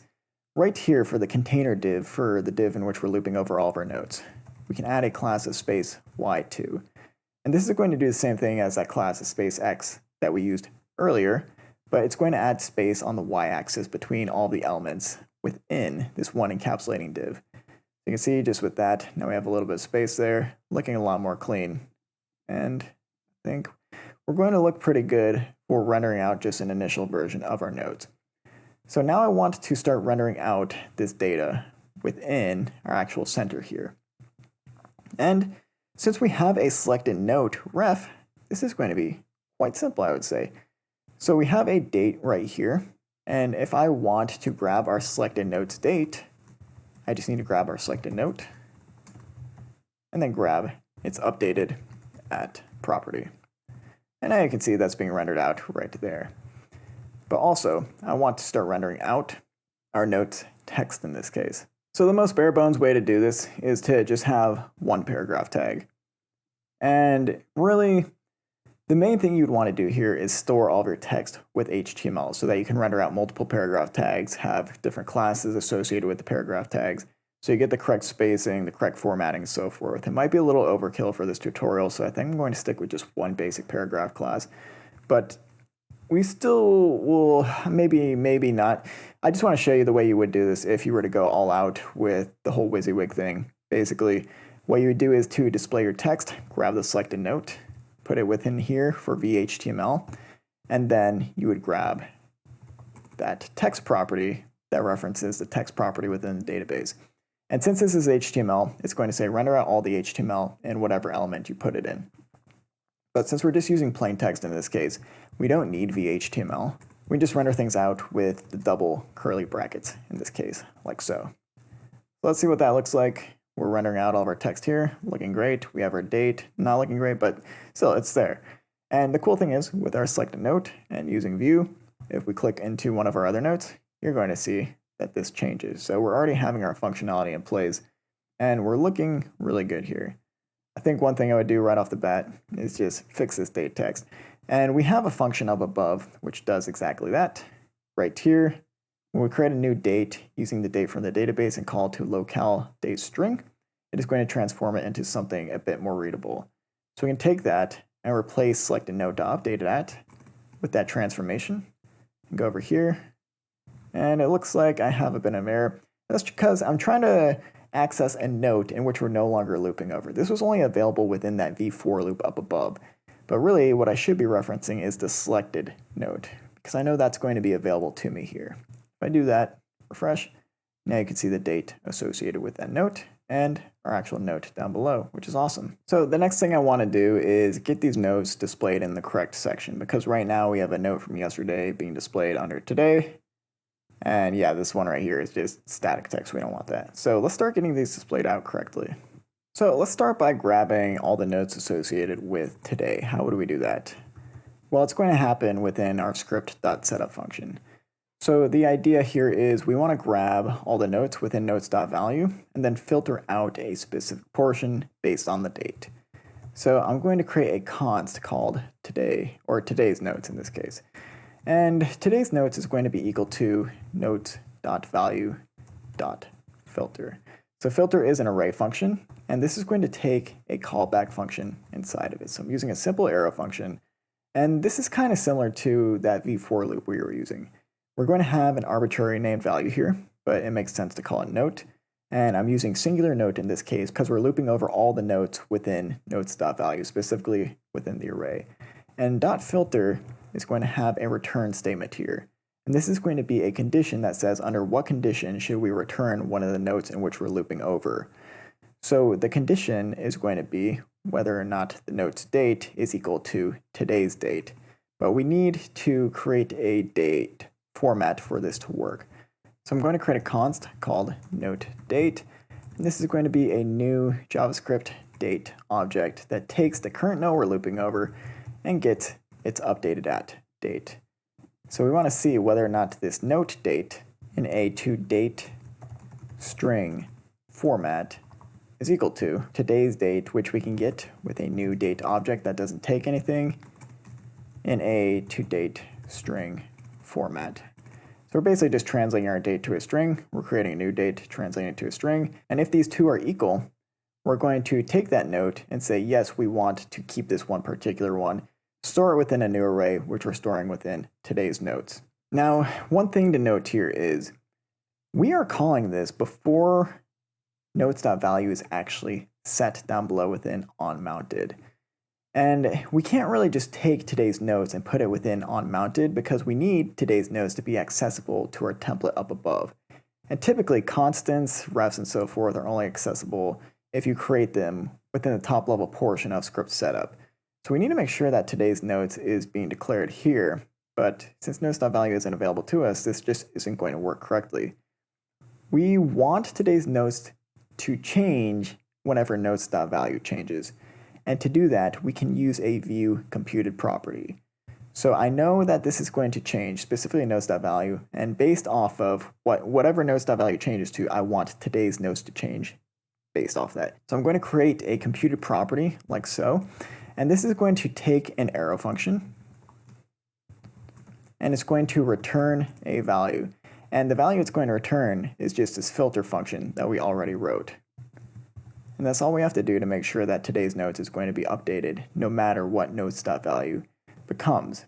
So we're making it computed, we're making it reactive. Today's notes is always going to be the correct value in this case for what we want to display. So now we can use this up above within our template, and we want to go to where we're using v-for, specifically note and notes. And we know this is within our today container, and it's no longer going to be just our main notes object that contains everything. We want the filter notes. We want to loop over all the notes that are related to today.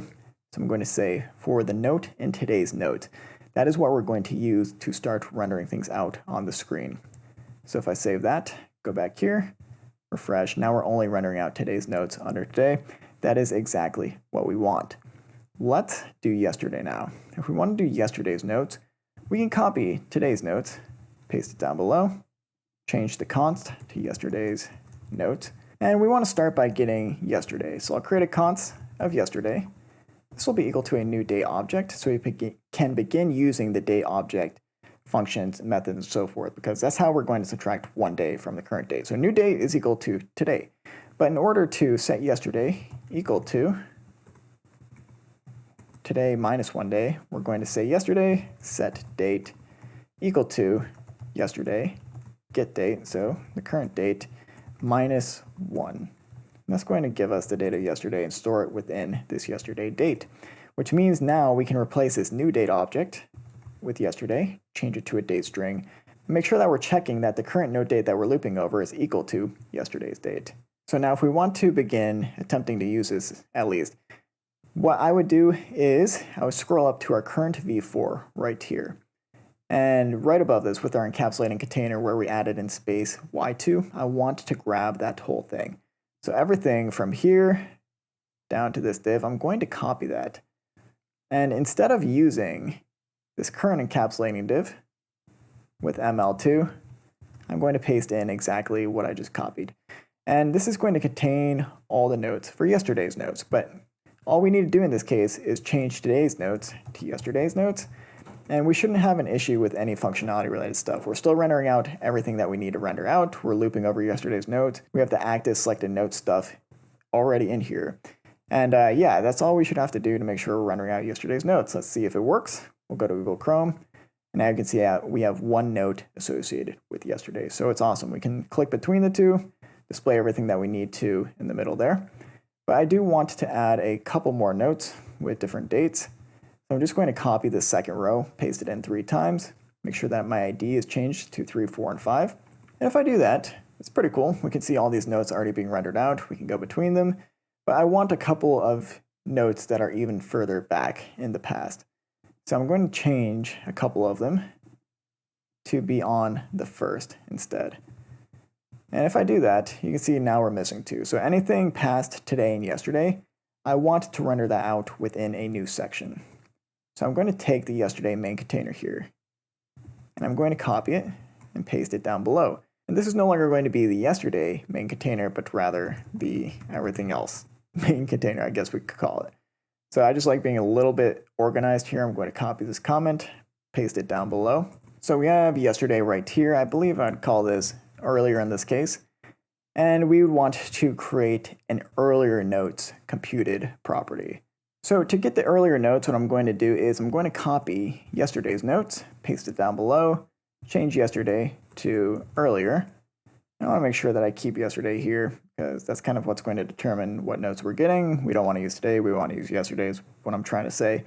And we don't need to do any to-date string conversions here. What we can do is just compare the note date to yesterday. So is the current note date before yesterday's date? If so, then we want to make sure that we're storing all those notes within earlier notes. And I believe we already set up above, no we didn't actually. So note in yesterday notes is actually going to be note in earlier notes in this case, and everything else can remain the same. So let's see if that works. We should have 2 more notes within earlier, and we actually have yesterday's notes in there too. So it looks like we're selecting 1 extra. We can get rid of this quickly by adding in an and statement that actually does use this condition right here, because technically we're still grabbing yesterday's notes in this case. So what I would do is add this and conditional, make sure that I'm copying this return statement value right here within yesterday's notes, pass it in after the and statement, and then I'm going to reverse the double equal sign so that this says if not equal to. So I don't want any notes associated with yesterday in this case, is what I'm trying to say. If we save that, refresh, now that 1 note is gone, we're only displaying things that are earlier, and we can sift between all of our notes in this case, which is really freaking cool. So that's how we're going to start pulling in some notes and switching between them. Hope that's helpful. Sorry if I seem tired, because I am. But I'm trying to get all of this done for you guys as soon as possible. And yeah, I hope you guys learned a lot in this episode. So I'll see you in the next one. So before we go any further, the next thing I would like to do is make sure that these notes are only being pulled in based on the user we're currently logged in as. Because if I were to log in as another user, we'd still be displaying all the same notes because we're just pulling everything globally. We want to make sure we're pulling these based on a user ID. So the whole thought process here is we add a user ID to the database, specifically within our note table here. So notes is going to have a user ID, and user ID is going to reference an ID of a row within our user table. So that ID could be 4, 5, 38. And based on the ID that we have associated with a note, we're going to pull all the IDs for that one particular user and display them on the screen. So the first step would be adding in a user ID right here to the note table. And we know how to do that. We can go over to schema.prisma, go over to our model of note, and then we can add in a new property. I'm going to do this right beneath ID because I think it makes sense to put all of our IDs in the same spot. So I'm going to call this user ID. This is going to be an integer. And we can leave things as is. We don't need anything else.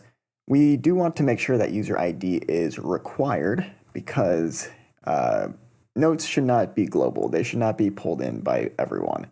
So we always want to make sure that each note has a user ID associated with it. If we wanted this to be optional, we'd add a question mark, but we definitely want it to be pretty much always there in this case.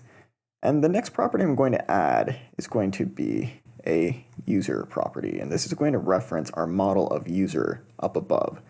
So when I type in user, we're using the name of this model.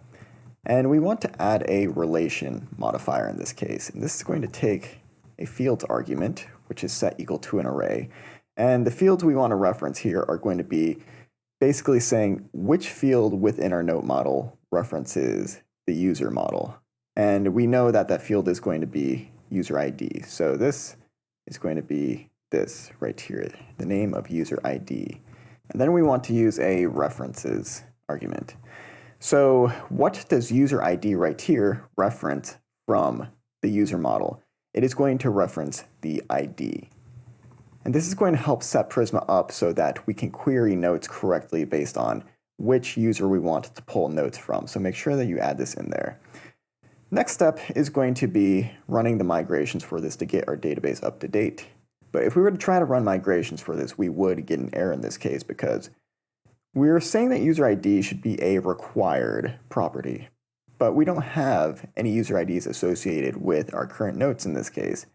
So really what we'd want to do is delete these and then run the migration. It shouldn't be too bad, honestly, because we just copied text from the Figma file into here. So that's exactly what we're going to do. Is I'm just going to hit delete, hit save, and all of those are gone. And now when I run my migrations, all of those should go through. So I'm going to go over to my terminal here. And we already have a new tab open, so I can run npx Prisma. I think it was migrate. I'll just press the up arrow key if I ever forget. It's always a very handy tool. So we can see we're running npx Prisma migrate dev -- name. What did we do here? Well, we added in user ID to notes. So that's going to run the migration. And as you can see, we do have another error here. So whenever we add a relation field within one of our tables, we need to have a corresponding relation field within the other model that we're referencing. So we would need a relation field along the sorts of that within our user model. But one cool thing I wanted to show you here is if we wanted to fix this automatically in this case, we would just use this command right here, Prisma format. And what this is going to do is it's going to add that field, but it's also going to format our entire Prisma file to make sure that all the spacing looks really nice. So I'm going to add in Prisma format here, and I believe we actually need npx Prisma format in this case, so I'm going to hit enter with that.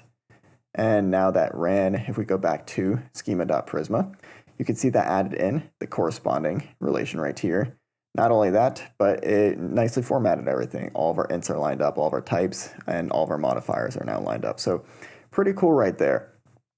One thing I would change is, yes, this did format and add this note relation for us within the user model. So I would change this a little bit. I don't think the name note is going to be sufficient in this case, because when we're referencing a type of note with an array, yes, we are referencing the model of note, but when you have an array next to it, this means that whenever we try to pull in notes from a user, we're pulling in multiple. So the note type with an array means this is going to be multiple types. If I wanted just one singular one, I would get rid of the array, and then the name note would make sense. But since we have an array here, we want to make sure that notes is plural when we pull this in using Prisma. And I guess by default they use uppercase. I like going with lowercase for most of my stuff. So I'm going to change that to notes and say that this is going to be a one-to-many relationship, as in one user is going to have many notes. We have that relation set down below to say that our user ID references ID of user. This is what we need to get Prisma set up correctly with users. So now I'm going to run the same thing within terminal. I'm going to press my up arrow key twice to get that command again, hit enter, and that correctly ran the migration. So now if I look within my database and I refresh notes, we now have a user ID field right here. So perfect. So the next step would be whenever we create a note, we want to store the logged in user's ID to this user ID column whenever we create a new one. So how would we go about doing that? Well, we want to focus on notes.js. And we need to think, how could we possibly get the user's current ID? Well, we are storing that within our JWT whenever we log in or we create a new user. So you'll see down here, when we sign a JWT, you can never say that, we are adding in this data to the JWT, and that's going to be the user's ID. So theoretically, the idea is we pull in this JWT and we decode it on the back end. And if everything goes according to plan, it hasn't been tampered with, we verify it correctly, then we can decode it and use this user ID to store a particular note in the database. So since we need to use our JWT, I'm going to grab this import JWT from JSON Web Token line, and I'm going to paste it to the top of Nuxt.js because I know I'm going to be using that package. So I want the current JWT associated with our logged in user, and that is currently stored within our cookies. So I'm going to create a const of cookies, and this is going to be equal to use cookies. And this is something that Nuxt provides by default, really handy to just grab all the cookies associated with a request. All we need to do is pass through the event right here. So it's going to get us all of our cookies, but I want one particular cookie, specifically our token. And cookies is going to be an object. Use cookies parses all the cookies out into an object, which is really nice. What was the name of our main cookie in which we were creating? If we forget, we can always go to user.post.js and see that here we're setting a cookie of notenest JWT. So we'd want to make sure that this name is the same name we're using right here when referencing a specific cookie. So we have our token. But we want to say if we don't have a token, I'm going to throw a create error function, another function that Nuxt provides by default, really handy. And this is going to have a few properties. It's going to be status code, which I'm going to say equal to 401, which typically means that you're not authenticated or able to access this piece of data. And then I'm also going to put in here status message, which is going to be not authorized to access notes. We can also change that to not logged in or something along the lines of that. I think this is fine for now, but you get the idea. If a user doesn't have a valid JWT, we're going to create an error and send that back to them before they can try to query notes. So a little bit of security right there. But if they do have a valid JWT, we can verify that. But I suppose I'm jumping the gun here. We don't actually know if this token is valid. We just are checking if it doesn't exist. So what we want to do after this is check whether or not the token is valid. So I'm going to create a const of decoded token in this case.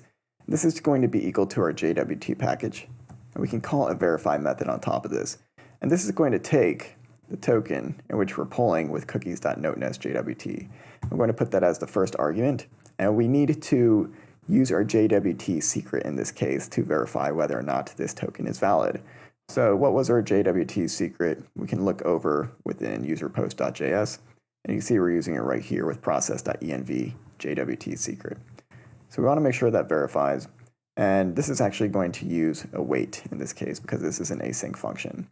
So if this errors out, we're going to go over to catch. We're not going to call any of the code that follows it, which is exactly what we want because we want to make sure that we're using a valid token in this case. So once we have our decoded token, then we can begin to use the user ID within it. So within note.findMany, I'm going to add in an object. And within this object, I'll add a where property, also equal to an object. And I can begin querying based off of certain parameters associated with my note model that we defined over within schema.prisma. So I want to find many notes where user ID is equal to our decoded token ID. And I don't believe I defined this as user ID when we were saving it within user.post.js. Yeah, I just defined it as ID. So we're going to say that we want to query by our user ID's decoded token.id, which is technically our user ID in this case.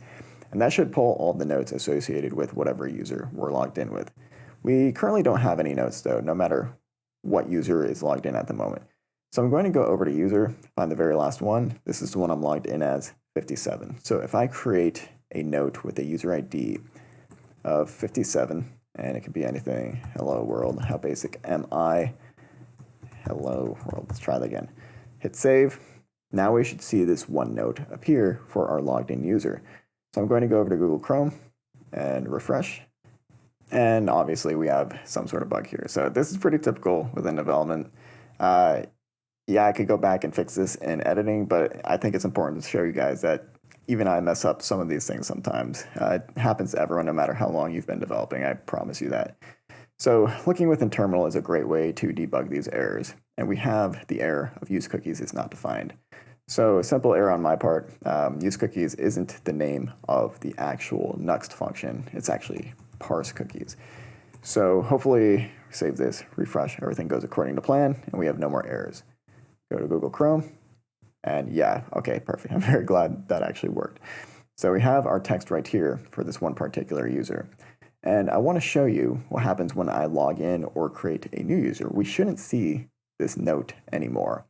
So if we wanted to log out, we don't really have a button right now, but I would go over to application and I can delete the cookie, the JWT of Note.nest JWT. If I refresh, we're logged out. Now I can sign up for a new account. Doesn't matter what it is. I just want to sign up. Go over here and you can see that note no longer exists, which is perfect, exactly what we want. We want to query by particular users. But if I were to create a new note, such as hello world 2, why can't I not think of anything else? I don't know, but the user ID should be 58 in this case for the new user I created. If I save that, go back to Chrome, now we have that one note associated with this one particular user. So that is how we're going to query notes by users. I don't know what we're doing next, but we'll see in the next chapter.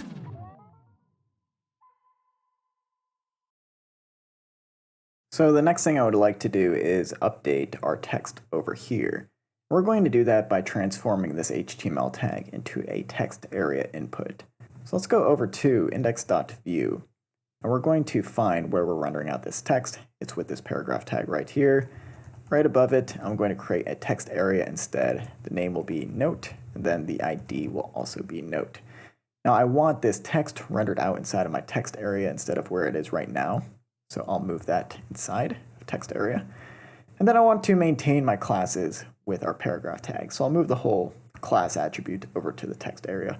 And then get rid of the paragraph tag. Go back to Google Chrome. And here we go. So we have an ugly text area, but we can make it look a lot better real quick. So I want this to expand the full width of its actual parent container, which would go somewhere over here. And to do that, I would add in a class of width full. And you can see that's already expanding pretty much the full width container. I also want to get rid of this ugly white background, so I'll declare that I want the background to be transparent. Now that's gone. And I also have this issue with this outline occurring when I'm focusing the element. So we can use a tailwind focus selector and say when focused, I want the outline of this to be none. That will get rid of that. We do have some weird spacing going on here. And this will go away shortly once we use a V model, because I want to make sure that whatever text we're adding within that text area is selectable within JavaScript. And pretty much the easiest way to do that is by defining a V model. So we could put the selected note.text inside of here and get rid of the double curly brackets. And that's going to fix the spacing, and it's going to make sure that selected note.text is always updated when we type into text area. But I do have a bit of an issue with this, and that is whenever I use a property attached to an object with a V model, I tend to have some sort of weird persisting issue. Maybe other people do as well, or maybe I'm just crazy and suspicious, but I pretty much always like creating just a separate ref for V models. So I'm going to do exactly that. I'm going to create one called updated note equal to an empty string to start. And whenever we set a selected note, I'm actually going to also set the updated note's value to be whatever the selected note's value is, but I want to make sure that I'm selecting just the text associated with that selected note. So we should only get the string associated with an updated note, and that should be set by default when we refresh the page. So I'm going to say that our V model is equal to our updated note, which is just text. We don't need any properties associated with it. And we should get the same result, and we do, which is great. But now we should avoid any updating bugs that occur with properties being set on a V model like this. So whenever we start typing in to this text area input, I want some sort of event to fire a function. And that event is going to be input. So whenever we type into this text area, I want to call an update no function, which doesn't exist right now, but we'll create it down below within our script setup. So function update note. And just to test that all this is working, I'm going to console log out our updated note.value to make sure that this right here is actually updating as we begin calling update note. So I'm going to right click, open up our console with inspect, and then I'm going to begin typing. And yeah, you can see that's updating automatically, which is great. So now we can begin sending this over to our server and then store it within the database. So to send this over to our server, we need an async function because we're about to use fetch again, and that's a wait function. So to use fetch, I like putting this within a try catch for safety so I can always log any async errors that occur. We'll log out the error. And then I want to try to call an await fetch. And what route do we want to call in this case? Well, it's going to be something like API/note. And then we would want to update just one particular note by using a wildcard parameter. So I'm going to add that in with a $sign and then opening and closing curly bracket. Make sure that I change my quotes here to backticks. And that way I can begin interpolating actual JavaScript values inside of this, which is what we want to do to grab the specific note that we're on. We want to grab the specific note ID of whatever selected note is equal to.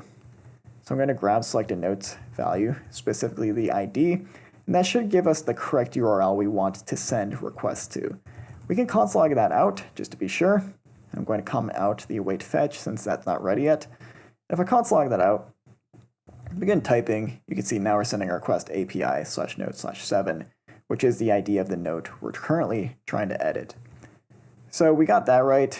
Let's call await fetch to that URL. For the second argument, I'm going to add an object that declares the method in which I want to call.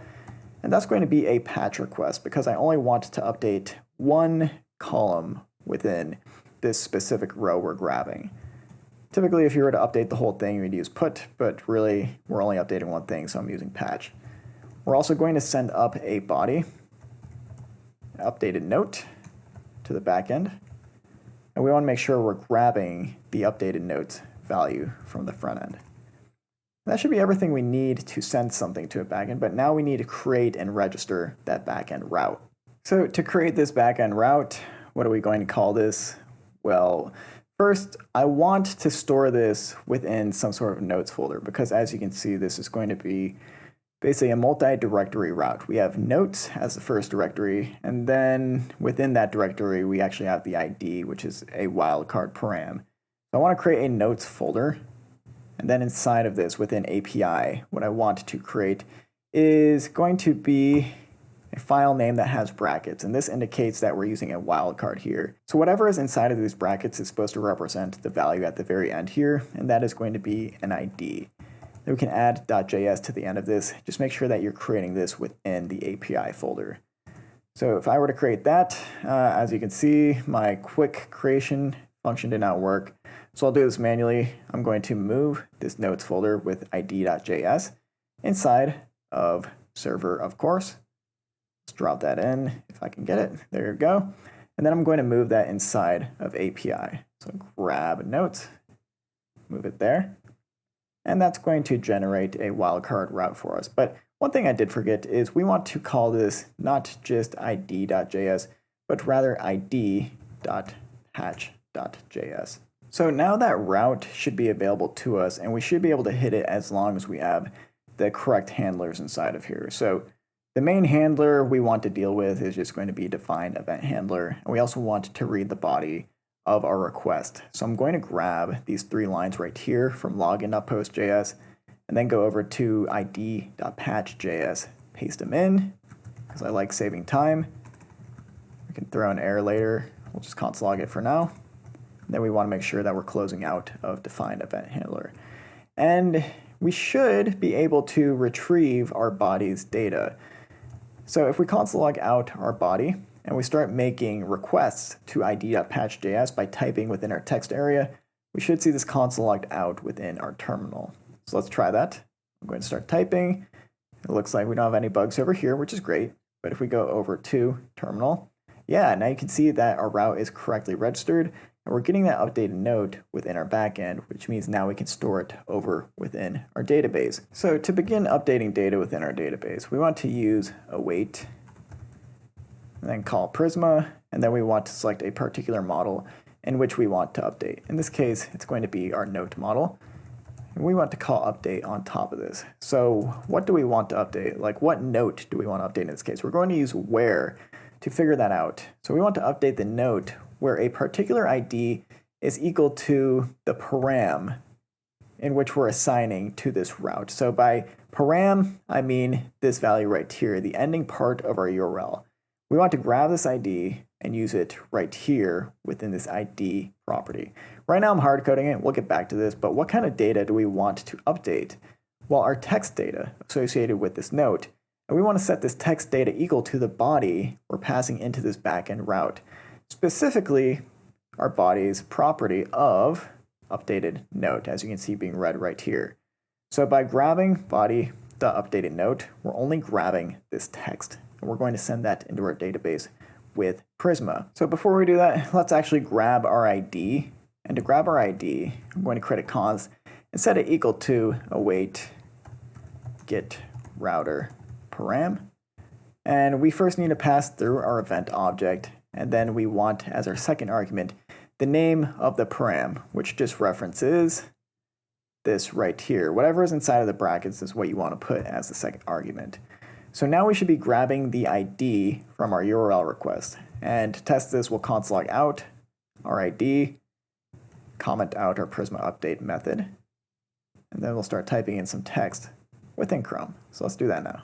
As I begin to type over here, if I go back to our terminal, now you can see that we're grabbing this ID dynamically, which is pretty sweet. So we can use this ID within our where clause. We want to update the note that has an ID that we're passing through here. Now it's important to note that ID right here is actually a string, but our ID in the database with Prisma is an integer. So we need to make sure that we're parsing our string into a number. We can do that with JavaScript really easily just by wrapping this within a number function like so.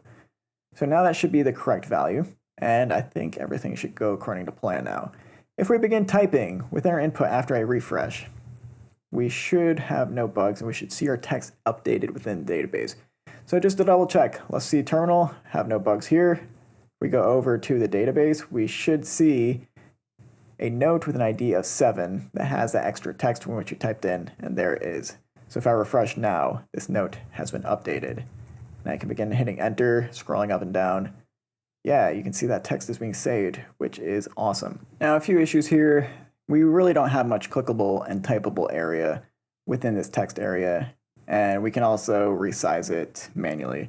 Probably don't want to resize it manually, so going back to index.view, I'll find our text area and say that our resize should be none. It's going to get rid of that, which is cool. But I do want to make sure that this height is taking up at least most of its parent container. So we're probably going to need to use some flex for this. I want to make sure that this encapsulating div right here with width full is actually a flex column element, because that's what's going to ensure that this element with inside of it expands the full height. I want to make sure this goes all the way down the screen so that we can see as much text as possible. So this class right here, or this element, excuse me, needs to have a flex call class associated with it. That's going to be our note container. And to add flex call, we need to make sure this element is flex, but of the type flex call. It's kind of like a subclass in this case.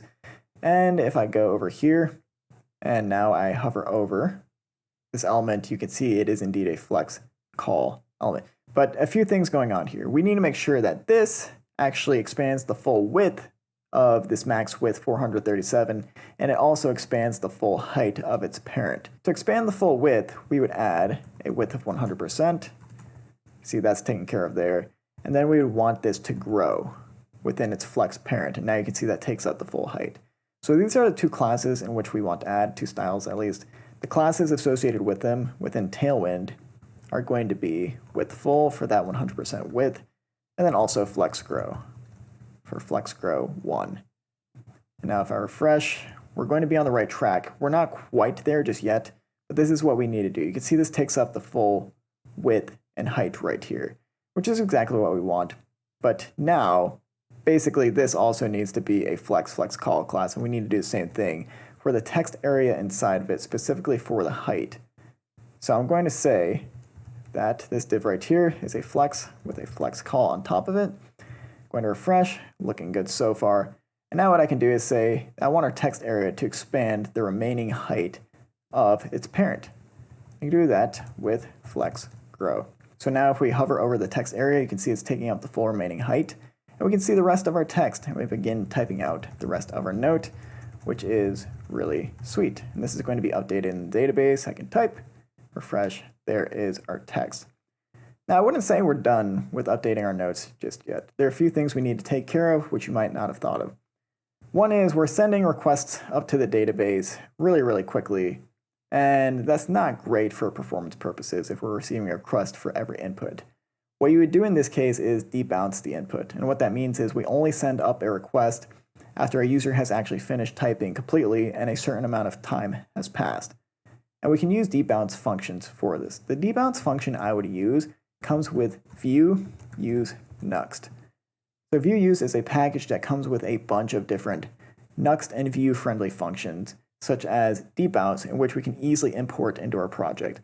And with view use Nuxt, we really don't actually need to import anything at all because it auto imports it for us. So to install this, we're going to run this command within our terminal. I'm going to exit out with Control C, paste in npm I view use Nuxt, view use core.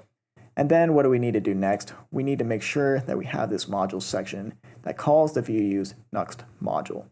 We also need to make sure that we are rerunning our server with npm run dev. Now we can go into our Nuxt config. Do we have anything related to modules? Yes, we do. So instead of just creating a new one, we want to make sure that we take this second Nuxt module and paste it as the second item within our modules array, like so. So now we're making use of Prisma Nuxt and view use Nuxt. So how do we make use of view use Nuxt? Well, pretty much we put it within our modules and we begin using any of its functions without importing them. The function we want to use is going to be use debounce function. So these are the docs for the use debounce function. We don't need to call import, but now we have this available to us. And I'm going to copy this code. Go over to Sublime Text within index.view, and right above update note, I'm just going to paste it in. So we have a use debounce function, and this takes a callback. And as the second argument, we have a number. This is going to represent milliseconds. And what this is saying is, let's complete all of our actions within 1,000 milliseconds. If we type one letter, we have 1 second to type the next letter. If 1 second has passed, then we're going to call whatever code is within this use debounce function. So it's a way to make sure that we're not just jamming requests up to our backend.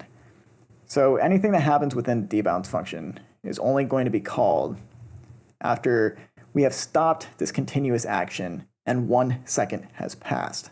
So I'm going to swap with an input update note and put our debounce function, just so you can see how this works.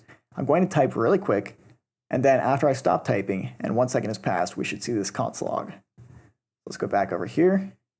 Make sure I exit out of this annoying prompt. Should build everything. We have use debounce function is not defined. I'll go ahead and restart our server to be safe. Make sure that our new Nuxt modules have taken effect. And there we go. We know that at least is loading. So what I wanted to do was test out our console log. And now we're only going to see that console log, not every time we type, but after 1 second, after I stop typing. So here we go. I am typing nonstop. It's not going to be updated. And we see nothing within the console, but once I stop, after 1 second, we're going to see that text. So rather than sending up, I don't know, maybe 100 requests to our backend, we only sent up 1. It's a lot more efficient in that case. So what we'd want to do is make sure within this use debounce function, we're actually calling update note. And to do that, in place update note inside of here. But this is going to be an async function, so I'll declare that I want to await update note in this case. So now we should update our note after 1 second of typing. And I'll delete some text here. Should only get 1 request. If we really want to see only 1 request going through, we can hit this network tab, hit this fetch/XHR button right here, and we should see any request going to our backend. So I'll type. There is 1 request after 1 second of me stop typing rather than a million. And we should see this on refresh because it's persisting. And there it is. So that's how you're going to limit your request with debounce. Really awesome right there. So you might think we're done with updating, but not quite yet. We need to make sure that other users can't update other users' notes for security purposes, because theoretically, since this is happening on the front end with update note, a user could maliciously change the selected note value. It could be another user's ID, and if we don't have any protection in place, they're going to be updating, or maybe even retrieving your notes. Neither are good, regardless. But the way we would do this is make sure that the user owns the note in which they are trying to update. So if we look within notes.js, we made sure that we are parsing out our JWT and that it hasn't been tampered with. We want to do the same thing when we're patching things. So I'm going to grab all this code in which we parse out cookies, we grab our JWT.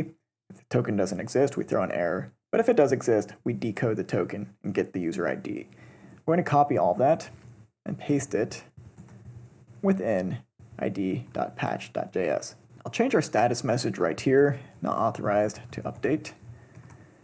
And then we need to do a couple more things. Right after we check for the token, we decode things. What I want to do is grab the note in which we're trying to update. So I can do that with await Prisma note.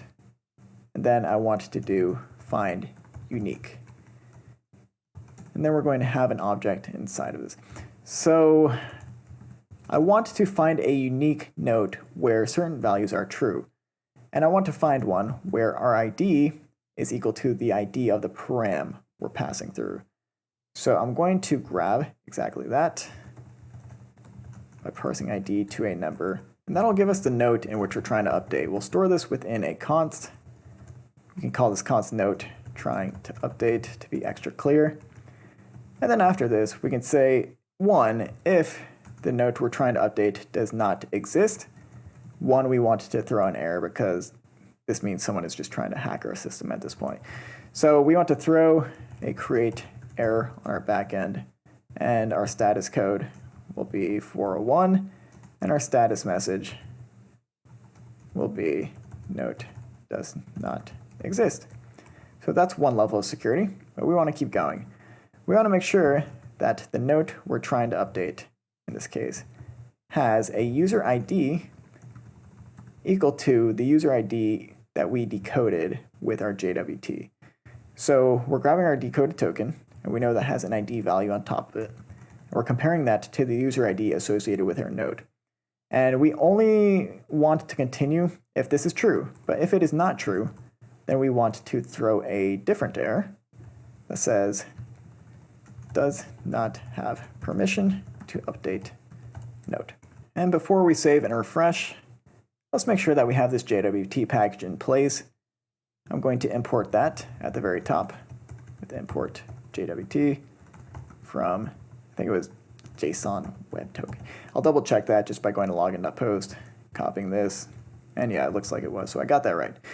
And I believe that is all we need to begin testing this. So if I go over here, refresh, and begin editing this text, wait a second, refresh, you can see that is updated because we have the correct permissions with our user. So if we go over to our network tab again and click this fetch/XHR button and begin typing, we're going to see a request logged out, which is great. That's what we want.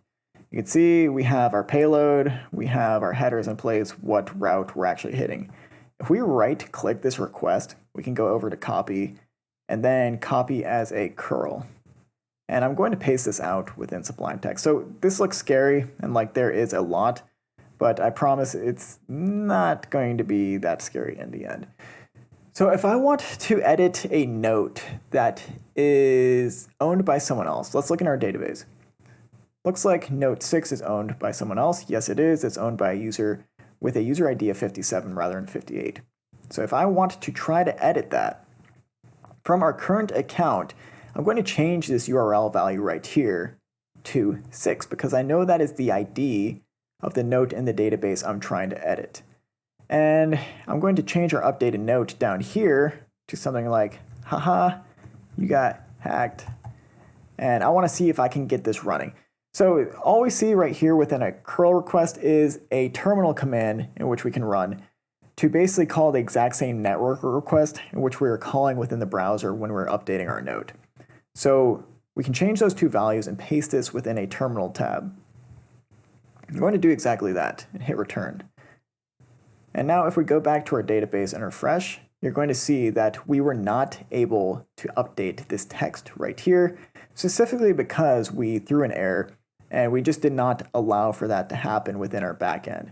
But if I were to change this back to 7, a note in which we do own, copy that, go over to terminal, paste it in, hit enter.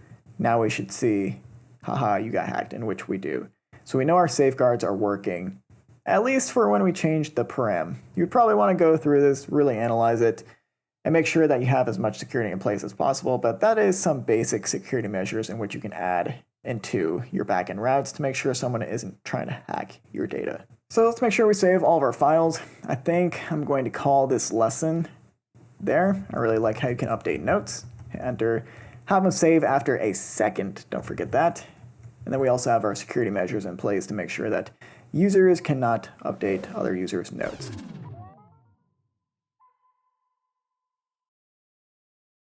Next, I think it makes the most sense to just go on to this create note functionality. So the idea here is we're going to click this button, and then we're going to automatically create a new note in the database and have it display over here as the selected item. And we're going to auto-focus this text area so that we can just begin typing right away. So the first thing we need to do is add some sort of event listener to our create note button that sends a request to the backend. Let's find that create note button. It's going to be within index.view right here. And whenever we click this, we want to create new note. So this is going to be a JavaScript function. We can create that down below. I'll do it right above our debounce function. By declaring our function of new note should do whatever we want it to. This is going to be an async function because I know I'm going to call fetch to contact our backend.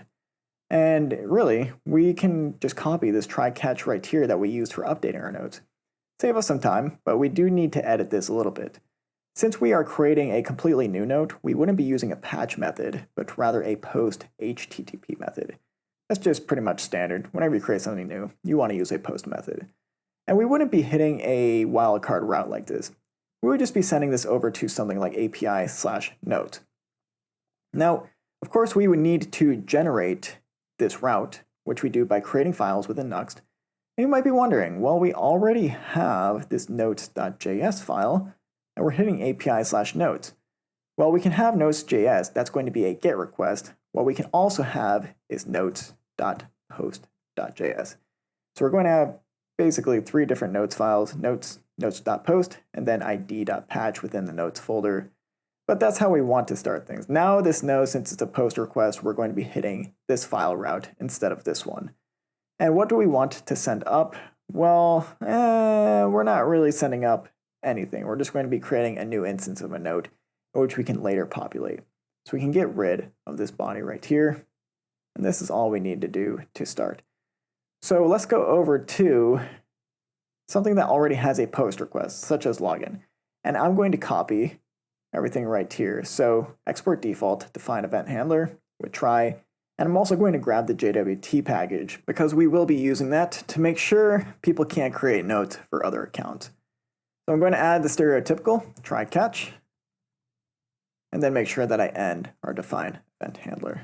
So we don't need to read a body or anything. This is actually going to be quite an easy route. And once we have our boilerplate in place, we want to call await Prisma, select our note model, and then call a create method on top of that. That's going to have an object as the first argument, and within this object, we can declare a data property of what data do we want to populate by default. Well, we have a text property, and we're going to default it to some empty text, because if we look over within schema.prisma, we have this text property right here, and we declared that it must be there. We didn't add an optional question mark right here. So if that's the case, you need to make sure that you're sending something up. In this case, it's going to be an empty string, and that is totally okay.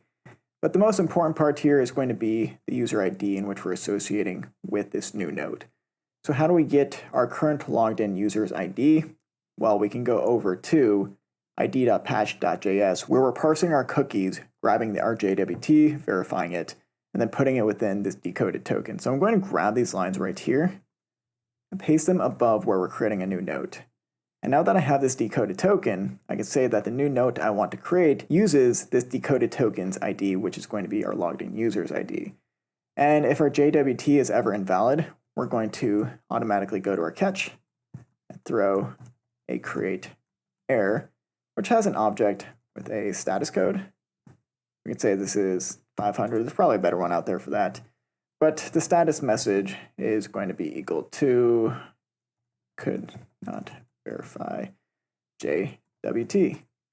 So if everything goes according to plan, we can refresh, inspect, go to our network tab, and when we hit create note, we're not going to get an error here. This is just going to come back successfully.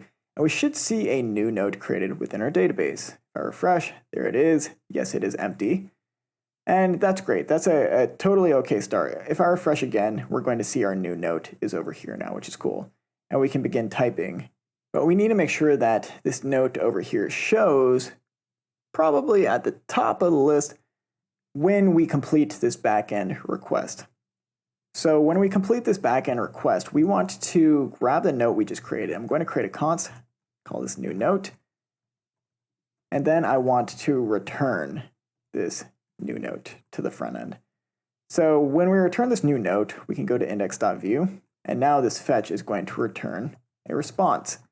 I'm going to set it equal to that, and we can console log this response out to see exactly what we're getting from the backend. So if I refresh and create a new note, go over to my console, you can see we're logging out that new note object from our database. And once we have this new note, we should actually call this new note rather than response to be extra specific. What we can do is we can take our notes array, it's a ref, so we need to reference it with .value, and we can unshift, which means we're going to put this at the very beginning, our new note to that array, and that should show it in this location over here when we create it. So save, refresh, hit create new note, and there it is. You can see it at the very top. But if I refresh, it goes back to the bottom because we really want to organize these notes within today, yesterday, and earlier by their date in which they were created. We want to show the newest notes at the top. So you kind of want to reverse the way in which these notes are coming in, because right now they are being shown in order of oldest to newest. But we can reverse this array very easily. So to make sure that these notes are sorted correctly, what we're going to do is go to today's notes. And right after we filter the notes, we want to sort the remaining ones. We could call a JavaScript sort method on top of this. This is going to take an arrow function. And the arguments within this arrow function are going to be the pieces of data in which we want to compare. So A stands for one record of notes, and B stands for the other record of notes in which we're currently comparing. And we're going to return a new date object using b.updatedAt. So B is really just a note. We're grabbing its updated at value, and we're going to subtract from this a new date, but using a.updatedAt. So this is going to compare the two updated at values. And since we're using B first instead of A, we should see all of our newer notes at the beginning. There we go. Perfect. We can select some of those newer notes, looking good. And if we wanted to do oldest to newest, then we would swap B with A here, swap A with B here, and that's going to go back to the original. But this is just a simple sort function. We grab two records, grab their dates, make sure that they're date objects, and then use a subtract here. And it's going to give us a comparison which organizes everything in the correct order we want, which is newest notes first. So we have something funky going on when we select a new note. We're still displaying the old note's text. And we want to make sure whenever we select a new note that we're also changing this updated note value right here, because right now we're only changing the selected note. And that is happening right about here within our HTML when we're saying on click, change the selected note equal to the new note that we're looping over. So within this, I'm going to change it to an arrow function so that I can call multiple methods. I'm going to move selected note equal to note inside of that arrow function, call that as the very first thing. But I'm also going to say that our updated note should be equal to the current note's text, because I know this is going to be a simple string in this case. And that should take care of when we select something new of wiping that previous text. And now when I begin typing over here, new note, and then I refresh, you're going to see we have that new text in place, although we still selected the very last note in which we edited. So instead of selecting the very last note, we want to basically sort our notes within our note array as the very first thing rather just within today's notes. So wherever we are fetching our notes right here and storing them within notes.value, right after that we can say our notes value is going to be sorted based on their updated at values. So now we're selecting the new note as the very first thing, and things are still sorted in order of first updated to last updated. So I kind of want to do something similar for when we hit create note. I want to make sure that I'm selecting this new note and that I'm also clearing any text that we have right here as soon as we create it. So let's go to where we're creating our note once more. We're going to unshift that note, and after we unshift it, we want to make sure that our selected note is equal to the very first value within notes.value. That's going to make sure that we highlight the correct note within our sidebar, but we also want to make sure that our updated note that we're displaying within our text area has no value, because that's what happens when we unshift a note. We know we're storing no value within the database. We're just going to set this equal to empty. So let's save that, hit create new note. We create a new one, it's empty. Let's go back to this note, add some dummy text. That's going to save. And now when I create a new note, this should clear as well. And it does. So when I create a new note, I do want to focus this area so I can just begin typing right away. And to focus this area, we want to create what's known as a view ref within our text area element. And to do that, we'll add a ref right here. Say that the name of this is going to be text area. This is an arbitrary name. And we want to grab this ref within our HTML. And to grab this, we're going to create a const equal to text area, the name of the ref that we have right here. And it's just going to be equal to a ref of null. And this might seem a little confusing, but what this is doing is, since we have a view ref declared right here, we're using this name as our const name, and this is automatically going to know we want to grab this text area element within the realm of JavaScript, and we can do things such as focus it, because we know this is going to be a text area which has a focus method on it. So to prove this to you that this is not just a ref of null, we're going to go down to onMounted. I'm going to const log out text area dot value. And now when I refresh, right click, inspect, go to console, you can see that text area is being logged out in its entirety right here as an element. So what I can do is say I want to grab our text area value and then focus that. And that should select it when we load our page, because this is within onMounted. So if I refresh, you're going to see that we're focusing this element. We can begin typing automatically. And we want to focus our area when we create a new note as well. So we'll go back to create new note and say after we set everything, we're going to grab our text area ref and then focus it. So we go to create new note, it's focused, we can begin typing a new note in this case. It's going to save after 1 second, and refresh, there it is, looking great. So one more quick thing I want to do here before ending the create note episode is I want to make sure when I'm typing here that I update the text on the left. And typically this would happen automatically using reactive elements as we're doing, but to remember, I decided to create this updated note ref separately because I always have issues updating vModels with text properties rather than just a straight string. But we can fix this pretty quickly, I would say. So whenever we have our input within a text area, yes, we're calling a debounce function. I want to keep that, but I want to call one more thing. So I'm going to replace this with an arrow function so that I can call a debounce function, but that I can also make sure that I'm setting our selected notes.text value equal to our updated note value in which we're currently updating. So I'm going to set that, and that should fix our issue. If I go back to Chrome and I begin typing, now you can see that's updating. As we begin to type, I can go over to a different note, begin typing, it updates on the left as well, just like you would see over within Apple Notes. And all these are going to save as long as we give ourselves a second of time. So now if I refresh, all those notes are in place. And as you can see, the one that I updated down here was the most recently updated, so we're moving it to the top. So one more quick thing I think I would like to do here is just say if we don't have any extra text down below, I don't want to show the ellipses. I think those are kind of redundant in this case, so I'll find our ellipses and say that I really only want to show this with a if our note.text has a length longer than 50, because that is when we're actually displaying this section down here. So if we go back, we got rid of those ellipses, but they still show if the length over here is longer than 50, and we can display a little bit more preview text for exactly what it is we're trying to display.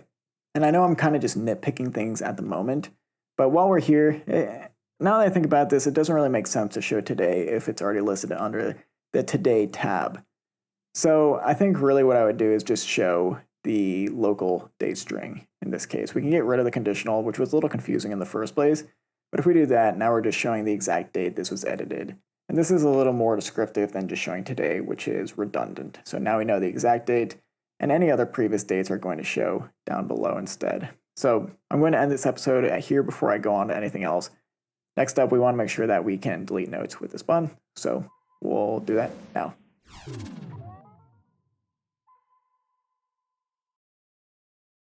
So the next thing we're going to do is add a logout button. And the way we're going to do that is by deleting this JWT/cookie we have right here.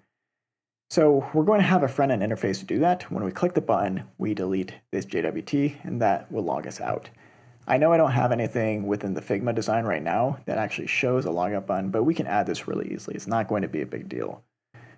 So I want to add this within this little bottom right-hand corner right here. And I don't want to mess with our layout too much because we already got our flex elements laid out precisely in a way that we like. So if I want just one element outside of the layout, but still in the bottom right-hand corner right here, we can use an absolutely placed element. And this is going to go within the very last div of our note container. So I'm going to create a button here. This is going to be called logout. And I know I'm going to need some classes of text white, maybe text SM, and then font bold. So let's see where that puts us. Here it is. And this is not absolutely placed. It's still within our layout. All the other elements around it are going to push this element around. But if I want to bring this out of the layout so that it is not pushed around, I can give this a class of absolute. I take that out. Now it's in the top left-hand corner. But really, I want it in the bottom right-hand. So to position this, we can use a tailwind class of right 0 and top 0. Or not top 0, what am I saying? We want it in the bottom. So bottom 0 in this case, and there it is. And it's going to follow our layout no matter where it is and where it goes. And that's pretty much exactly what we want. But it is kind of tight within the bottom right-hand corner there. Let's give this some padding, maybe P8. That is a lot of padding and makes this very easy to click in this case. But I'm not completely happy with the text color. I think that is a little too bright in this case. I want this to blend in and then light up when a user hovers over it. So I'm going to give this a text of zinc. Let's try 500. Is that legible? Yes, it is. Maybe 400, make it a little more legible.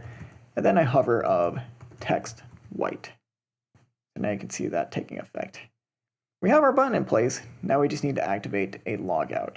So I'll add an event listener of click, and then call a logout function, which we need to create. I'll do so down below. Function of logout. What are we going to do in this case? Well, Nuxt 3 provides really awesome helper functions for us. One of these is going to be our JWT cookie, which we can get with use cookies. What cookie do we want to get from our front end? Remember, we can click application to see the name of the cookie. It's going to be note nest JWT. So that should give us the cookie, which we can console log out with JWT cookie.value when we click that logout button. So I click that, and another error, unfortunately, use cookies. I wish it was just use cookies. It probably is just use cookie in this case. I'll refresh, hit logout, and yeah, there is our JWT. So if we want to get rid of this cookie within application, all we need to do is set that value to a null value, like so, and that should log us out. So I'm going to refresh, hit log out. Now that's deleted, and if I refresh again, we are successfully logged out. But as you can see, when I clicked that button, we didn't actually go back to this page. We would want to navigate a user back to this page like we did when we were logging in. So if we go to login.view, you can see we used this Nuxt navigate to method. And we want to use this back within index.view when we actually click log out and reset our JWT cookie. So yes, we're going to set this equal to null, but then we want to navigate our user back to the login page. And then they shouldn't be able to visit the app again, or at least the index. So we're going to sign up for a free account with some new notes just to get back into our app. Here we are. We technically don't actually have a note created on login. We need to click this button for now, and I can create that note. We'll fix all that really shortly, by the way. And if I refresh, there is our note. And if I want to log out, we're redirected back here successfully. We can always log back in with that same user, but that's the idea. We can't go back to our app and see that note unless we log back in, because we no longer have that JWT in place. So log back in as one more random user, and then we'll start fixing up some of these weird bugs that we see, such as logging in, not seeing any notes. We'll fix any layout issues we have over here on the left, and anything else that I can think of along the way. We'll make sure that we fix that in the next episode.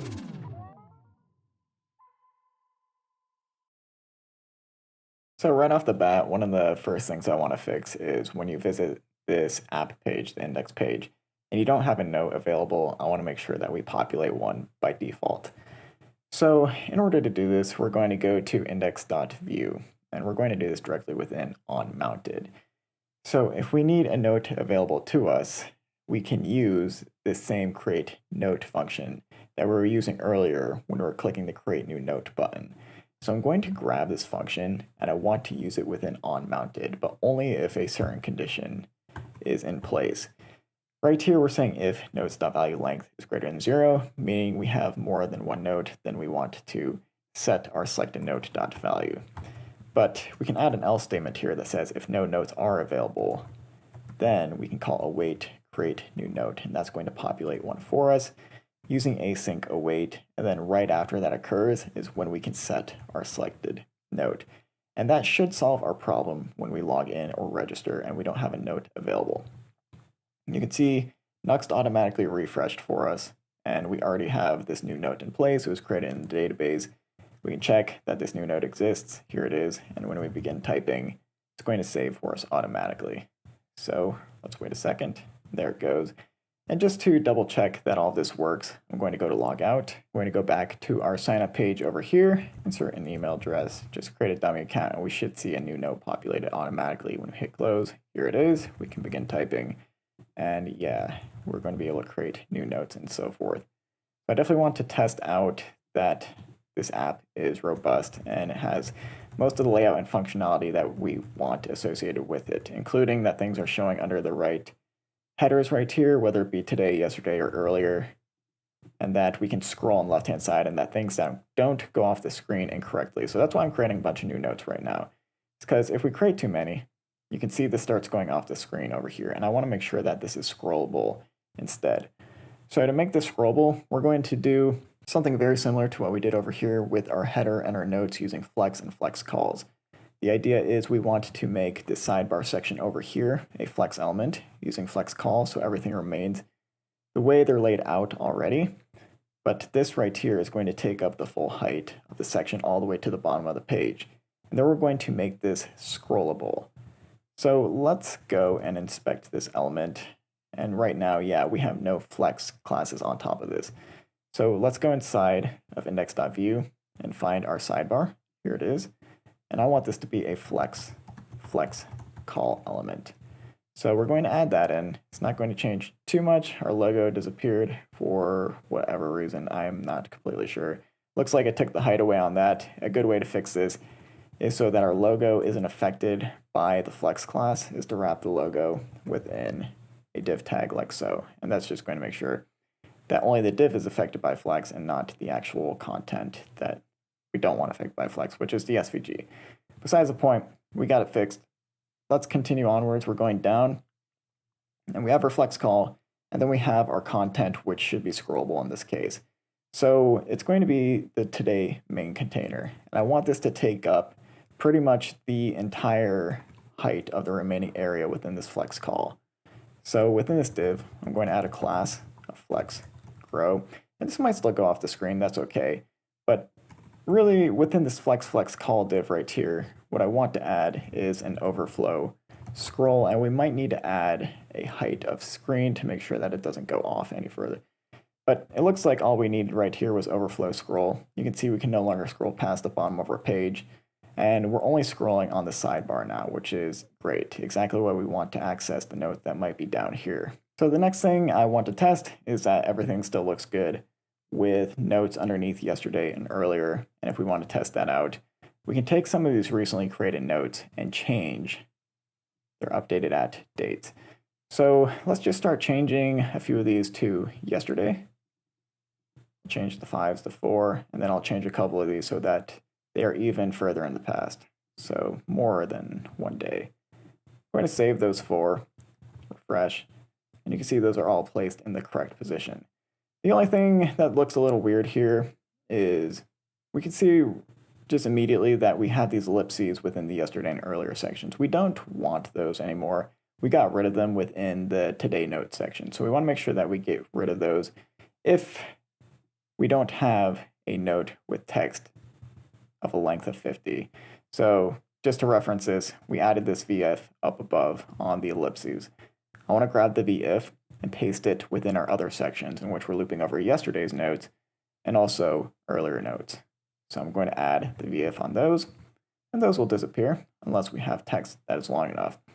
So we can swap between these notes, but if I click yesterday, we have text here, but it's not displaying in the middle. So whenever we change our note by clicking on one of the notes that's within earlier notes or yesterday notes, we need to make sure that we're doing the same click event as we're doing up above right here. And right now we're using an arrow function.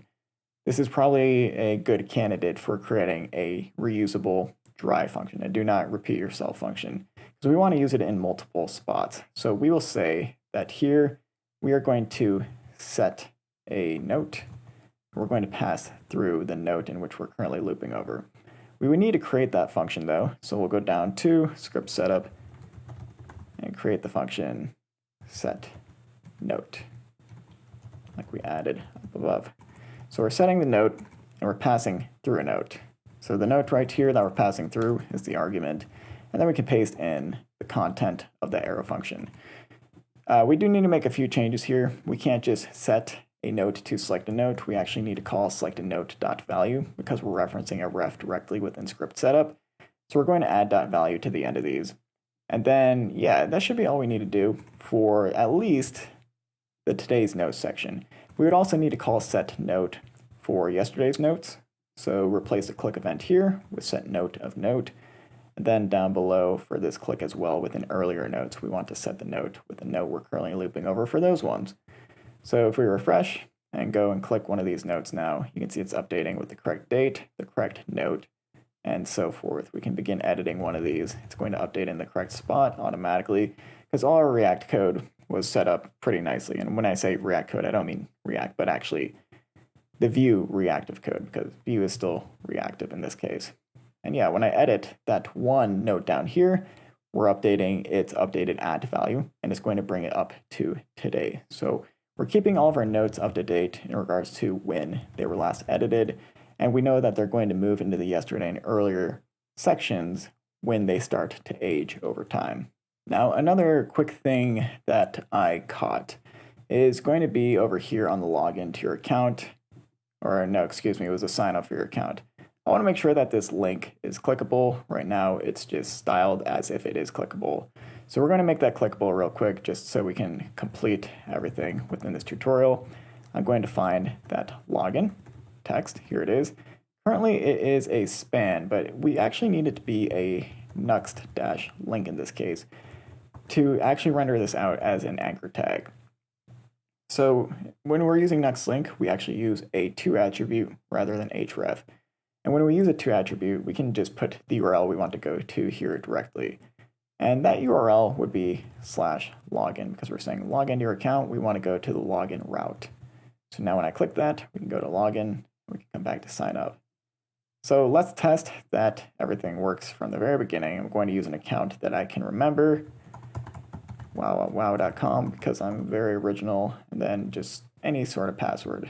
I'll do password 123 so I don't forget that. Sign up. We're logged in. We can create a note. Hello. and that is going to save. And then I want to log out so I can test that my login works. It's going to be wow@wow.com with password 123. And I logged in successfully. Here we go. We're back to our account, and we're only pulling in the notes associated with our particular account. So I think one of the last things I would test is just adding in like what would be an actual note. So text like this right here. I'm going to grab all of this. I'm just going to start pasting it because we might need to add some sort of scrolling functionality to this notes section right here. But I'll paste it on in, multiple versions of it, and it looks like the scrolling's already in place, and this is looking good. It's all going to be stored in the database. I can refresh. We get the previews over here. We can come back to this, log out, log back in at another time. Password 123. And now we have our notes accessible again. We can always create a new one, delete the notes that we have available to us. And yeah, I think that is going to be it for creating a full stack app from the very beginning, from scratch, going over authentication, login, JWTs, CRUD functionality, pretty much everything you need to get started with creating something like this. Of course, take it to the next level. Any questions you might have or problems you might run into, you're going to need a Google answer to those. You're going to need to use ChatGPT to answer them. But really try to commit it to memory. You want to take notes on this stuff if you want to do it on your own time and make this a full-time job or something in the future. Create your own app. You get the idea. So that is going to be it for this tutorial. Hope you guys learned a lot and enjoyed, and I will see you in the next one. Thanks for watching, everyone. If you'd like to continue your development journey, I have a couple more full stack courses in the works. In the meantime, I'd recommend upping your JavaScript skills with this popular JS game dev course I made. Enjoy!